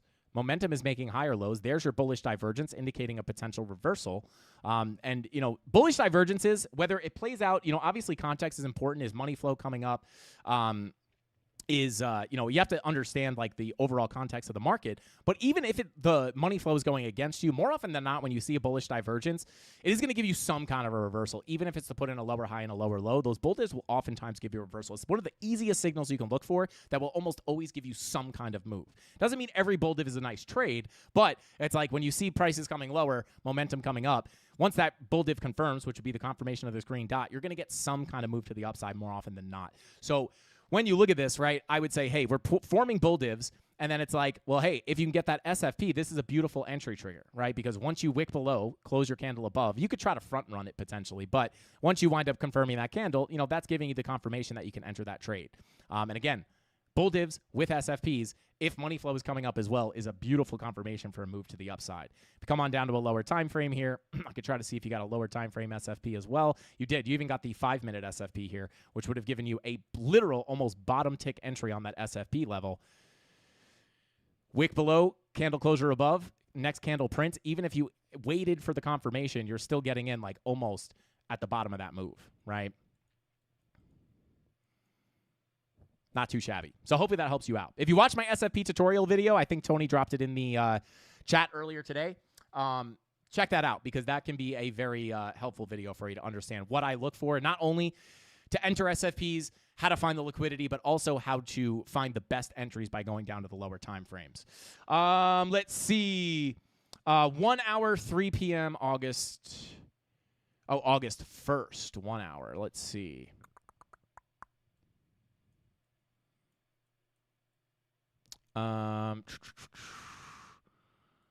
Says 3 p.m. Okay, so this is where context comes in. So you're not really wrong, right? So yeah, you have a little wick here, right? You do swing fail it. You do come up a little bit, right? And then you just get wrecked back to the downside. But this is where context comes into play. So this is going to probably blow your mind. Maybe not blow your mind, but it will really click for you. What is happening here, right? You're deviated above the value area high of your larger range, right? Low, POC, value area high. You're deviating above. This is usually an overvalued asset relative to the current recent price action. And then money flow here, at least on the 1 hour, is coming into the red, right? So this is not necessarily with money flow dipping into the red like this. This is like the opposite of what you would want to see on money flow for a bigger continuation to the upside. And then what's happening here, right? You get that SFP directly into your value area high, which you all know, if you get stuck under that value area high, more often than not, you're anticipating a bigger drop into the profile. But you're literally taking that SFP right into the bearish retest of that value area high with money flow coming out and no bullish divergences, right? You don't have any bullish divergences. You have lower lows on price and lower lows on your momentum, right? So you have no bullish divergences. So from a context standpoint, your money flow is pointing towards a continuation down, right? So that's number one reason why I would probably sit out of that trade. Number two, you're longing directly into major resistance, which could get you stuck inside the range for a continuation down. But money flow coming out here would make you anticipate, right? Money flow crosses over into the red here, right? So you're looking for high, low, lower high, lower low, lower high, lower low, lower high, lower low, lower high, low, lower high, lower low, lower high, lower low, lower high, lower low. Technically a tiny little lower high, lower low, lower high, lower low, right? And then when you come down here, yeah, you didn't even have bullish divergences down here, at least on the 1 hour. But that is just some reasons why, this is why context is so important, right? This money flow would say to me, continuation down is more likely. So hopefully that helps you out. All right, let's see.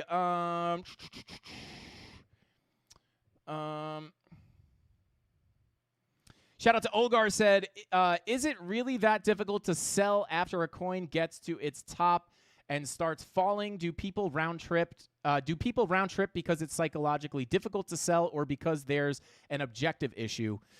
No, Ogre, I would say it's purely an emotional issue. It's purely a psychological issue. It's a lack of planning. It's a chasing hopeful mindset that is usually led by very little actual information and more led towards people chasing a dream of just getting rich. And, again, it's like, even if, right, let's say you have a target here on just Bitcoin, for example. Let's say your target on Bitcoin is, I think the top is coming in at 123K, right? If we get to 123K, I think that's the top.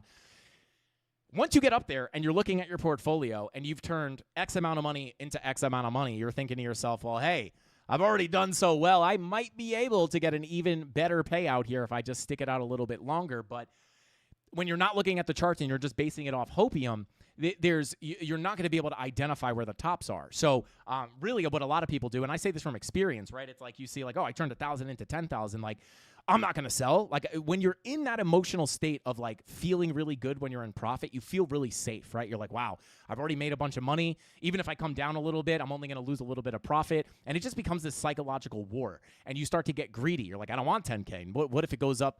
What if it goes up to 137K? Then I'll have X amount of money, right? And then it's like this trap that a lot of people fall into. And I would say it's like really purely psychological and emotional. So, yeah, hopefully that answers your question. So I'm going to come back over to come on over to live chat real quick. Golden's still dropping memberships. Yo, there's no shot. Yo, shout out to Golden, gifting another 50 Frankie Candles membership.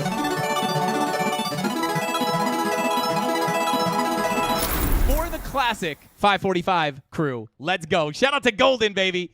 I think that's a new one. Or maybe it's an old one. Shout out to Golden. Already gifted 100 memberships here today. Golden, man, bro. Let me know if you need the kidney, bro. Let me know if you need the kidney. I do have white coat syndrome, so I hate doctors. Well, no, I don't hate the doctors. I just hate that they touch you and stuff. Bad experience. No, I'm kidding. But anyway, so I'd have to get over that fear. But Golden, I got your back, bro. So, yeah, let's take a quick look. Checking on Bitcoin here. Still bing-bonging around. See here. Still just kind of sitting at the same profit on the long position. Not too bad. Not too bad. Let's see here.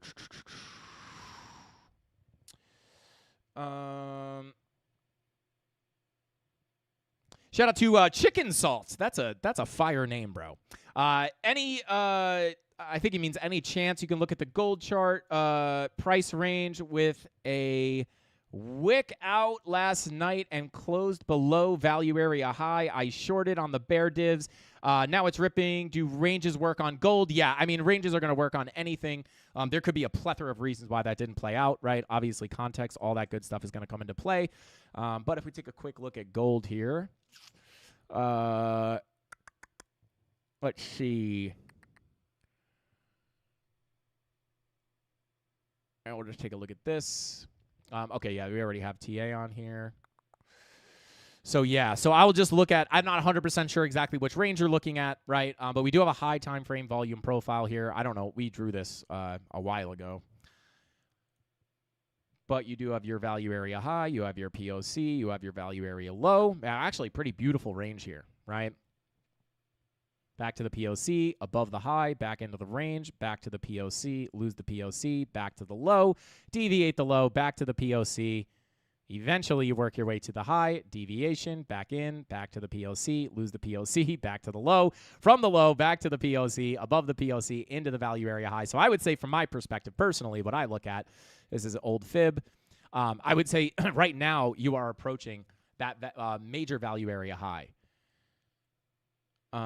This 786 has been tested 100 times. I mean, 1, 2, 3.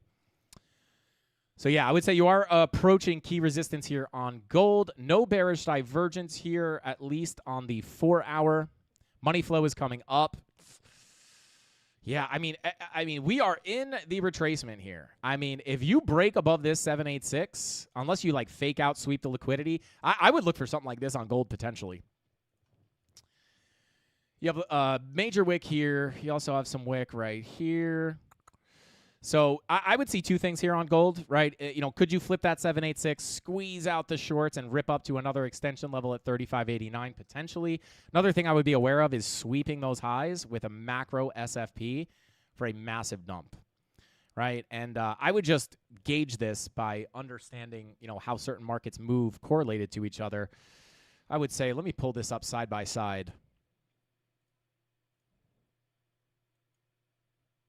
On Bitcoin real quick.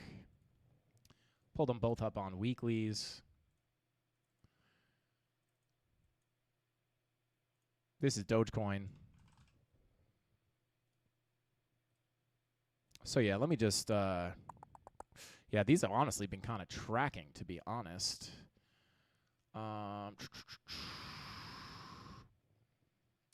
Yeah, not like not a super beautiful correlation. Yeah, or inverse correlation. Yeah, not really what I wanted to see, but I would say on gold, just to give you some levels here. Value area high sitting at $3,400, right? $3,398. This is definitely key resistance. If you break above that 786, you might be able to sweep some liquidity up there or potentially just squeeze to the upside, right? Because if you're looking from a Fibonacci standpoint, right, you have your high, your low. Lower high would normally come in on the first tap of that 786, right? You didn't get it. So, yeah, I would say this is definitely a big key level. If you can break above that, you might be able to sweep up. But from a range perspective, you are simply rejecting your value area high. But again, no bearish divergences here, money flow coming up. So I think you might be able to cool off a little bit more there with the red dot incoming on the 4-hour potentially. But with money flow coming up, I mean, locally, I would have to anticipate higher lows and potential higher highs. So yeah, that's what I would look at on gold. This range has just been perfectly respected, though. Insane. And just because you don't have a 4-hour bear div now doesn't mean you're not going to form it later, right? Maybe you come down, you put in another higher high, and your momentum wave does something like that, then you have a 4-hour bear div, then you can look for a potential rotation back down to the low. But yeah, I just probably going to hit some turbulence on that value area high if you print that 4-hour red dot. So there you go. All right, let's see. Let me come into current chat. Yo, shout out to Vegas Claw said, thank you for the super chat. He says, calves. Sorry. Shout out to Vegas Claw. Frankie, the type of guy to show his legs on stream. Oh, God, I punched the mic. They're still throbbing. Don't worry, Vegas Claw. Shout out to Vegas Claw. Yo, flat smack with the Bulls farting in the Bears' faces. Let's go, baby. Let's go. Bitcoin. Come on, baby. Come on. Anchored VWAP. We got the alert set. We'll see if we can hit that. All right, let's see. Thank you for the super chat, Vegas Claw. Hopefully you appreciate the juicy calves. ZBEC, let's see. ZBEC. Let's see. Oh, let me pull it up on the alt template.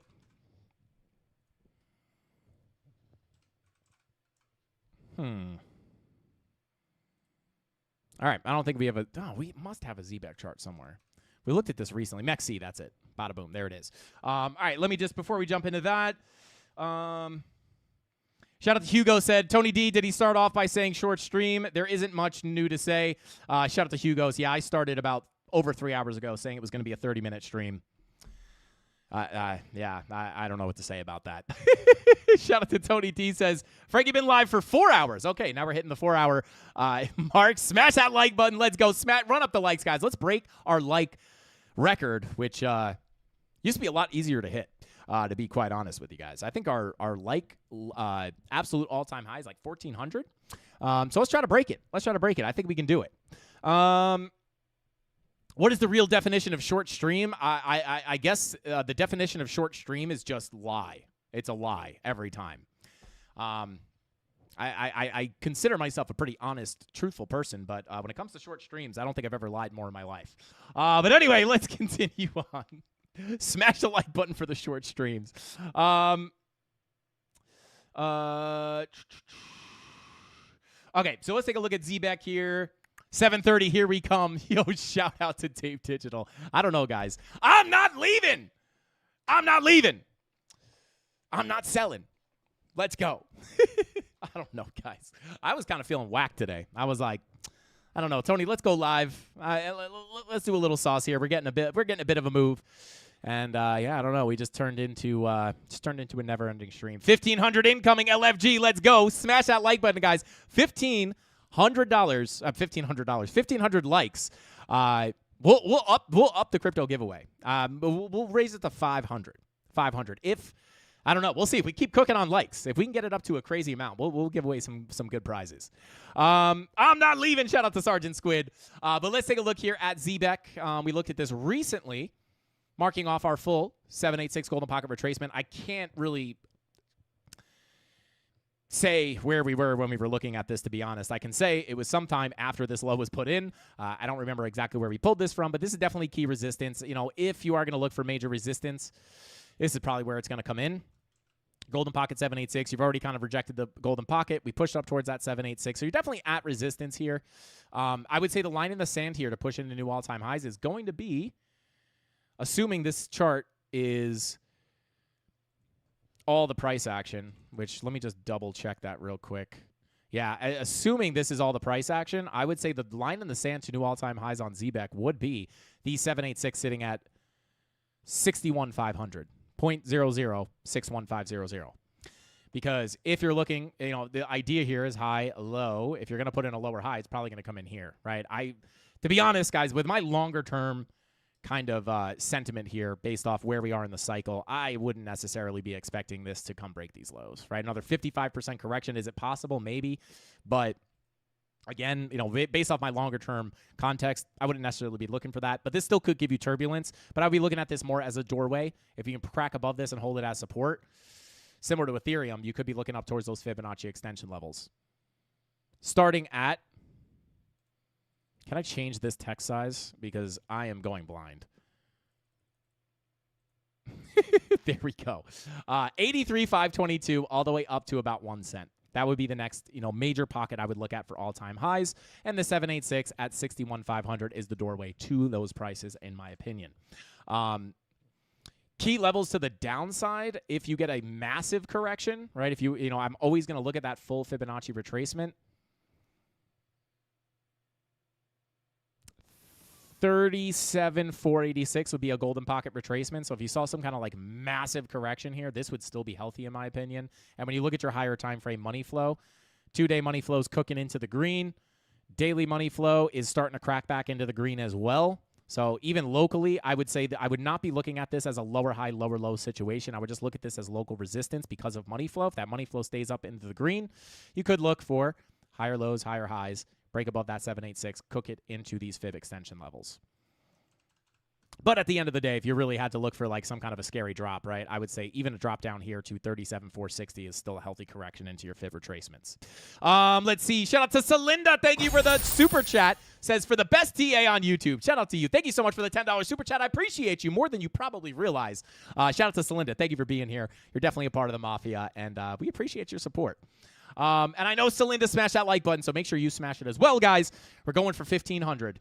Let's get 1,500. H-bar, yeah, we could take a look at H-bar. That's not our H-bar chart. It's an H-bar chart. It's not our H-bar chart. Here is our H-bar chart. H-bar chart. H-bar chart. That's fun to say. H-bar chart. I don't know why I'm like this, guys. Anyway, let's see here. From the low to the high. Golden pocket holds as support. You're back inside your value area, a.k.a. the doorway to higher prices. This is your first zone on H-bar that you would look at to hold as support. You're now back within your range. You know what that means. That means as long as you hold above this value area low sitting at 24 cents, the doorway to the POC is open. Last time we broke above it, POC gets hit. Second time above it, POC could get hit again. And at this point, looking at your 2-day money flow in the green would make you, right, this whole time, when we've been looking at all these altcoins, either approaching their value area lows, looking for the rejections, but understanding based off the money flow, we would very likely be looking for higher lows and higher highs. In H-bar's situation, we hit the POC, come down, but money flows in the green. This means those pullbacks are more likely to be lackluster for higher lows and higher highs. This would be the hopeful move for H-bar.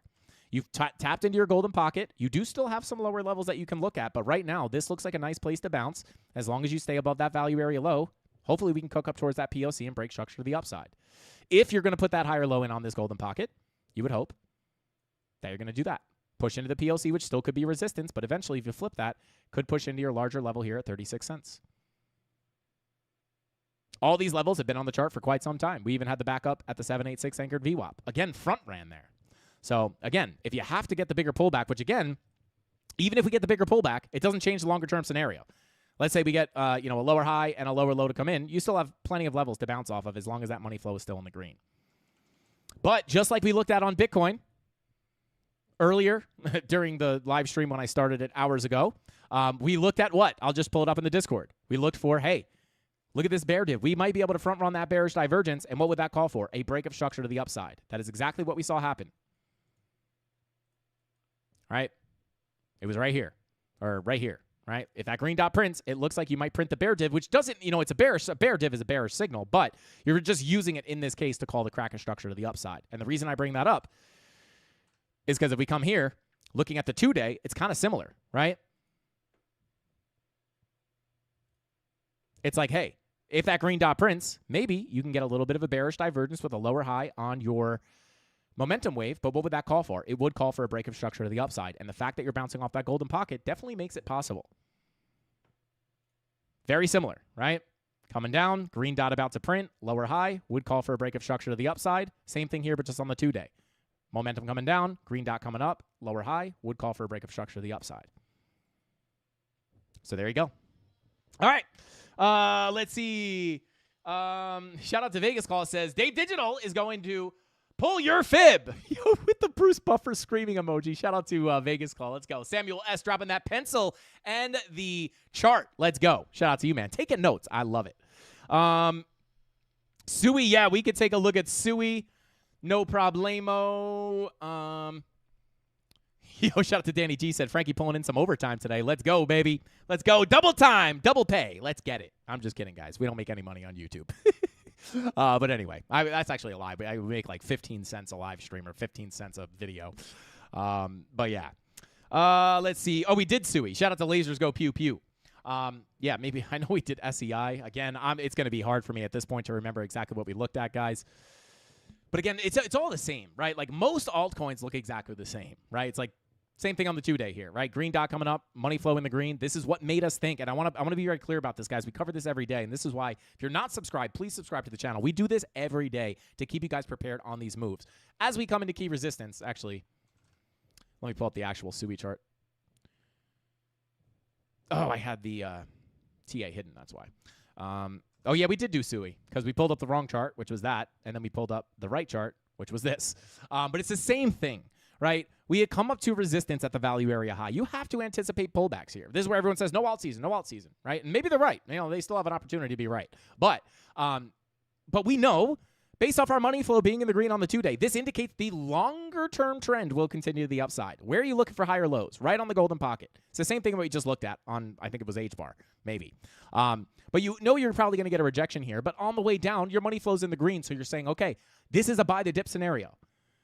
Where's that higher low? First place for that higher low to come in at would be the golden pocket, POC, anchored VWAP confluence. That's where we're bouncing. So it's kind of the same thing here, even with the bearish divergence kind of situation. If you get that green dot to print and your momentum wave gives you the lower high, and you get the bearish divergence, well, that would call for a break of structure to the upside. Sure, the bear div up here could call for a pullback, but we're just trying to front run that bear div to see if we can get that break of the high. So very similar. So yeah, that's pretty much what I'd be looking at. I mean, if you break back down, you get a bigger correction. You still have the 786.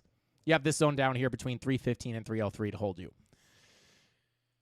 So there you go. And then I would say the line in the sand for much more downside to break the lows here would be sitting at 275. There you go. Shout out to Austin, said started 4 hours ago. Whoa. Shout out to Austin, baby. We're putting in the overtime, baby. I wish I knew a song with the words overtime. I'd sing it. Shout out to Giga Longbottom said, I'm going to build an AI copy bot and just have it watch all of Frankie's videos and trade for me. Shout out to Giga Longbottom. If you could figure out how to do that, let me know. I will buy that bot from you because that'd be really nice. As much as I love trading, it would be really nice to just automate my process for me. That'd be fire. Cardano, yeah, we could take a look at Cardano. I think we already did, but I'll do a quick check-in for you. Shout out to Vegas Call said, here's the plan. Here's the plan, Sky. So when people are tailgating you in traffic, have your windshield sprayer in your rear trunk with baby oil. Shout out to Vegas Call. That's diabolical. I actually just saw an Instagram reel of someone getting tailgated. His whole channel is driving around and dealing with people tailgating him and like being horrible drivers, and he has all these funny terms for like secret ways to mess with people tailgating, and one of them is a ghost brake check, or a ghost check as he calls it, and it's where you rip your emergency brake to brake check the person but your lights don't turn on, which is high-key dangerous, but also really smart if you want to be dangerous. So shout out to the ghost check.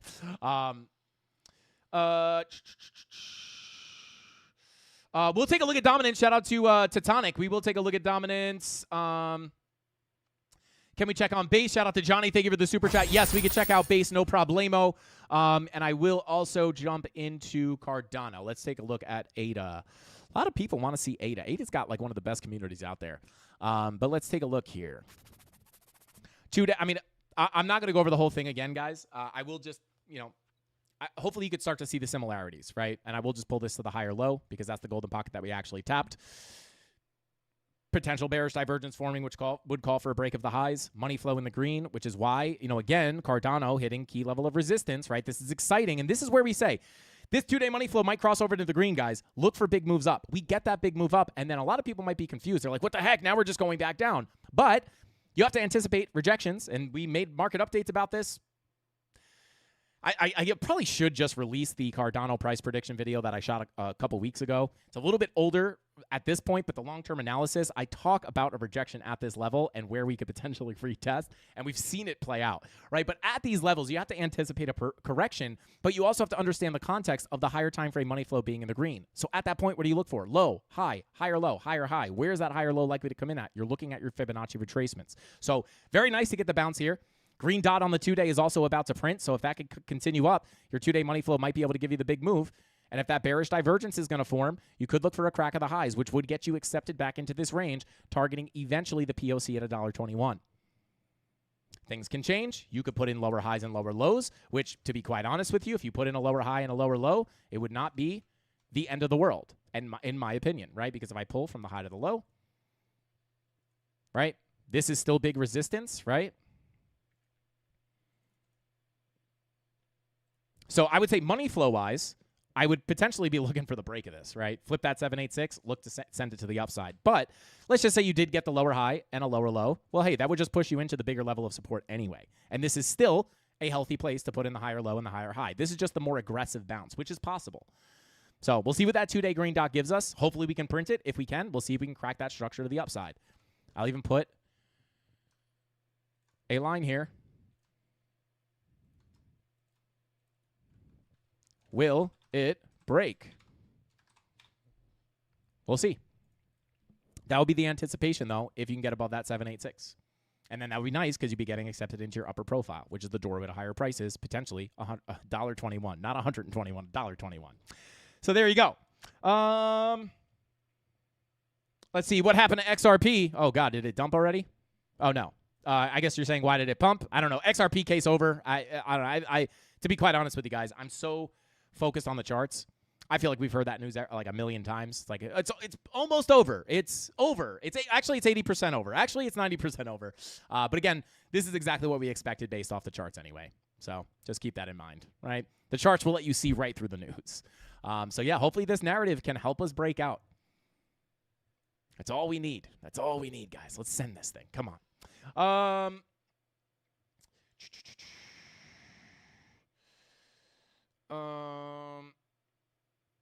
Can we check out Bonk? Yes, we could check out Bonk. Oh, yeah. Shout out to Dave Digital said Charles Hoskinson. I always have a hard time saying his name. On Sean Ryan was Fire AF. Yeah, shout out to Dave Digital. Sean Ryan's got some fire podcasts. I actually really like him.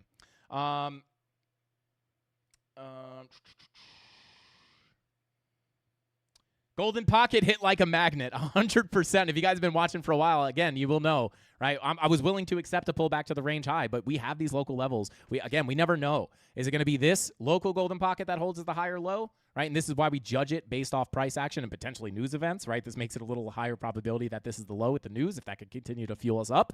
But, we don't know if we're going to bounce off the local, or if you have to go for that bigger rejection or retracement down to the value area high /786 macro Golden Pocket daily MPOC. I would still be okay with that, right? But hopefully, this is even better. If we can hold that as the low, well, more power to us, right?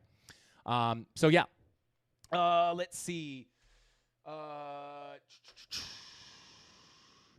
Bonk, we will take a look at, and base, that's what it was.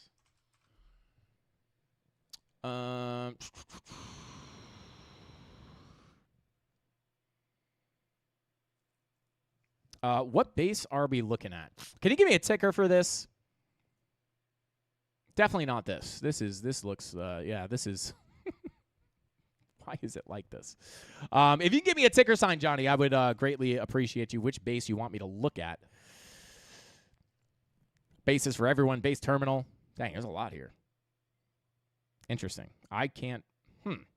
Yeah, let me know. Send me a ticker here. Did we cover Ton? We took a look at Ton yesterday. Let me take a quick look at Bonk real quick.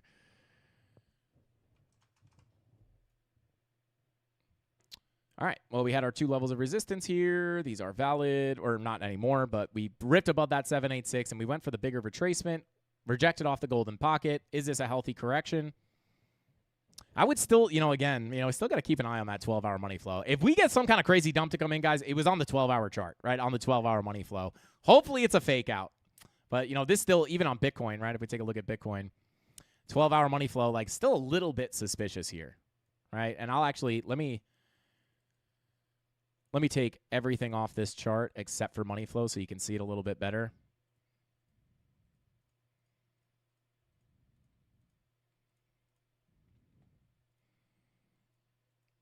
Hopefully it's a fake out, but you guys can see here, it's like oftentimes you'll get a little fake out, but it's just lower highs for a continuation down. Could be a fake out, but, it's very hard to say, right? Because it's still generally trending down. So a little bit suspicious, but hopefully, maybe XRP will drag everything up with it. That would be very nice. All right, let me...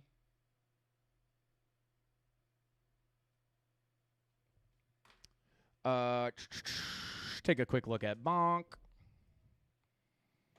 So is this a healthy correction, right? Well, at the end of the day, she's going to pull the fib here from the low to the high. Where's the higher low come in at? Low, high, higher low, higher high. Break a structure to the upside. Beautiful bounce off that 786. At this point, you would pull from this low to this high. And again, just like everything else, we had front run this Golden Pocket just slightly. Just like everything else, right? If I pull to the higher low, you'll see the Golden Pocket is tapped, right? Just like everything else. It's almost exactly the same as everything else. But we came up to the Golden Pocket just where everything else was coming into its major resistance, such as Cardano, right? Hitting the value area high. So you did wind up getting the correction. I would be totally okay with that Golden Pocket getting tapped. We did front run it. Is it possible to bounce off the local Golden Pocket? Yes. But if you did have to continue down, you still have this key. This is still a key level of untapped support, 2299 to 2160. If you lose that, technically, you can get an even bigger drop down to the value area low 786. If you want to fill this volume profile in full, get accepted in. Next likely place for price to go is the POC Golden Pocket. Hopefully we hold that local Golden Pocket and avoid that, but still very plausible to look down here towards the POC Golden Pocket. If you lose that POC, you're looking down to the value area low. This is still a decent place to put in a higher low and a higher high. So if we can't do it from here, watch the Golden Pocket and watch the value area low, 786. That zone is coming in between 1853 and 1760. How are we still live right now, guys? I have no idea. But there we go. Let's see. Yeah, shout out to Thai Guy or Thigh Guy. I don't know. Yeah, Thai guy says in 2 hours there will either be a big pump or a dump back to support, 100%. And that is why trading is a game of trapping, not a game of hunting, right?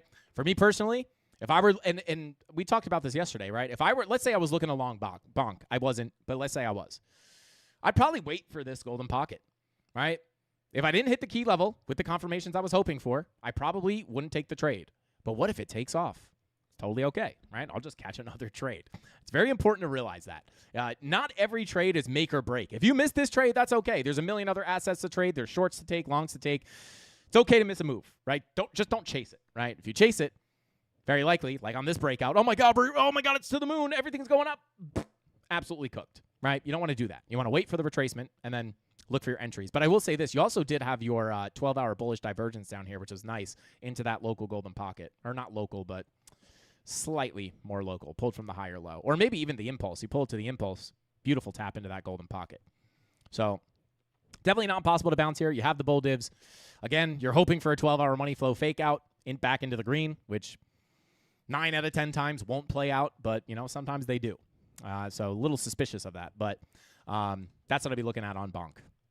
Big key levels to the upside. Let's say you do put in the higher low here and put in a higher high. You're looking to flip above this value area low, sitting at 4251. Flip that. You can push up into these higher prices towards the value area high 786. The value area high sits at 5202. So there you go. That's what we look at on bonk. Let's take a quick look at what is it called? Oh yeah, I said B3 base. There we go. I assume this is what we're looking at. Stop me if I'm looking at the wrong thing, please. Gala. I will take a look at Gala. We have not taken a look at Gala in quite some time. How many times has Frankie pulled his fib today? Just got here. Shout out to FX. Big Papa. Might have pulled my fib more than I've ever pulled my fib before. My hand is getting sore. I'm not going to lie. But daily money flow crossing into the green. And this is actually nice to see because this is the first money flow crossover you've had since April. It's been 108 days. Finally, maybe it's time to spend some time in the green. But I will pull some levels here for you real quick. Let's get those monthly MPOCs. I'm just going to pull the monthly MPOC. Whoops. Let's see. Weekly. No weekly. And then I'll actually mark out this daily as well. Daily MPOC. And you got 2 daily MPOCs right down here.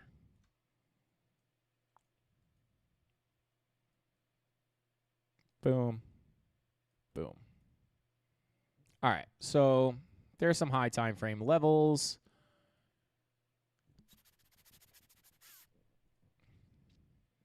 Try to pull some kind of a range here. It's going to be hard. The only real clear volume profile I can see is right up here. With the monthly MPOC, right on the point of control of your range. And then you have your value area high. Your POC. I won't mark out the POC because that monthly MPOC is pretty much the point of control. And I'll just put it there. Why not? Hey. There we go. I accidentally deleted the volume profile. All right. So you have some pretty key levels above, right? If this daily money flow crossover stays in the green, you could look. So let's just say you continue up. Daily MPOC at 4171 is going to be key resistance. If you could flip that, again, when you look at your volume profile from a visible range perspective, look at the volume gap, right? So you're clinging down here, creating this high volume node. If you can break out here, get the push. That daily MPOC is really the only thing standing in your way of getting a full fast rip through that volume gap into your value area low at 4741. Fast move down oftentimes leads to a quick move up. Quick move up, quick move down, quick move down, quick move up, right? Low volume. Low volume. Bitcoin alert going off. Let's go. So hopefully that makes sense to you, right? When you have these low volume gaps, typically price moves quickly through them. And if you don't believe it, just look at that, right? So with that being said, I would say if you could crack above this previous high, you might be able to get a quick move up. Sure, the daily MPOC might give you a little resistance, but at the end of the day, the next highest volume node is pushing up towards the POC and the value area high of this range. And then you could look at this as somewhat of a balanced area of price. If you impulse out of here, which that volume gap might allow you to do, you're going to look out to seek the previous value area, which sits between 4734. POC sits at 5189. Value area high sits at 6024. So you're praying that this daily money flow stays in the green. 2-day money flow also starting to get the crossover into the green, which could mean you're early to that big move up. Just look no further than any other altcoin with money flow crossovers in the 2-day to give you that continuation up. Cardano, for example, money flow comes up, starts crossing into the green. Boom. Not too shabby. All right, let's see. Gala.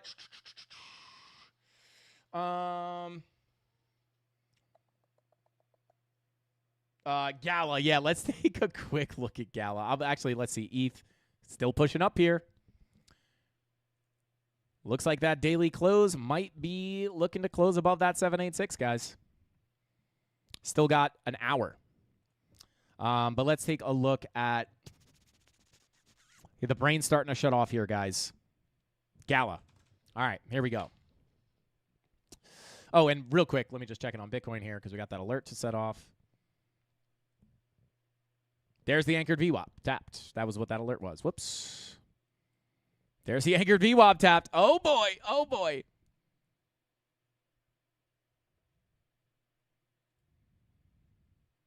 Yeah, I would still say money flow still looking pretty decent here on the medium time frames. 3-hour crossover, 2-hour crossover, but just understand those red dots could knock you down a little bit. This is now, we've pushed into that full resistance zone. We break above here. I'm looking between 118,000 and 118,000 and 118,300. Big doorway to higher prices here. 118.3. Look at the tap on that anchored VWAP, guys. Look at the tap there. Boop. Little 15-minute bearish divergence.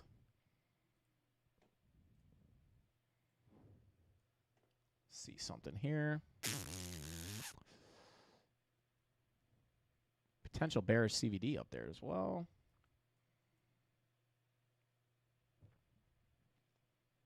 All right, we'll see.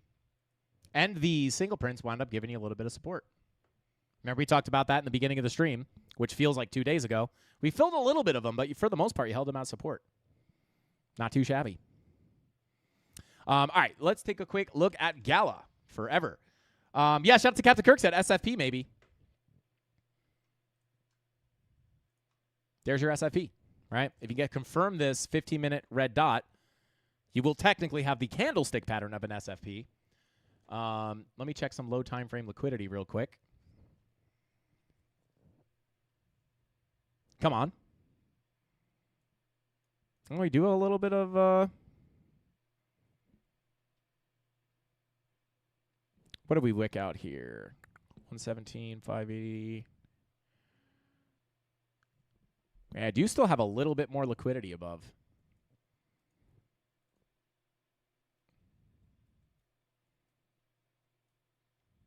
$10-minute bear div. Yeah, 1-minute bear div kind of invalidating there as well. At least the local one. But I will keep an eye on this. And we'll see what happens. Playing with that weekly MPOC as well. This purple box actually should technically run up to that anchored VWAP, but it's fine. But real quick, let's check Gala. So we have not taken a look at Gala in quite some time. Okay. I remember the last time I looked at Gala. Actually, it wasn't that long ago. I'll hide the VPVR. Actually, I'll keep the VPVR on here. So the thought process here is obviously, let me hide these, right? Either that you're going to put in the higher low on your golden pocket 786, or if you lose the 786, that would end the value area low. That would be your ticket to break this low and come down to the Fibonacci extension. The bias here would be for the higher low to come in, right? Why? Based off money flow. Daily money flow crossing into the green, 2-day money flow in the green, right? So at that point, you're looking for low, high, higher low, higher high. So I would say this, because we did not lose the 786 value area low, is the more higher probability. I'll even leave that there. But I will just, let me just delete it temporarily here just so I can see. So yeah, you're bouncing off the golden pocket. You still have the 786 value area low below as backup support, but nice to see that bounce here. 2-day green dot as you're putting in a low on a Fibonacci retracement, which is the area where you would look for the higher low. This could happen. This could happen, guys. It would be the expectation. And I would say with the money flow coming up and the green dot about to print on the 2-day, I mean, last 2-day green dot gave you a move to the upside, right? So these generally will give you moves up. I can't guarantee it, but I would say this is somewhat probable here, right? Because money flow is heading in the right direction. So there we go. Smash that like button, baby. Let's go.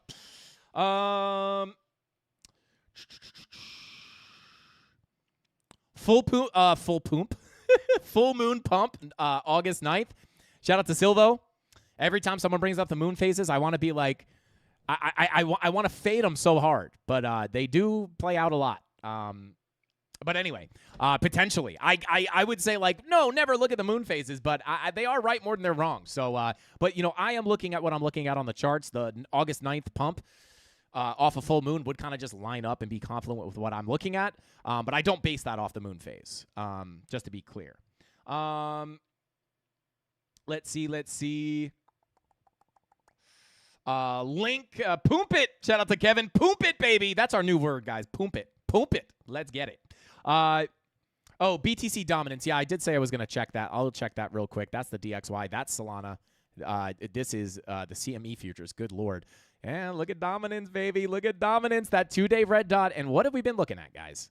On top of the daily money flow, continuing down, right? That's nice. Also, 2-day money flow coming out with the red dot incoming. We're now printing that red dot on dominance. If we can lose this value area low, guys, with money flow on the daily and the 2-day coming out, that is what you want to see for alt season. I've compared this many a times to our previous price action here in 2021. Go from the POC to the low, you get the little bing bong around. It's impossible for me to predict for you guys if we are gonna, go from the low to the high 4 times or whatever. But at the end of the day, what is money flow doing here on the daily? It's coming out. You bing bong around a little bit, but eventually that money flow crossover would indicate that you are going to get a bigger drop down on dominance, which could start alt season. We are in the situation right now where that could very likely be the case. I'm not saying it has to come down from here. We are testing the value area low again, but just longer term, you already got the daily money flow crossover, which was helping us identify the big drop when we lost the POC. Hey guys, lose the POC, look for the drop to the value area low. Why? Because money flow is crossing into the red. Money flow is also continuing into the red on the daily, and the 2-day is following very nicely. This is what you want to see. This 2-day money flow has been in the green, as this has been a totally botched cycle for altcoins thus far. 679 days in the green. These crossovers do not happen very often. They really pop up pretty much when all season happens, right? This is the longest Bitcoin has had the 2-day money flow crossover, at least on this chart. So if you could get that 2-day money flow to cross over into the red, I have an alert set for this. It's just going to follow what we saw in 2021, which hopefully we get the same result, which is a breakdown of the value area low and a massive drop into alt season. And I would expect that drop to be massive if we do get it, right? We're looking for something like that, right? Very similar to this, just absolute meltdown. But you got to get below that value area low. And just to not tame, but to what's the word? Manage expectations, right? It's like it doesn't need to do that in a straight line on one candle, right? You can get the bounce off the value area low, right? And you kind of bing bong around. This is where people, oh my God, all season's dead. We pulled back 10%, guys. It's all over, right? But even if you lose the value area low, you can come up for a bearish retest, right? Which would probably be altcoins pumping, altcoins correcting, right? But not going to zero. It's not until you can't get back into this range where you're looking for that massive drop down. Again, you could just compare it back to 2021. Actually here, right, like you slip the low, you get back above, right? You do play around. So understand, like the market moves in funny ways, but once you really lose it, you'll know. It'll be obvious. But it does look like we are headed in the right direction. Same sentiment I've had ever since the rejection back here on the first golden pocket touch, right? Almost hit that 786 perfectly. Oh my God, no alt season, everything's dead. It's like, well, hey, we're coming up to a key level of resistance. Lose that POC, go to the value area low, money flow head in the right direction. Come on, baby, send it. All right, let's see. Shout out to Dave Digital said at this point we got to go till 8. There's principalities in this. Shout out to Dave Digital. I guess we're going till 8. Let's go.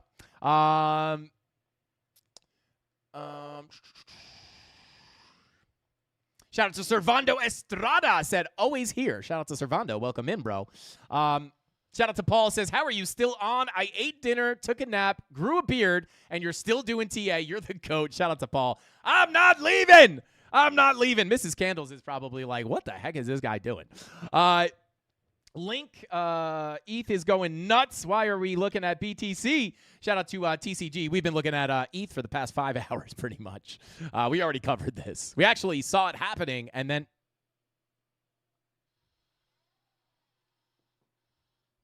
shh.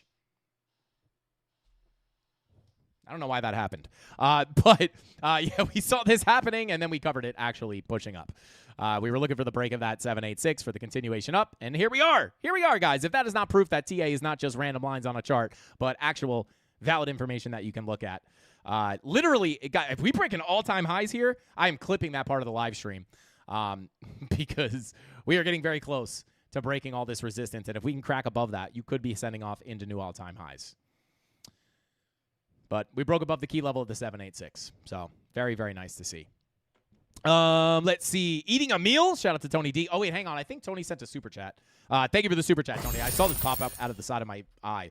Guys, I'm going to go until 7:45. Frankie 3 hours later. Shout out to Tony D. I don't know, guys. I'm not going to lie. Like, sometimes I get on live stream, right, and I'm human, guys. I get tired. I sometimes am in a bad mood, and sometimes I sit here as the music's going, and I'm like, oh, my God, I got to do this. I got to do this. I got to keep the vibes up. I got to keep the energy up, and it is not always easy. And then sometimes I can just go, and I just have no stop. I don't know what it is. And usually it's when I see you guys pop up in chat. I'm like, hey, the Mafia shows up for me. I'm showing up for them. And that's why we always stay late, because I appreciate you guys genuinely from the bottom of my heart. So shout out to Tony D. Yeah. Yeah, we are creeping up towards the end of the actual stream, which is hilarious. Let's see. Dog got dropped off at the groomer, picked her up, and just got back to the house. Shout out to Loki. And we're still here, baby. I don't know what to do anymore. This crypto market is wild. Shout out to Manny. Welcome to crypto, baby. Welcome to crypto. It'll make you happy, ecstatic, then really sad, then depressed, then angry, then you're punching holes in your wall, and then you're rich the next day, and then you're poor again, and then you're rich again, and then you're sitting at break even, and then you're down, and then you're up. It is a crazy, wild ride. But you're along with the Candle Mafia here. So we got your back, bro. You're not alone. Shout out to Olger said, it's pumping only because your vibes are pumping it higher. You can't leave. Shout out to Olger. Let's go, baby. Should we start?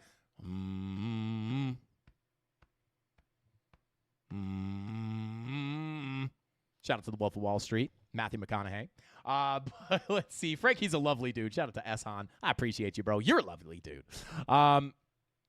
Bryce said, this dude is so nice, and he looks like such a nice guy. But I fed into the idea that money flow was going to push ETH down, sold my position, and, for a decent gain. Let's go. And now it's back up. Let's go. Shout out to Rice. Well, you made some money. Let's get it. Let's see. Shout out to Mousa. I don't know how to say your name. I apologize. He says, take a look at Link. We actually did check Link, but that was like 3 hours at this point. Probably 3 hours ago. But if we take a look at Link here, just bouncing off that POC, continuing up. So when we were looking at Chainlink before, we had broken or gotten the rejection. We tapped the POC, and we're starting to get the bounce. I would say tapping into potentially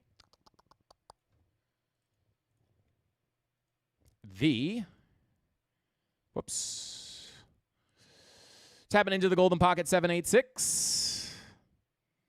So I would say if you could break that 786, look to continue that trend to the upside, even from a higher time frame perspective, like daily money flow coming up, 2-day money flow green dot printing, or money flow green dot, 2-day money flow continuing up with the 2-day green dot. This would call for a potential break of structure to the upside, right? Because if that bear div prints, you would expect that break of structure to the upside. So, yeah, the only thing, right, that I don't love about this is that we front ran the value area low, but that is quite all right because we're holding that 786. So, yeah, Key level of support right now on Link is going to be 1548. If you can get above the 786 and hold it as support at 1921, you can look to take the high. You're already already at the high if you get up to that 786. You're, what is this? 5% away, right? So could get a lower high and a lower low there, but I would say with the way money flow with the fresh 2-day green dot, there's a good possibility of getting above that 786 and continuing higher. Biggest level of support to the upside would be the value area high, 2624. So there you go. Let's see.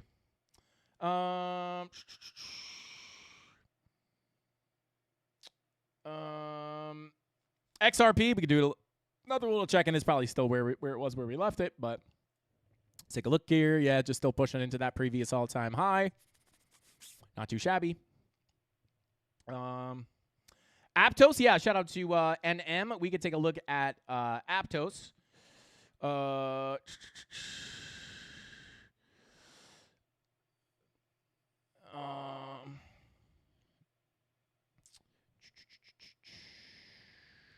Okay, so let's take a look at Aptos real quick.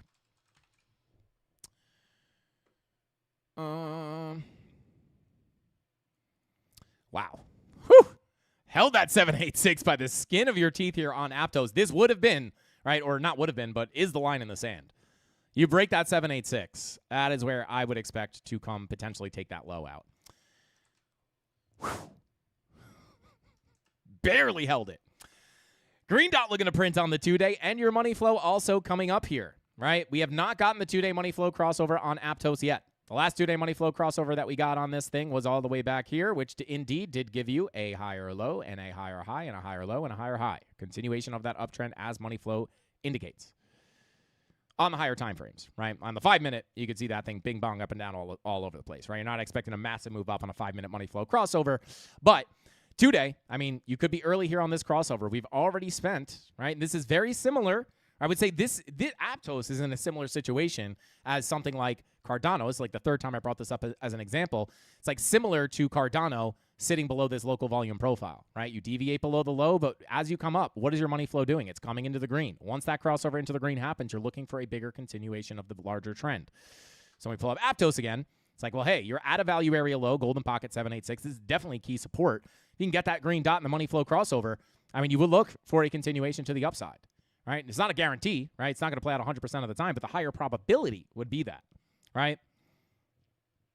And that's why risk management, I always want to stress, right? Like, anytime that you are taking a trade, it should not be like, you should not be afraid to lose your trades. If you are terrified of getting stopped out or losing a trade, you are risking too much money or not using a stop loss, which are both very wrong, right? You should never do that. You're never going to make money trading if you do that. You always have to have a stop loss set, right? So, worst case scenario, let's just say, even if you feel really good, everything is pointing to a move to the upside, and you long that 786, and you're thinking you're coming up to the value area high. You could have everything pointing to the upside. At the end of the day, all it takes is one bad news event. All it takes is the market to scare you or do something unpredictable, which it does all the time. But that should not mean that you lose all your money by any means whatsoever. Ever. If you're doing that, you will never make money. I promise you. I started off my trading journey like that. Every trade was like, this has to play out or I'm going to lose. Like, if you're scared in your position, you're getting like all nervous, it means you're trading with too much risk, right? Or you don't have a stop loss set, right? You should never be risking all or nothing. If you are doing that, you are 100% gambling. You are not trading. So, if you get stopped out of this, right, I'm not saying to take this trade. I'm just saying if I were looking along this, if I get stopped out, right, you have a huge risk to reward here, right? Because if I lose that 786, you could even put it below this low and it's still a pretty good risk to reward. But if you lose that 786, you're expecting a move to the downside. Why not just get out of the position at that point and take a small loss, right? Even if the probabilities are stacked in your favor to get a massive move up, there's still an opportunity for that not to play out. Nothing's going to play out 100% of the time. It is the risk management and your stop losses that will keep you making money over time. Because if you trade like this, let's just say, for example, you take 3 trades and you lose 2 of them, right? Small stop, and then one plays out, even to like TP1. This trade is going to make you money and cover these losses plus profit. If you do not trade like that, it's going to be very hard for you to make money over the long term, right? Trading is not gambling. We are not gambling here. We are trading. And the separation there is the risk management. You can't risk manage slot machines, right? You put in the $100. If you do a $100 spin, you're either losing all your money or you're making a lot of money, right? You can't you can't pull out halfway, right? You can't say, well, once I lose $25, I want to stop, right? You just have to risk it all or nothing. That's the difference between gambling and trading, right? Now, most people will just gamble. Most people will just say, I'm all in here, no stop loss. If it lose, I'll liquidate my account. That's gambling, right? You can totally gamble when you're trading, right? But there's ways to, if you actually want to trade, you have to use the risk management. That is what makes you successful over time, not the best setups, right? Doesn't matter how good your setups are. My setups are pretty good or pretty fire for the most part. I mean, heck, we can literally call sometimes, or most of the time, I would say, call the moves to almost the exact dollar, right? This is what we were looking at for the long.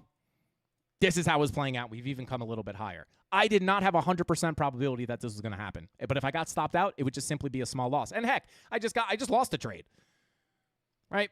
I just lost my little scalp short that I took, right? But what happened? My long continued to pay me out, and I got out at a small loss. I'm not just getting completely wrecked if we continue to the upside, right? I'm already out of that in a small loss, and the long continues to play. But there you go. Just a little bit of sauce for you guys. If you're looking to trade, you have to understand that first and foremost. You are not here to gamble. You are here to trade. You can gamble if you want. I mean, we're all adults, but just understand that you're not gonna be consistently making money over time. But anyway, 786, right? I would say, this is obviously just an example, but this would be if you can get that 2-day green dot and that 2-day money flow crossover. It could be in that situation like Cardano where you're below the low. Money flow crosses into the green, and you get the bigger move to the upside. If you push up, I'd be looking at this local value area low at about 505, which could be the next key level of resistance, right? But at that point, right, maybe you get a rejection. But if you stay inside this profile, right, I'll even hide this. I'm not even going to confuse everybody with the local levels. I'll just keep you, I don't want to cover too much here. But if you can get in here, hold this value area low as support, you could start your journey up towards the value area high. Doesn't mean it has to go up there tonight, tomorrow, or the next day, right? It's going to be a confusing journey. There's going to be another dump, right, probably, and you're going to be like, oh my God, all season's over, right? But just understand the longer-term context. As long as you're within this range and you don't lose that 786, stay above that value area low. The doorway to the POC is open, which sits at about $9.05. I'll call it $9.14. Break this, probably going to come lower. So why hold that trade if you are trading it, right? I'm not saying to enter here. I'm saying if you took a trade here, just for example's sake, if you break this and lose it, why would you just want to hold on, right? Wouldn't you just want to get out of a small loss and find a new entry? That's what I would do. But anyway, 2-day money flow looks good. Daily green, 2-day green dot looking to print. Daily money flow coming up as well. So see if we can get that daily money flow crossover. 3-day money flow generally trending to the upside. Also this VWAP looking pretty busty. Nice and rounded. Headed in the right direction here. I think Mrs. Candles is lurking outside the door. But there you go. Shout out to Do. We actually just took a look at Sui. We took a look at Sui twice today. So I'll just pull up the chart real quick. I'm not going to go into the analysis really. But if you scrub back, I know it's going to be difficult because we looked at so much stuff today to find. But yeah, you're bouncing off the golden pocket. Nice bounce off the golden pocket. POC confluence. Anchored VWAP holding as well. 3-day money flow trying to come up. 3-day VWAP coming up. Your 2-day money flow's in the green. Looking for the green dot. I would say you could at least continue up a little bit more here. If not, you might be able, if we can continue this bullish momentum, to break structure to the upside, right? Because if you're going to form that 2-day bearish divergence, it would call for a break to the upside. Shout out to Do. Thank you so much for the super chat. I'm not going to cover this because we already covered it twice, but if you scrub back, you should be able to find at least one of the other times we looked at Sui for a little bit more in-depth analysis. But and it's, again, in the same situation as a ton of other altcoins. So there you go, right? 2-day money flow in the green. This pullback would be looked at as a higher low and a higher high, even if you have to pull back to the 786 and the macro golden pocket. Heck, even if I have to pull that to the 786 at 276, that would still be a place, right? Let's say this is a fake out and we come down deeper. You could potentially pull back all the way to that 786 before I'd be calling for much lower prices. So there you go. Quick and dirty, Do. But scrub back. I promise you'll find Sui. We looked at it twice, so it'll be a little easier to find.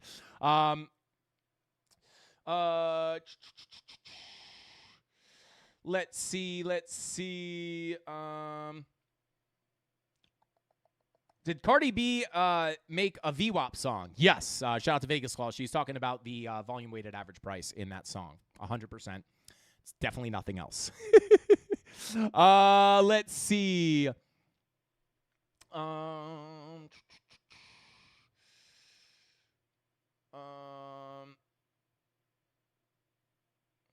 ENA.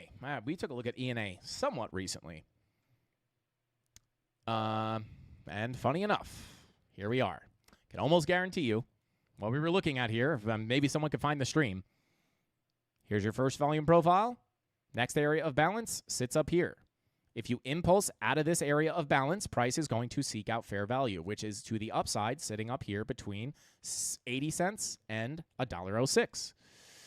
I would say you've already gotten the breakout, the retest, and the push up.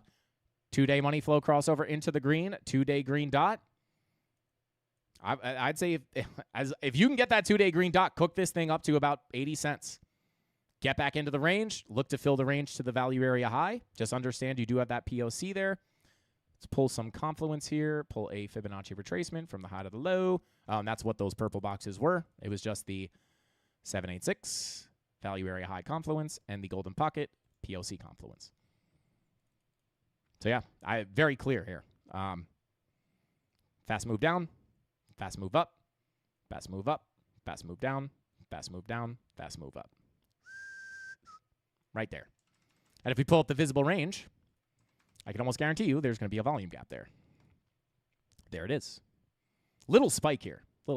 But for the most part, high volume node. Actually, this one's kind of high. I would say if you hold support here at about 60 cents, chances of coming back up towards this POC golden pocket are honestly pretty high. 92 cents. Break back down below this, well, and that changes a little bit because your next highest volume node's sitting down here. So there you go. But with the 2-day money flow and the green dot coming, I would say flip this to support. Pretty high probability that the next stop will be inside that range. That's what I'll be looking at on ENA, or ENA, as some people like to say it. Let's see. You guys are crazy, bro.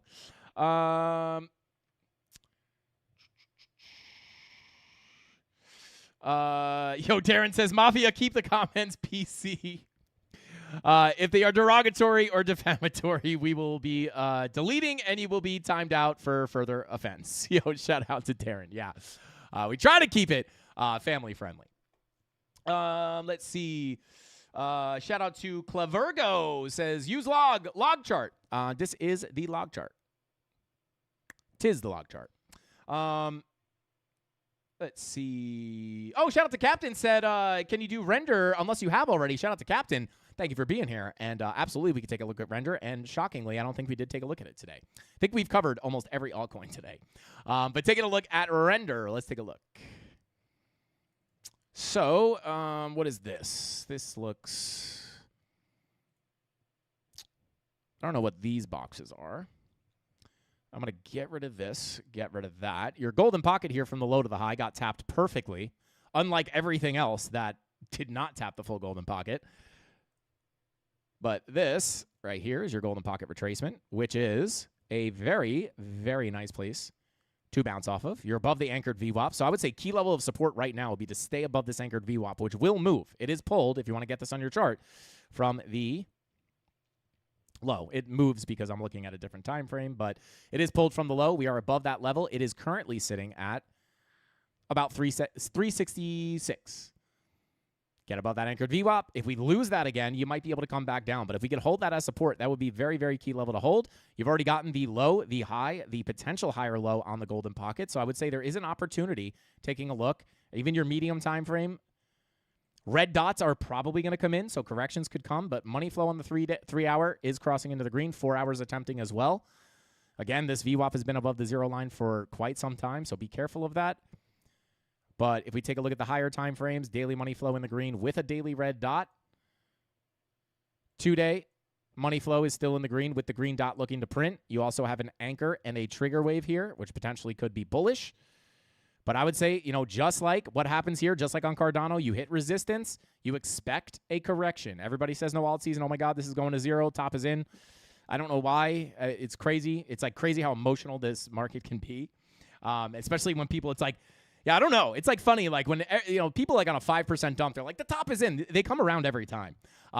It's like I just don't know what people base that stuff off of. They just kind of say it because I think maybe they get upset because they might get bad entries, or maybe they're just pissed off that their bags are low and they're like, it's going to zero.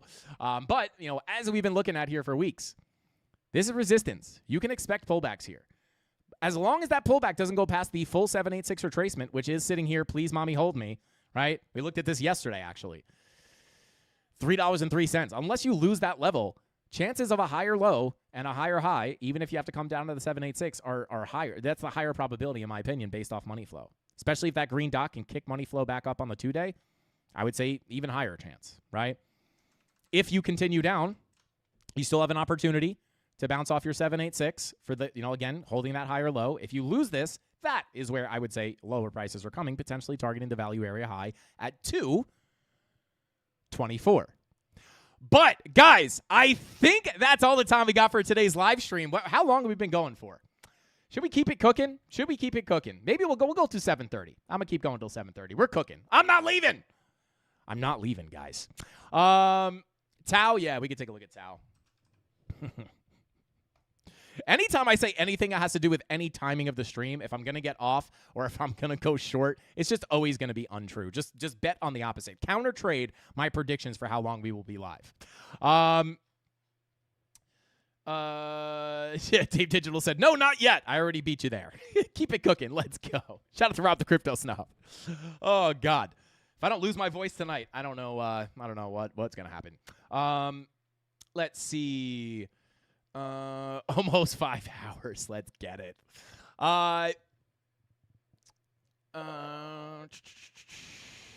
This stream ain't ending. Shout out to Darren Does Things. Let's go.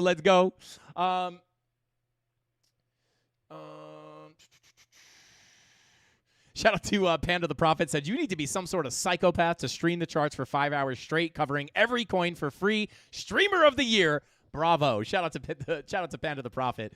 Yeah. I don't know, guys. I don't really have I don't know. I got Mrs. Candles waiting for me, but I don't know. I can't think of a better time to spend my time. Better way to spend my time. Can you look at Z-Beck? Shout out to Scott. Welcome in, bro. We actually just took a look at Z-Beck. If you scrub back a little bit.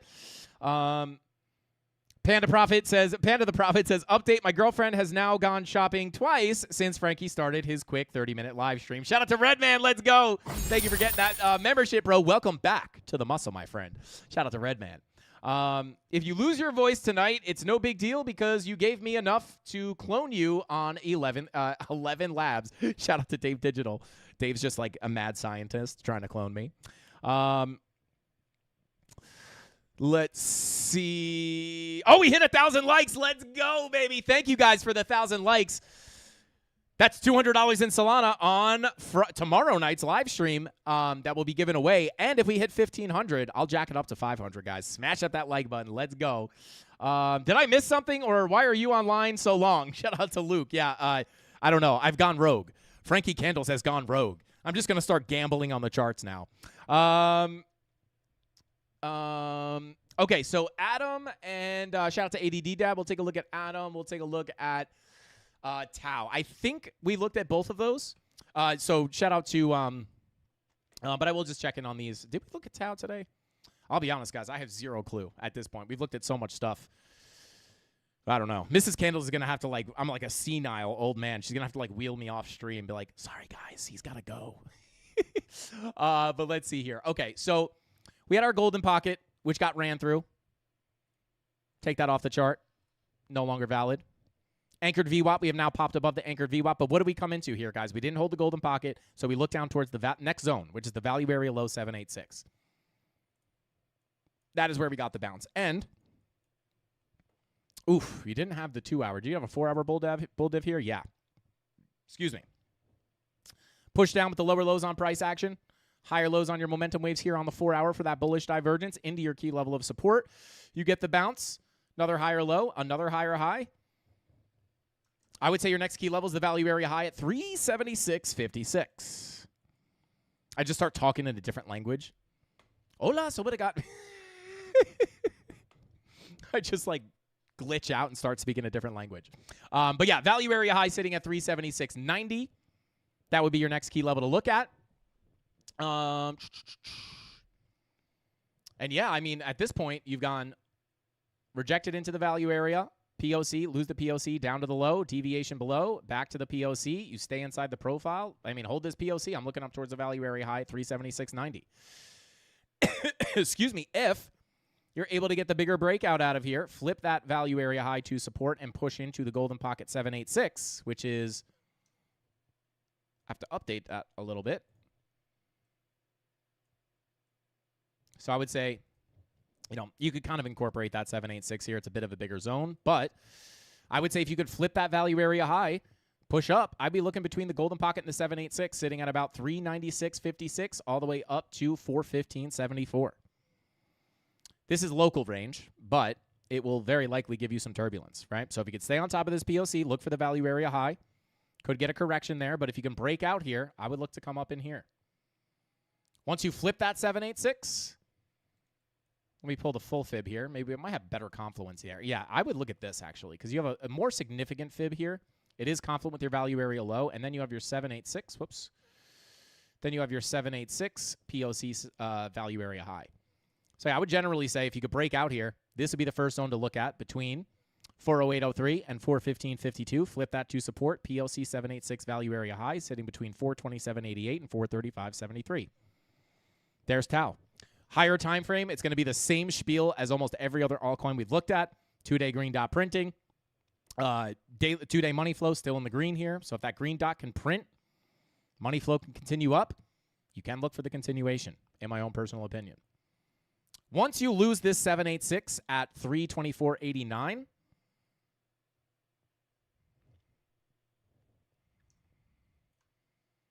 I'd be looking down towards the POC. Lose the 786 at 324.89. I'm looking down towards the POC. So you really want to bounce here unless you want the bigger pullback to the POC. That's your key line in the sand locally. Once you lose that 786, though, if you come on down here and lose this, can't get the bounce, break down below, definitely more bearish. But hopefully we can just hold this support here and push up into these higher prices. So there you go. That's what I'd be looking at on Tau. Let's see.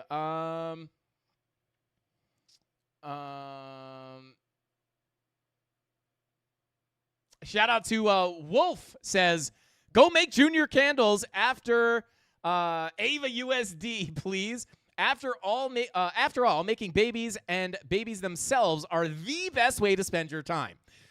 Shout out to Wolf of Waima? Waime? I don't know how to say that.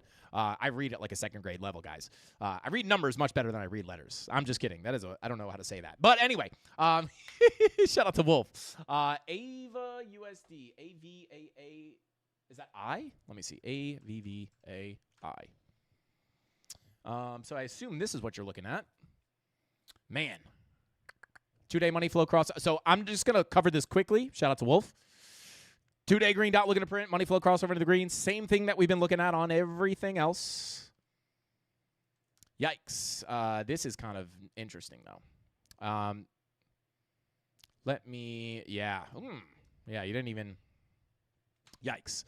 All right. Yo, shout out to Dave Digital. Thank you for the super chat, bro. He says, remember to tip your performers. Shout out to Dave Digital. Let's go, baby. I'm going to tip you, Dave.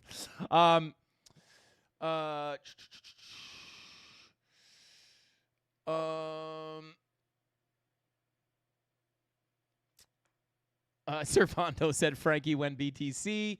Yo, JR says you're still on here. You're a savage, bro. Yeah. It's like the #1 comment today. Yeah, I would look at this. Market cipher analysis looks very similar. You have your daily money flow trying to cruise to the upside. It's coming out a little locally there, but it's attempting to cruise back to the upside. Your 2-day money flow is in the same situation as all the other alts. 2-day money flow crossover, which typically you are looking for low, high, higher, low, higher, high, but you kind of made a double bottom here. So you didn't really get the higher low. You definitely didn't get the higher low on your Fibonacci retracement. You've already lost that 786. Again, it's never going to be 100%. This is like the only coin that we looked at today that hasn't held the higher low with money flow in the green. I would still have to say the 2-day green dot and money flow being in the green would point more towards the upside than the downside. 4 hours still has a lot of work to do here. I also don't have a ton of price action to work with here. So what I can try to do here is pull this as a range overall. So I'll give you this volume profile that you can look at.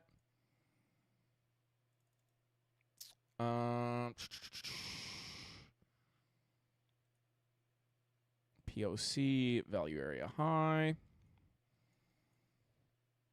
Oh, yeah, you have no bull div here as well. 4-hour red dot printing.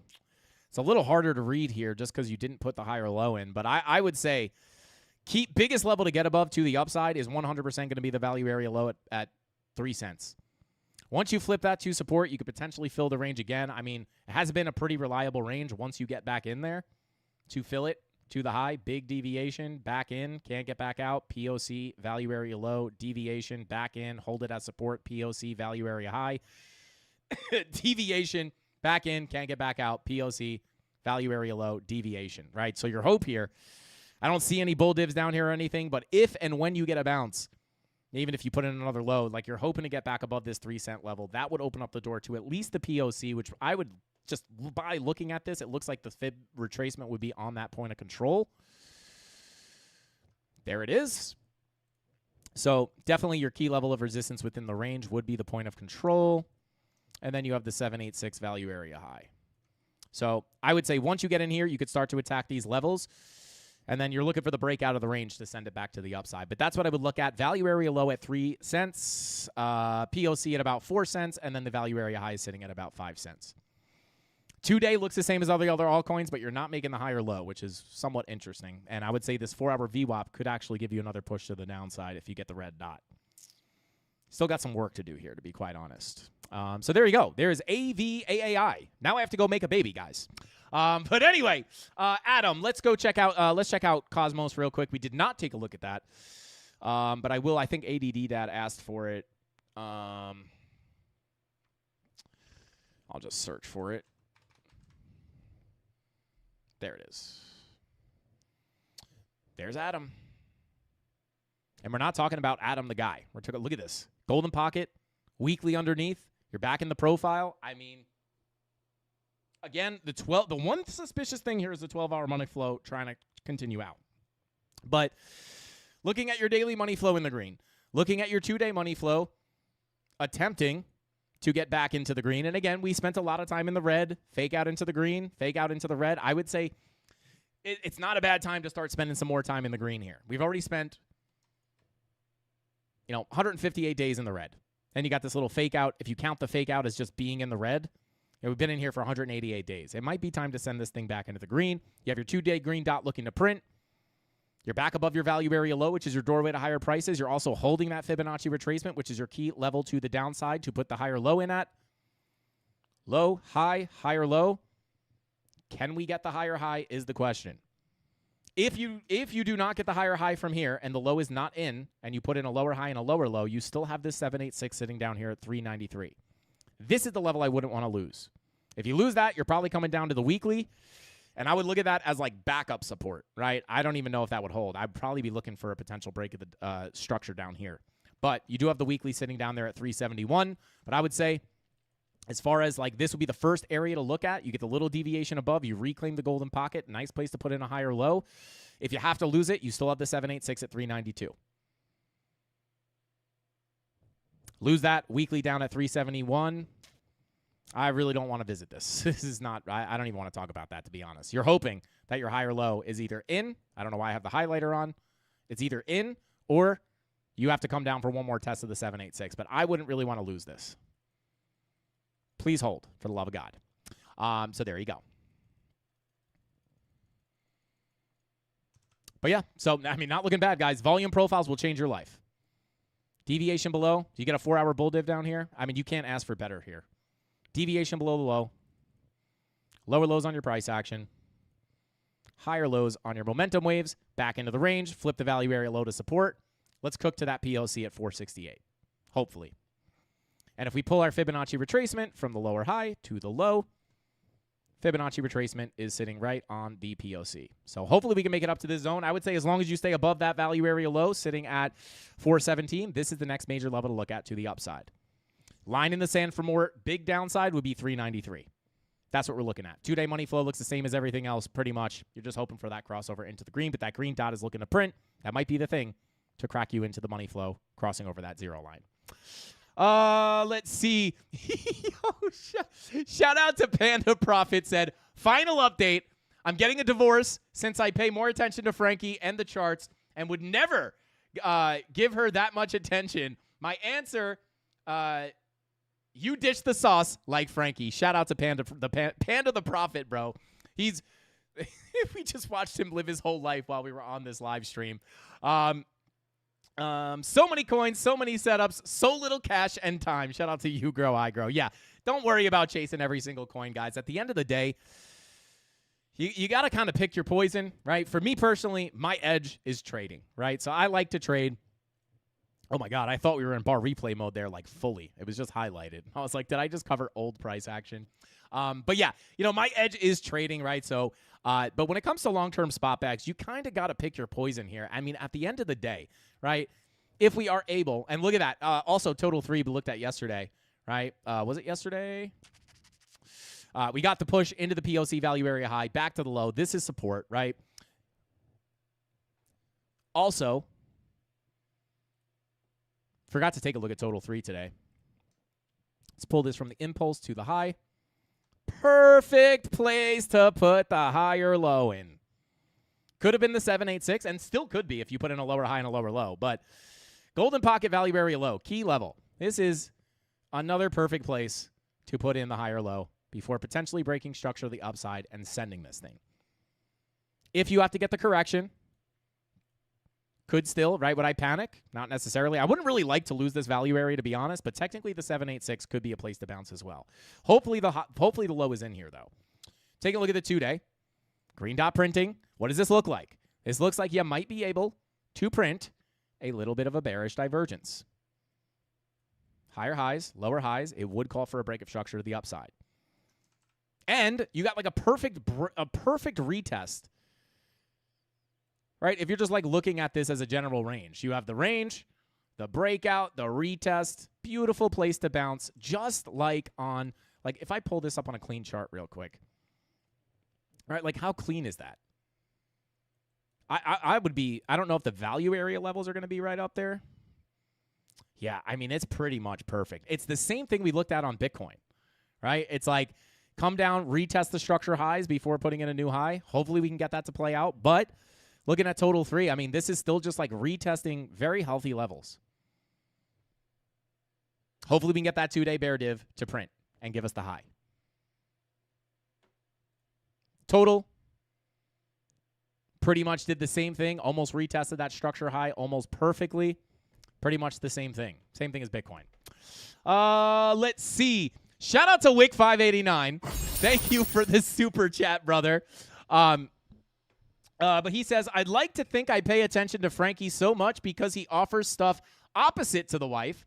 When Frankie offers everything that wifey can, we might have a crisis. Happy 4-year anniversary, by the way, baby. Shout out with the kissy face. Shout out to Wick589. Are you saying happy 4-year anniversary with us knowing each other, with you being in the Mafia? Or is it actually you and Wick's Wi-Fi89's 4-year anniversary? Let me know, because if it is, I'm going to give you a big congratulations. But if you're talking about me, bro, it's been a long road, and we're happy to have made it this far. And we're going to go another 4 years strong, baby. Let's go. Shout out to Wick589. But, guys, with all that being said, that is now all the time we got for tonight's live stream. Did we break the record? The record, I think, was 4 hours. We have now hit 5 hours. I hope that is the new record. I don't know. Tony D's going to have to double-check that, guys. But super fun today. Started at 2, ended at 7:30 or 2:30, 2:40. I don't know when we started. But I'm losing my mind, so I got to get out of here. Hopefully this all helps you guys out. We'll see Bitcoin. We are hitting that resistance level, so be careful of the pullbacks here, guys. I'm just kind of pulling up Bitcoin here. Do have some bearish divergences. Do have some money flow coming out on the lower time frames, but I would say higher time frame, guys. Unless that 12-hour money flow keeps cooking to the downside, I'm going to play it level to level. I'm holding that long position. Hopefully it continues to pay us out. If I see a reason to take a short up here, I may. I'll be talking to the Discord tonight in the premium. But with all that being said, Rob the Crypto Snob said, go sleep now. Yeah, I got to get out of here. I could feel my throat just crying for water. But I'll see you guys tomorrow. Same place, same time. We'll check back in on the price action, and we'll see if this was a fake pump into massive resistance. Honestly, just remember, the whole point of this stream was the fact that we were coming into major resistance, but with major resistance becomes a big pivot point. If you can get above it, flip it to support, it could be a road to higher prices. So be careful of the pullbacks. Pray for the break of 18,300. And you guys have all the key levels. If you just tuned in, scrub back to the beginning of the stream. And don't watch the whole thing. That's going to be brutal. But just watch the beginning of the live stream. I covered Bitcoin TA in full, low time frame, high time frame, etc. That's all the time I got today. Thank you guys for being here. Thank you for smashing that like button. We're giving away $500 in Solana, I think. Is it 500 or yeah, I think we're giving away $500 in Solana tomorrow. Thank you for getting us over 1,000 likes. Share the stream, hit the like button, turn on notifications. Let the algorithm know you like the content. And I'll see you guys tomorrow, same place, same time, right here. I guess 5:45 p.m. Eastern Standard Time, right here on the Frank Candles YouTube channel. I love you all. Hasta pasta. Frankie Candles out. Bing bong.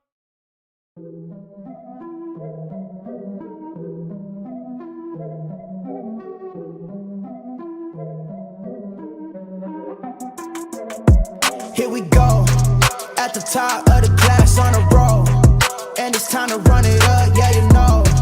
Maxed out, put the pedal to the floor, ayy, on the roll, here we go. Yeah, we winning by a landslide. Never see me coming on my landmine. Yeah, I ain't taking orders in command like, yeah, you about to see me on demand like, you know on demand.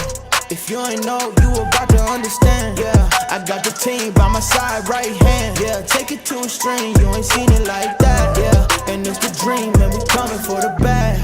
Yeah, and we ain't never going back now. Future expedited, now we on the fast track now. They won't lend a hand, now they see us on the map now. It's time to act out. Here we go, at the top of the class on a roll, and it's time to run it up, yeah you know. Maxed out, put the pedal to the floor, ayy, on the roll, here we go, yeah, at the top of the class on a roll, ayy, and it's time to run it up, yeah, you know, yeah, maxed out, put the pedal to the floor, yeah, on the roll, here we go, here we go.